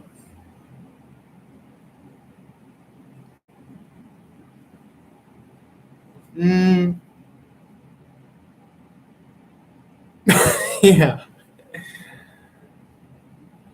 that's the answer. What Ashley said.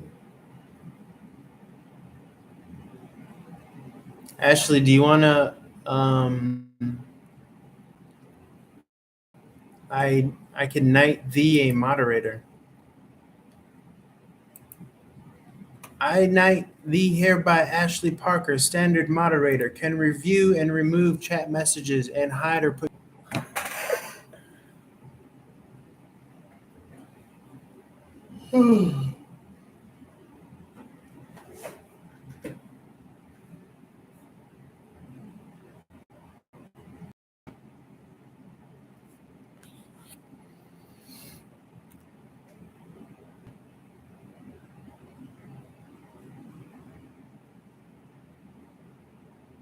Oh no. Jarvis, you don't need to search for yourself, my love. You're right here.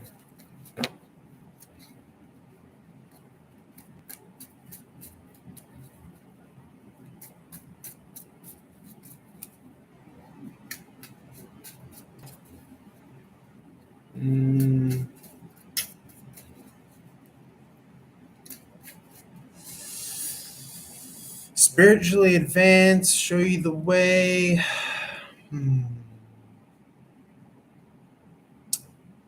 Well,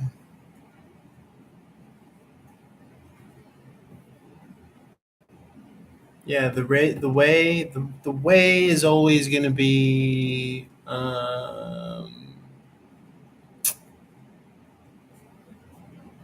Yes, Rishikesh, you know. Yes, I know Rishikesh. Muji Baba. You know Muji Baba, right? the Maharaji, Neem Karoli Baba.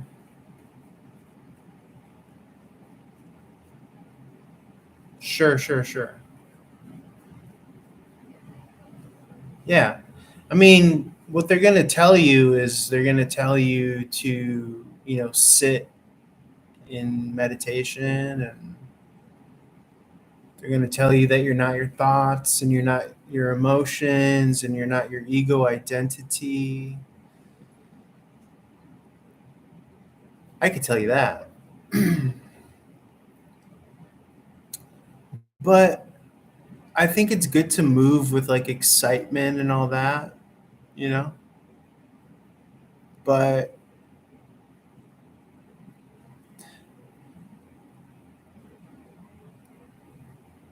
sure.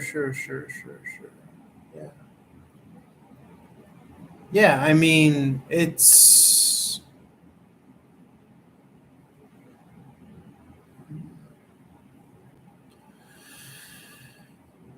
yeah.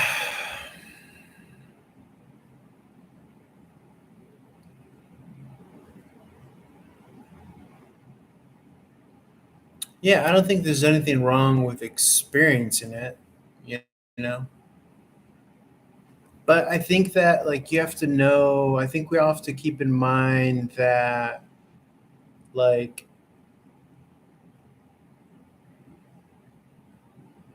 we come from love, and I think that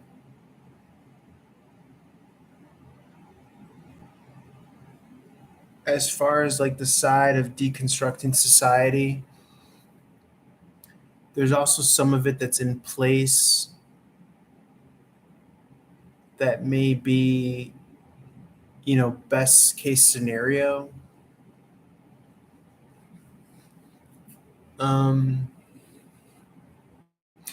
but because, so I'm thinking more so about the aspects of loss of self, loss of identity, where there are big releases of momentum and it's spiritual awakening. And that could be very uncomfortable. You know what I'm saying? So I'm thinking about that.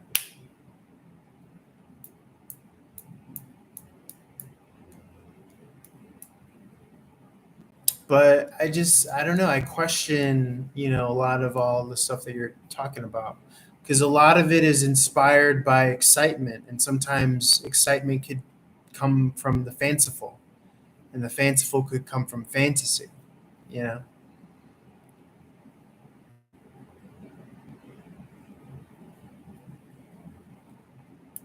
And like all of this stuff that you're discussing, like this is found through study and practice, like music and language and all this. And they're all like, different things that you could express with, different ways that you could paint the expression and the joy of life, you know. But yeah, if you're inspired and you want to go visit something and you want to, then yes, by all means. I mean, I think the one of the problems with if you're when you grow old, or maybe if you don't have that desire to travel, is you have no desire and you don't go up and visit these places and see these things and learn, you know.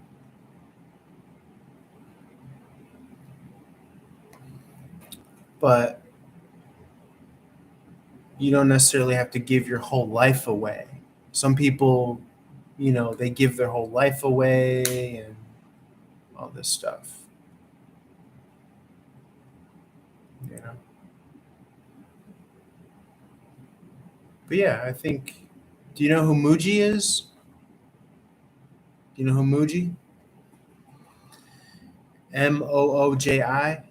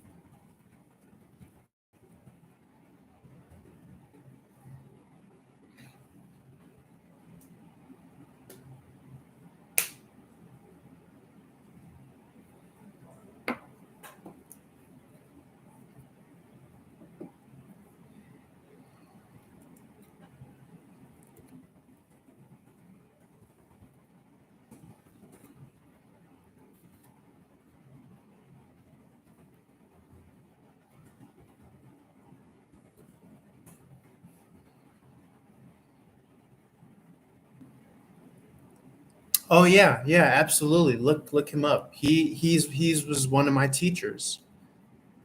Yeah, Muji was one of my teachers for sure. I learned a lot from Muji.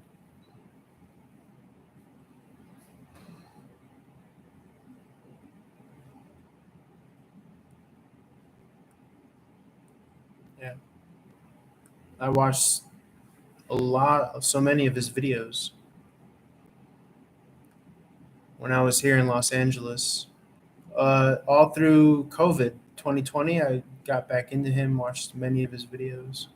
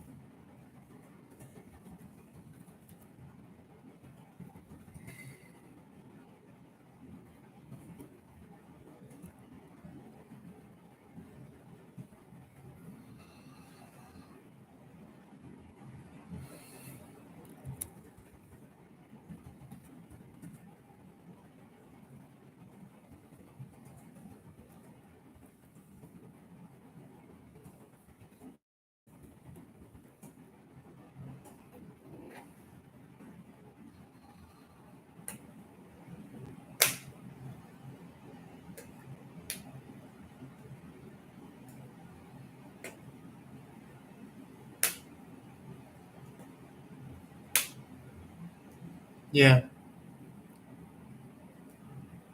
but they were amazing. They were so amazing. And the best thing, Jarvish, is you could listen to him while you're at work. While you're working in the office or at the computer, you could listen to him. It's so awesome. I used to be like you, where I was at work at my desk and I would listen to him, and I always felt so peaceful and I felt so enlightened when I was listening. Like I understood all of life and reality.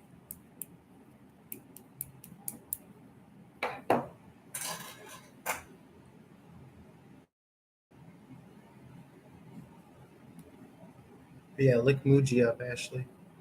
Jarvish.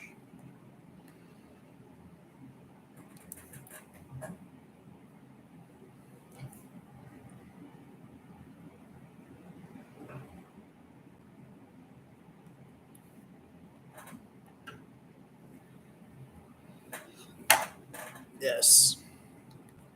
Oh, and you could even see the very first video where Muji meets his teacher, Neem Karoli Baba.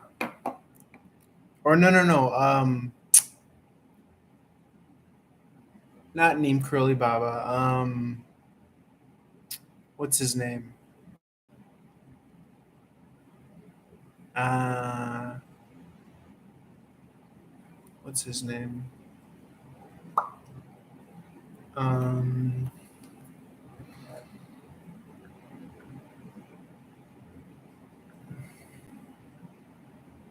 oh, Papa G. You can see the first video where Muji meets his teacher, Papa G, and it's very cool because Muji is very young Jamaican, and he meets Papa G, and Papa G is doing what Muji does now, which is he follows and he teaches all his students. Yeah.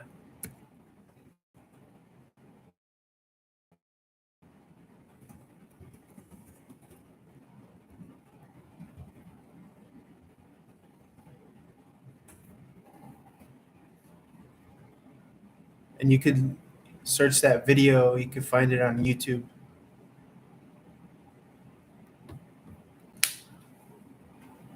And you could see the video of when they first meet.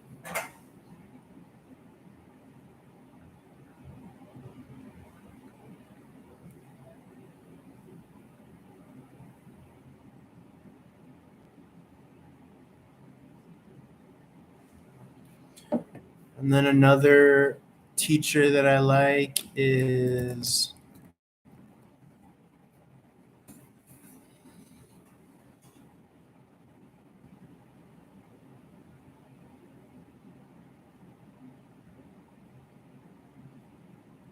yes.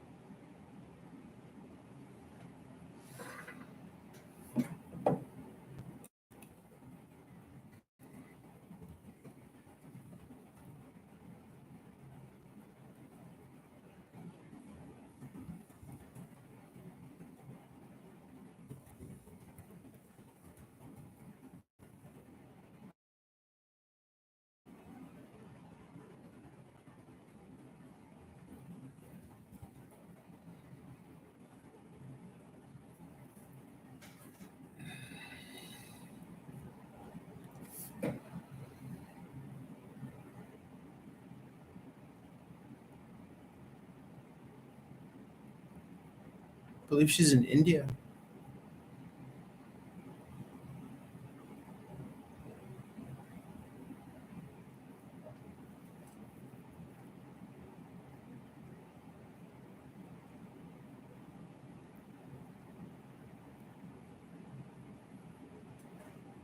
Get some water. I'll be right back. Oh.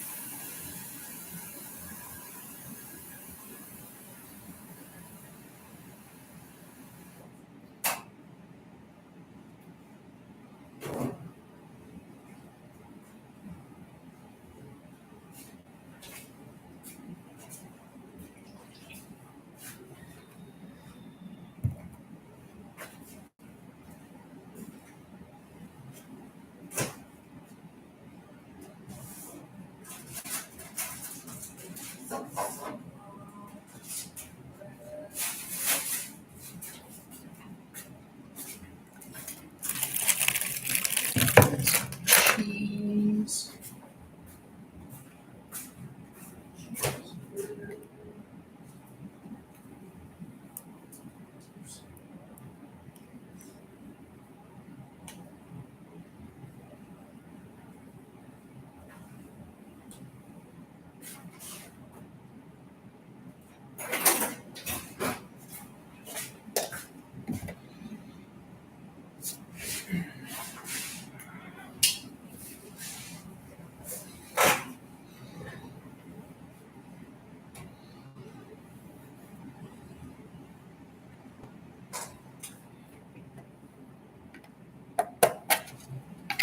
Frequency is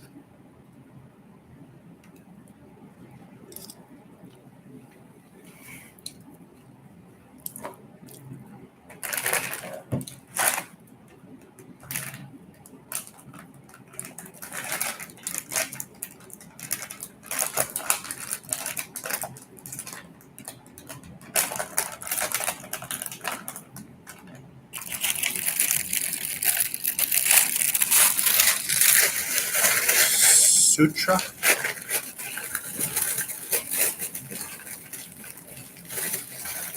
No, I don't think I've heard of that. Sutra. Sutra is song, right?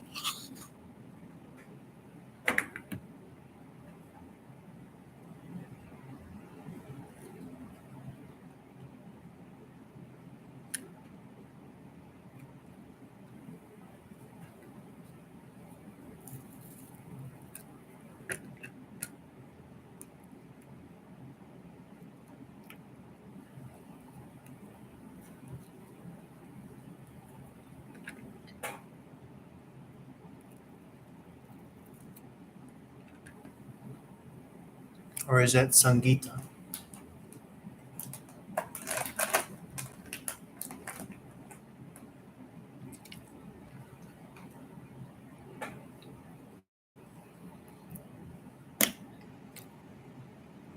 Oh.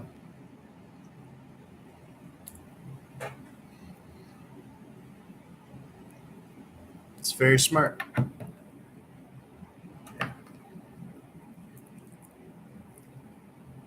Very smart to control your state.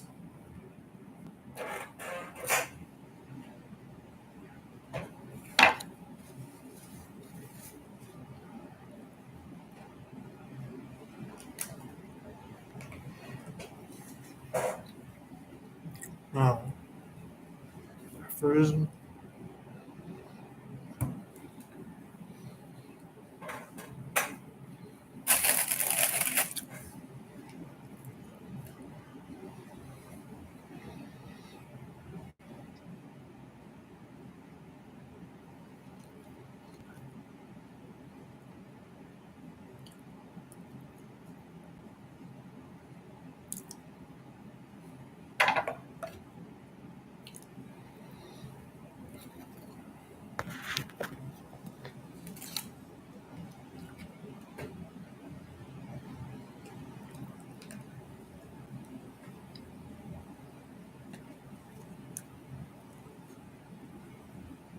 Oh.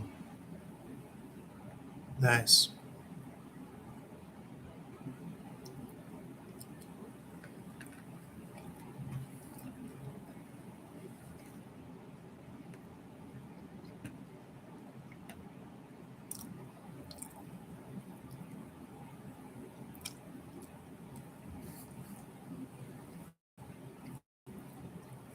Oh.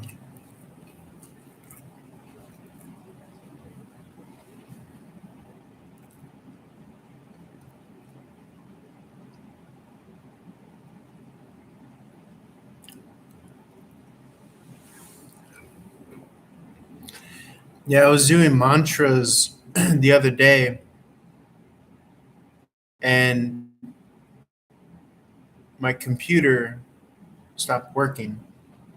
So maybe there was like a bad spirit because I was on the YouTube live stream and it just stopped working. I was going Om, Om, Om, and then it stopped working.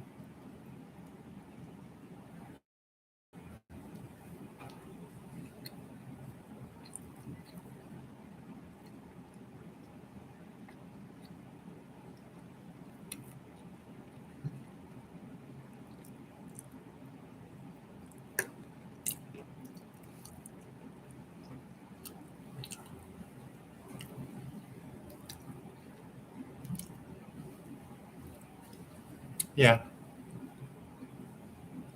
right. And I was going, you call out the names of the chakras. Lam, Bam, Ram, Ham, Yam, Sham, Om. And then I was doing that, and I think maybe like the electrical component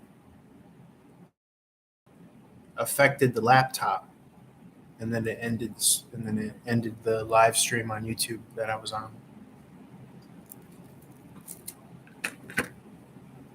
Because I was going Om, Om, Om, Om, Om.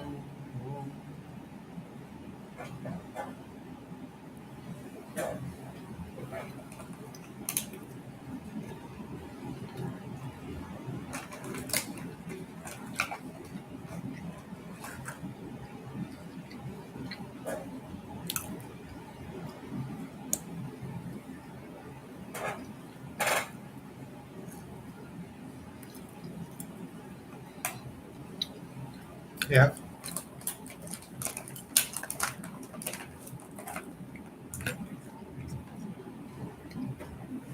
So we are all connected.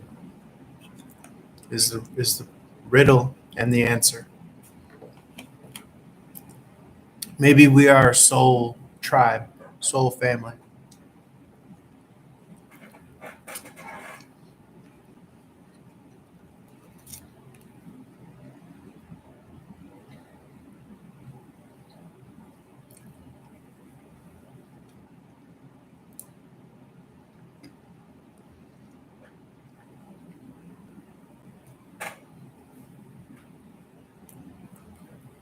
Yeah.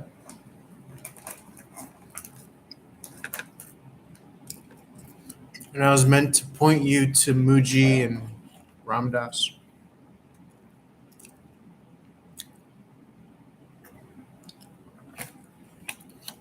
All that good stuff.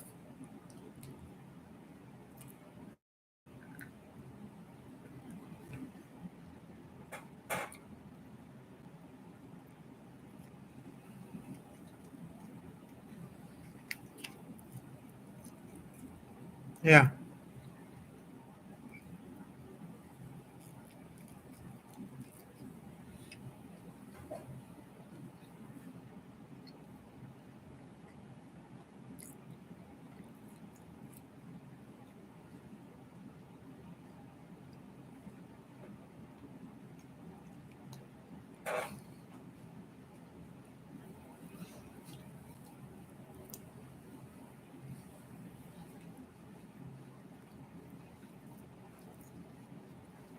Because I noticed that the mind,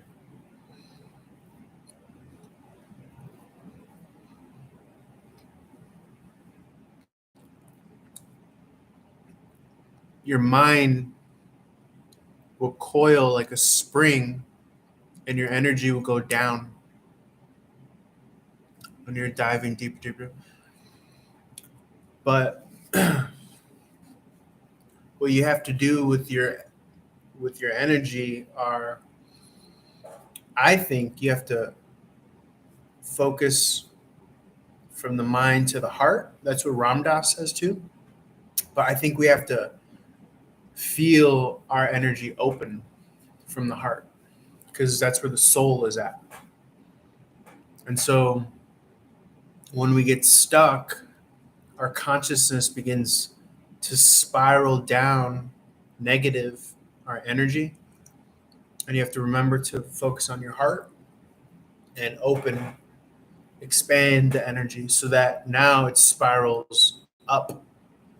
Before it was spiraling down. Now you want to focus on your heart, open your heart and your aura so the energy could expand.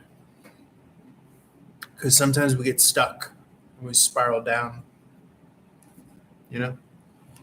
too much mind, and then we get sucked into a whirlpool, a cyclone.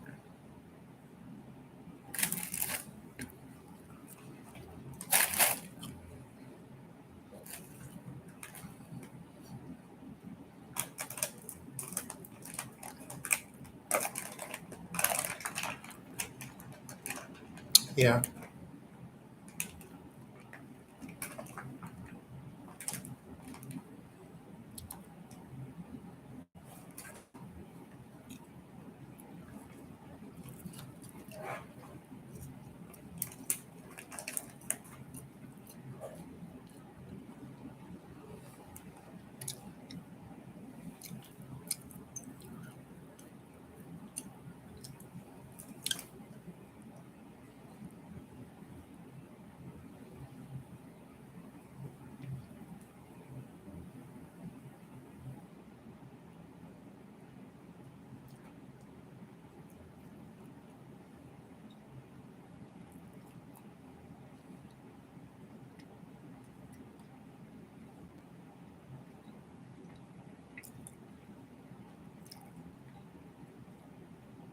Yeah.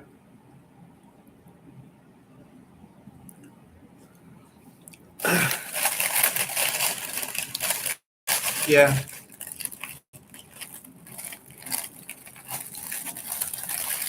Yeah, that's why I've been trying to answer more with asking a question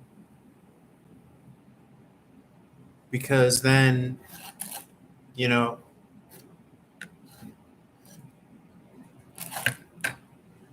what I'm doing is not a magic trick, you know? And sometimes the magic trick of the tarot cards doesn't answer the question.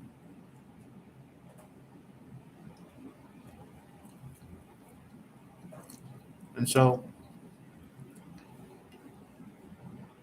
were brought together,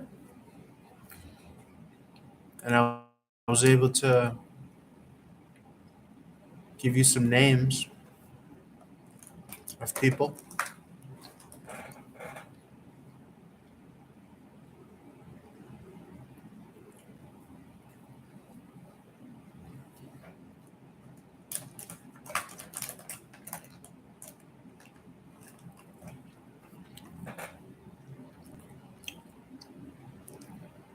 Yeah, I don't know what the Pussycat.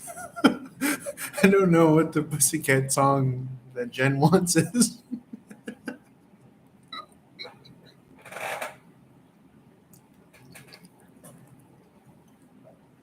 Or I think she said it was with an Indian man.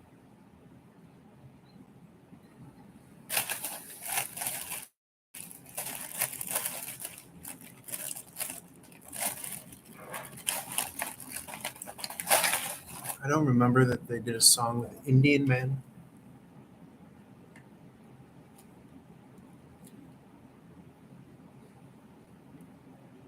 Maybe.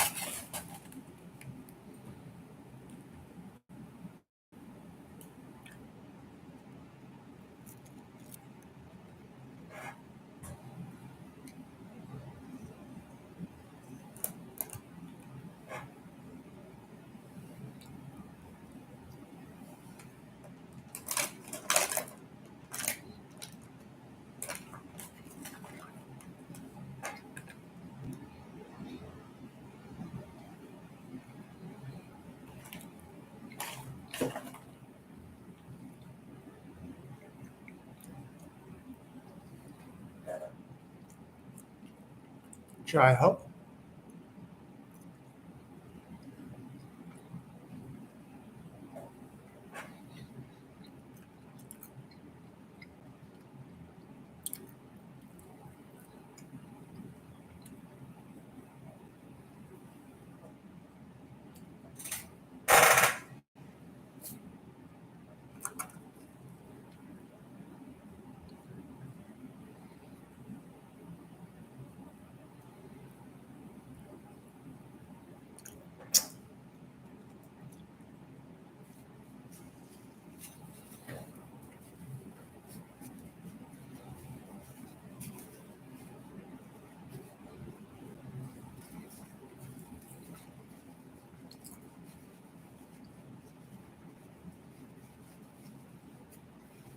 Uh-huh.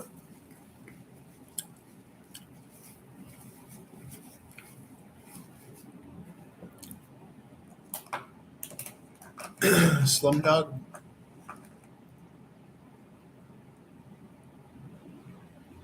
Don't you wish your girlfriend was?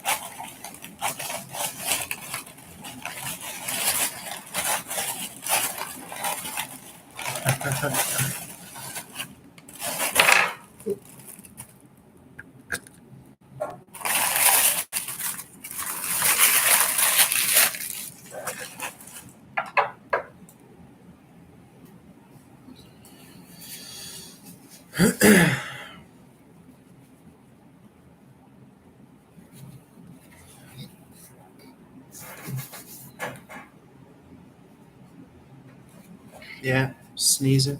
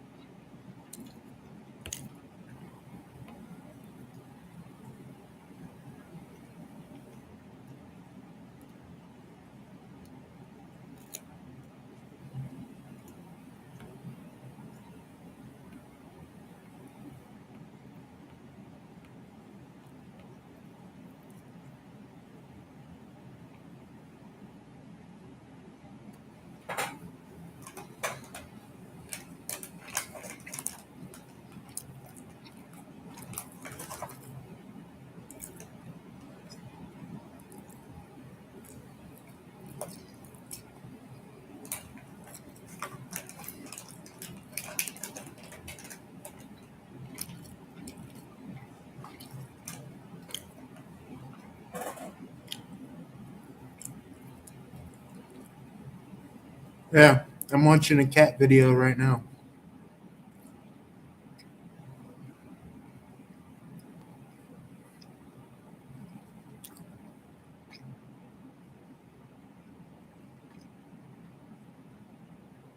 There's a lot of cat videos on Twitter or X.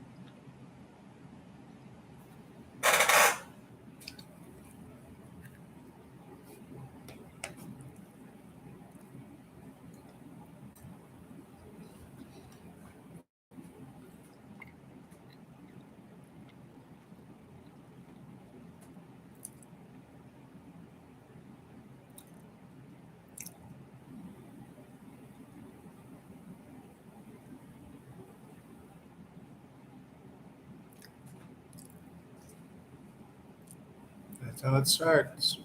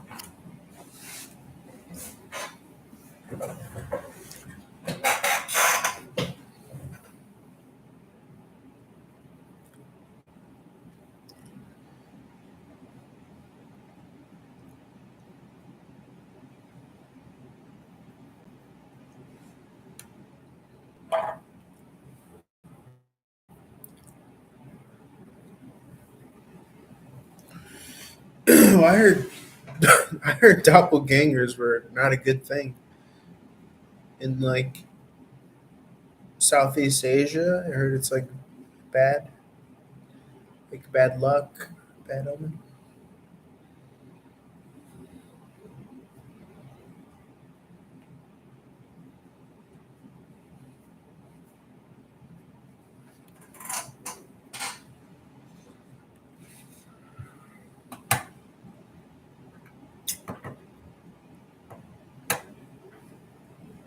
What do you mean your heart feels?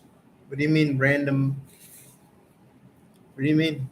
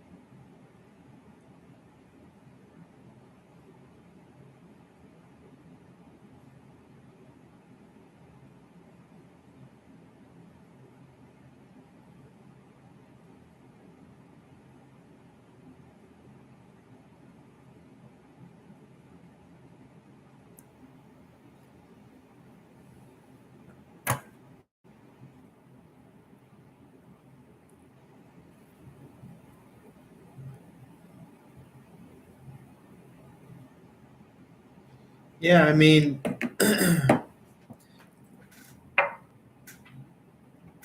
if you feel fear when this happens, I would say to chant the word love. Or if you just feel as though that maybe there's like a blockage in your heart, I would try to imagine your heart space opening at the location that you feel your heart.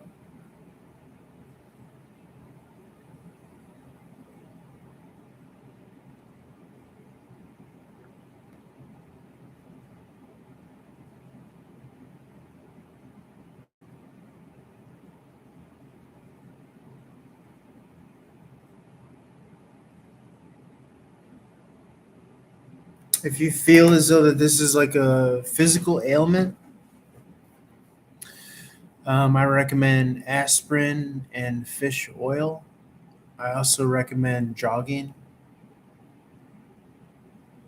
or exercise to get your heart beating faster.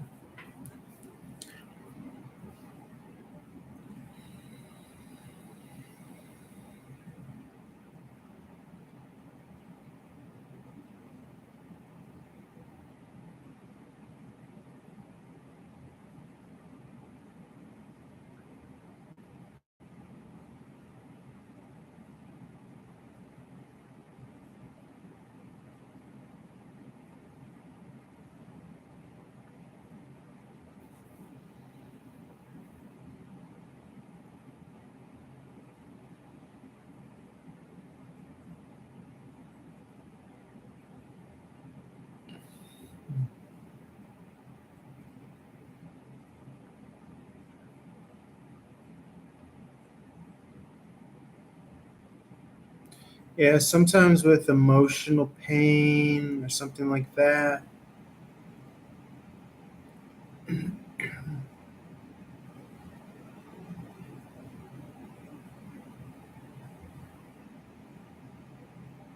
sometimes you have to ride it like a roller coaster.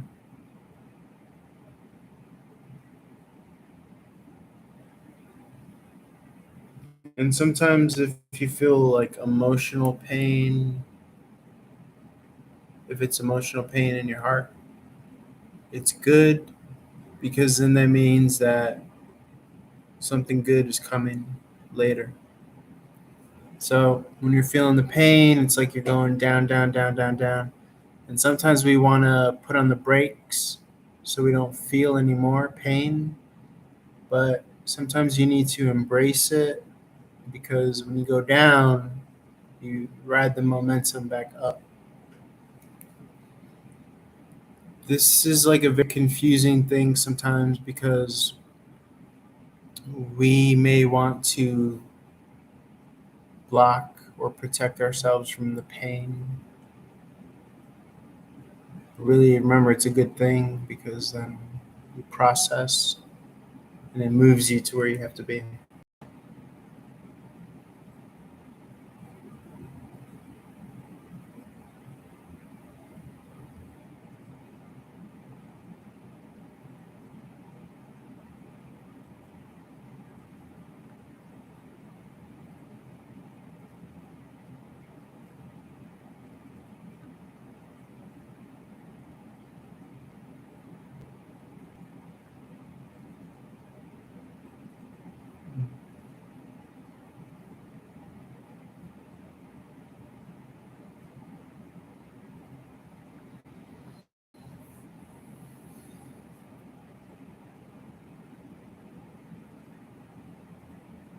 Also, another good thing is I call it like emotional pain. I don't know what other pain you feel in your heart, like if you're talking about sadness, but that's a good time to meditate, to to sit with yourself because sometimes you feel sad because you're not giving yourself, the child. There's like a child inside. You have to sit with that inner child and just sit in silence and be with it, be with yourself. And that I notice helps it to go away. Because sometimes, in life every day, you give all of your focus and your attention outside, outside, outside to your job, your family, your entertainment, and all you want to do is alone time with yourself, your inner child, or whatever you call it. So it's a good time when you're sad or heartbroken, that's a good time to meditate because you need to sit with yourself because the child needs attention. You need to give yourself attention. That's always a good thing too. Sometimes we try to run away or escape. I know I've done that before.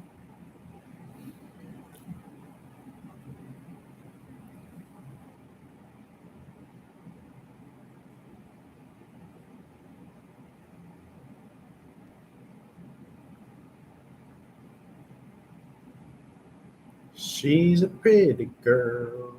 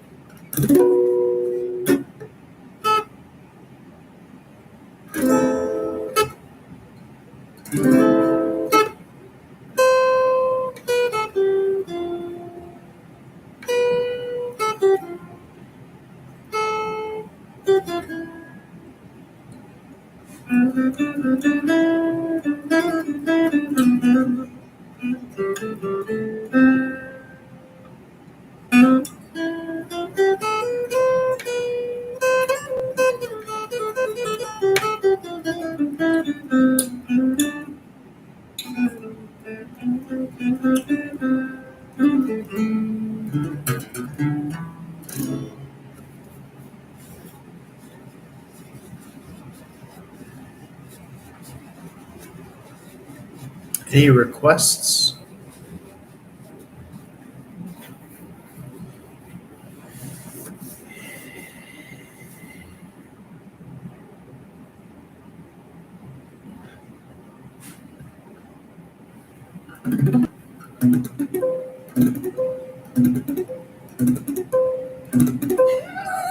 Jarmish.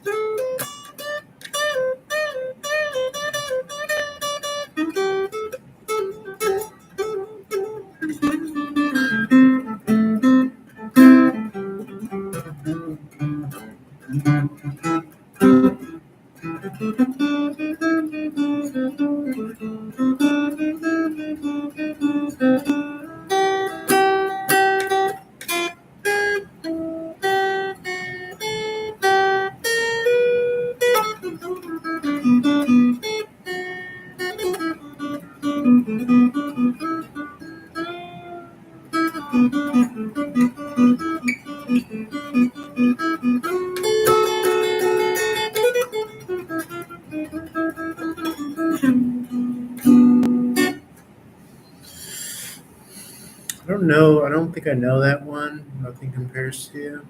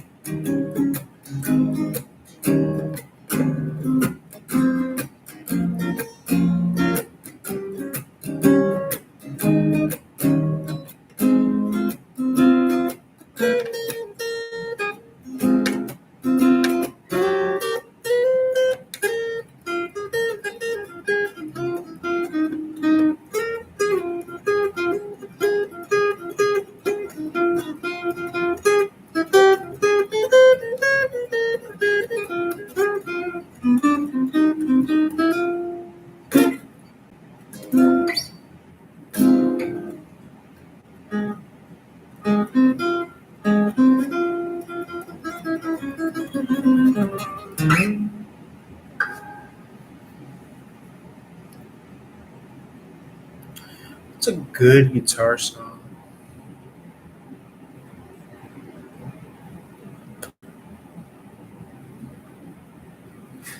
Zombie? I think I've played that one. Zombie.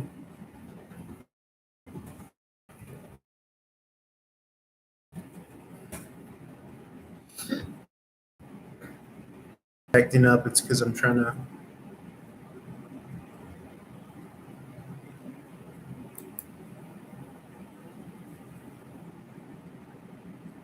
If the stream starts acting up, it's.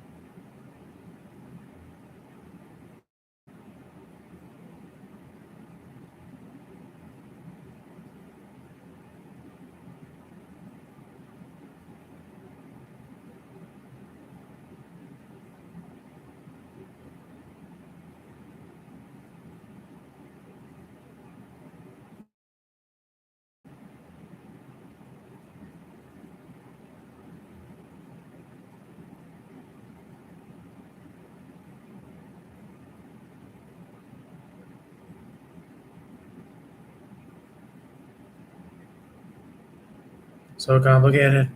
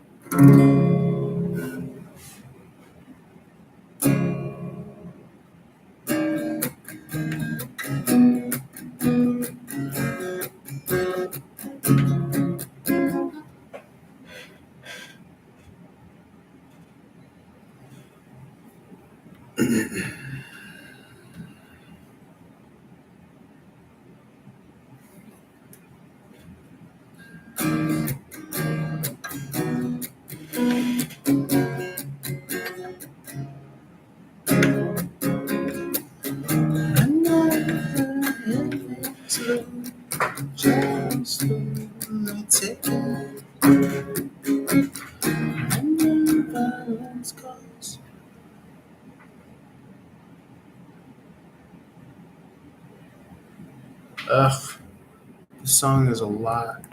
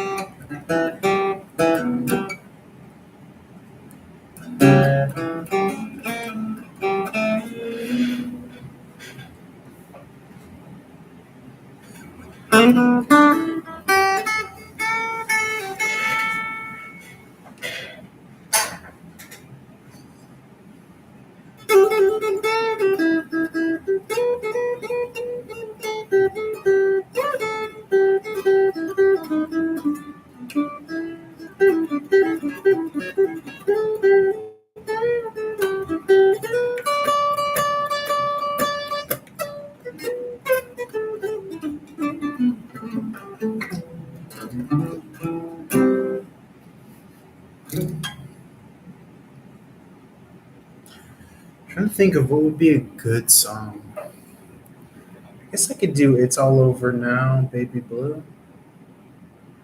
I'd have to drop tune this.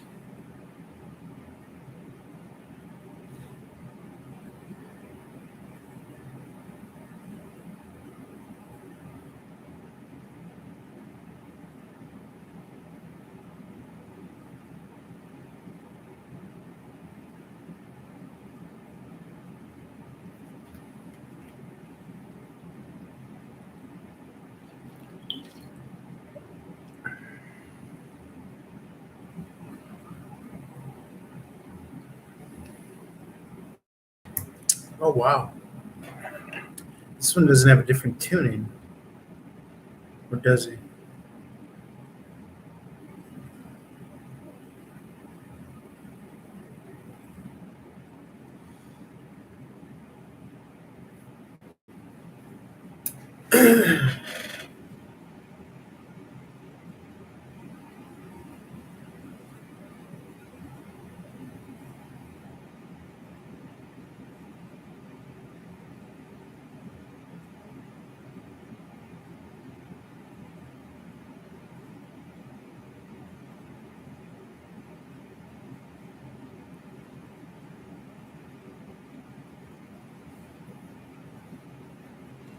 So this is going to C.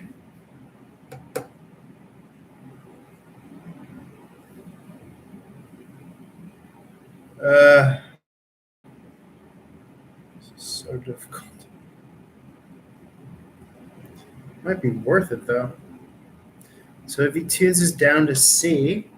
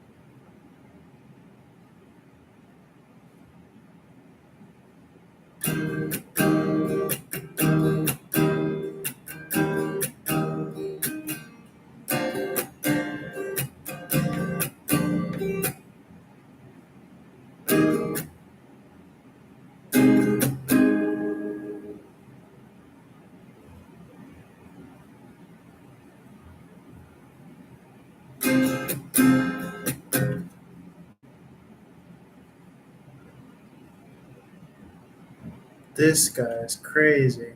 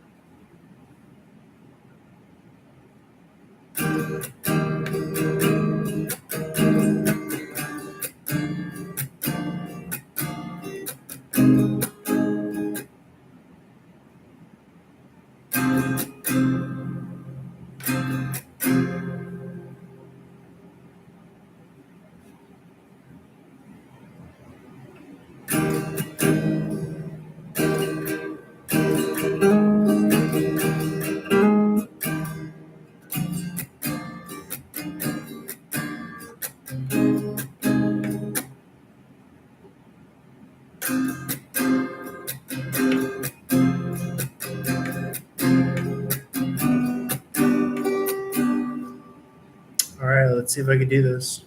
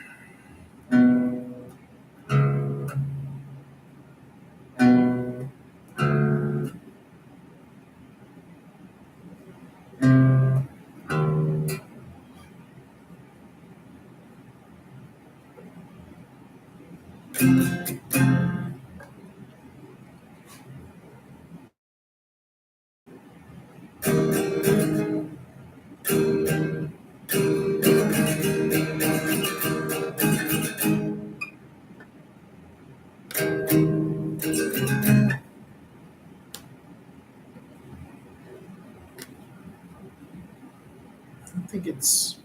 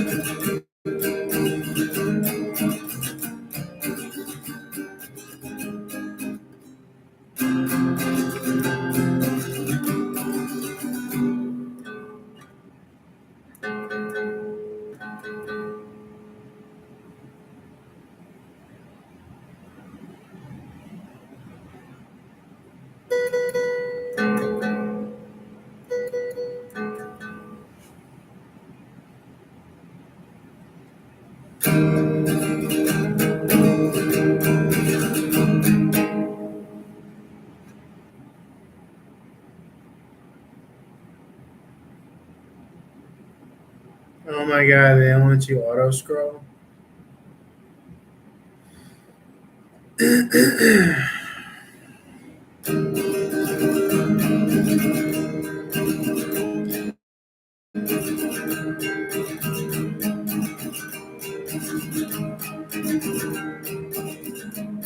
You must leave now, take what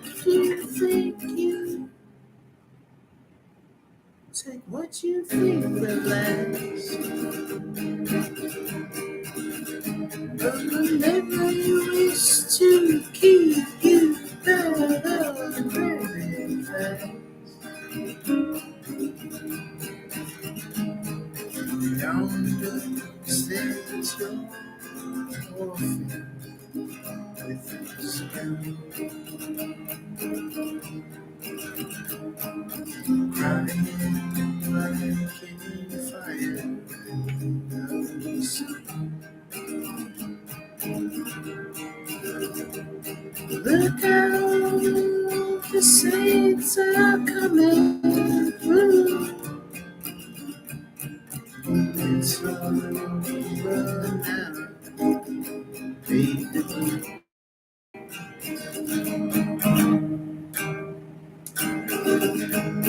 The highway is for gamblers, better use your sense.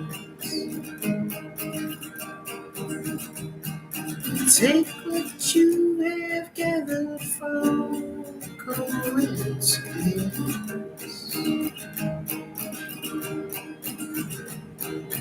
Empty-handed painter from the street.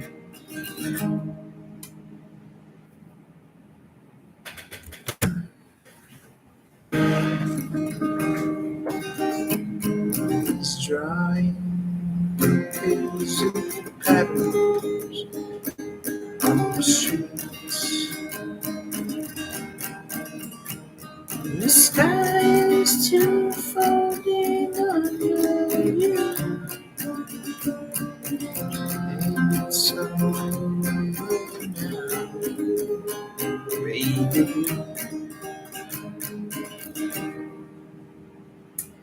Only see 6 sailors, they all rolling home.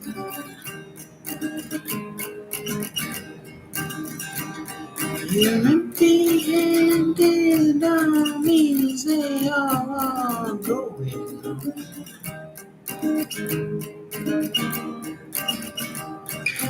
The world is just locked out your door. He's taking all these blankets from the floor.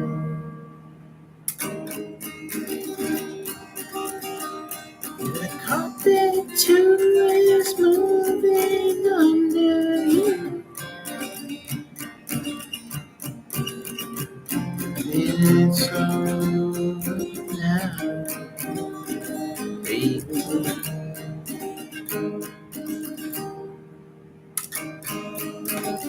Leave your stepping stones behind, something calls for you. Forget the dead you've left, they will not follow you.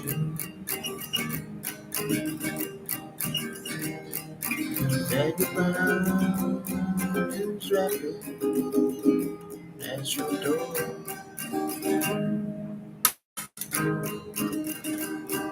Standing in the cloak that you once wore. Strike another match, go start you. It's over now, baby.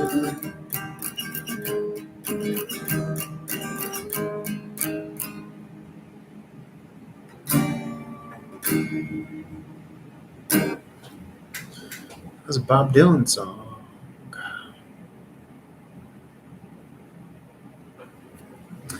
Yeah, I was trying to figure out what song to play, and then I realized if I wanted to play this song, I have to change the tune.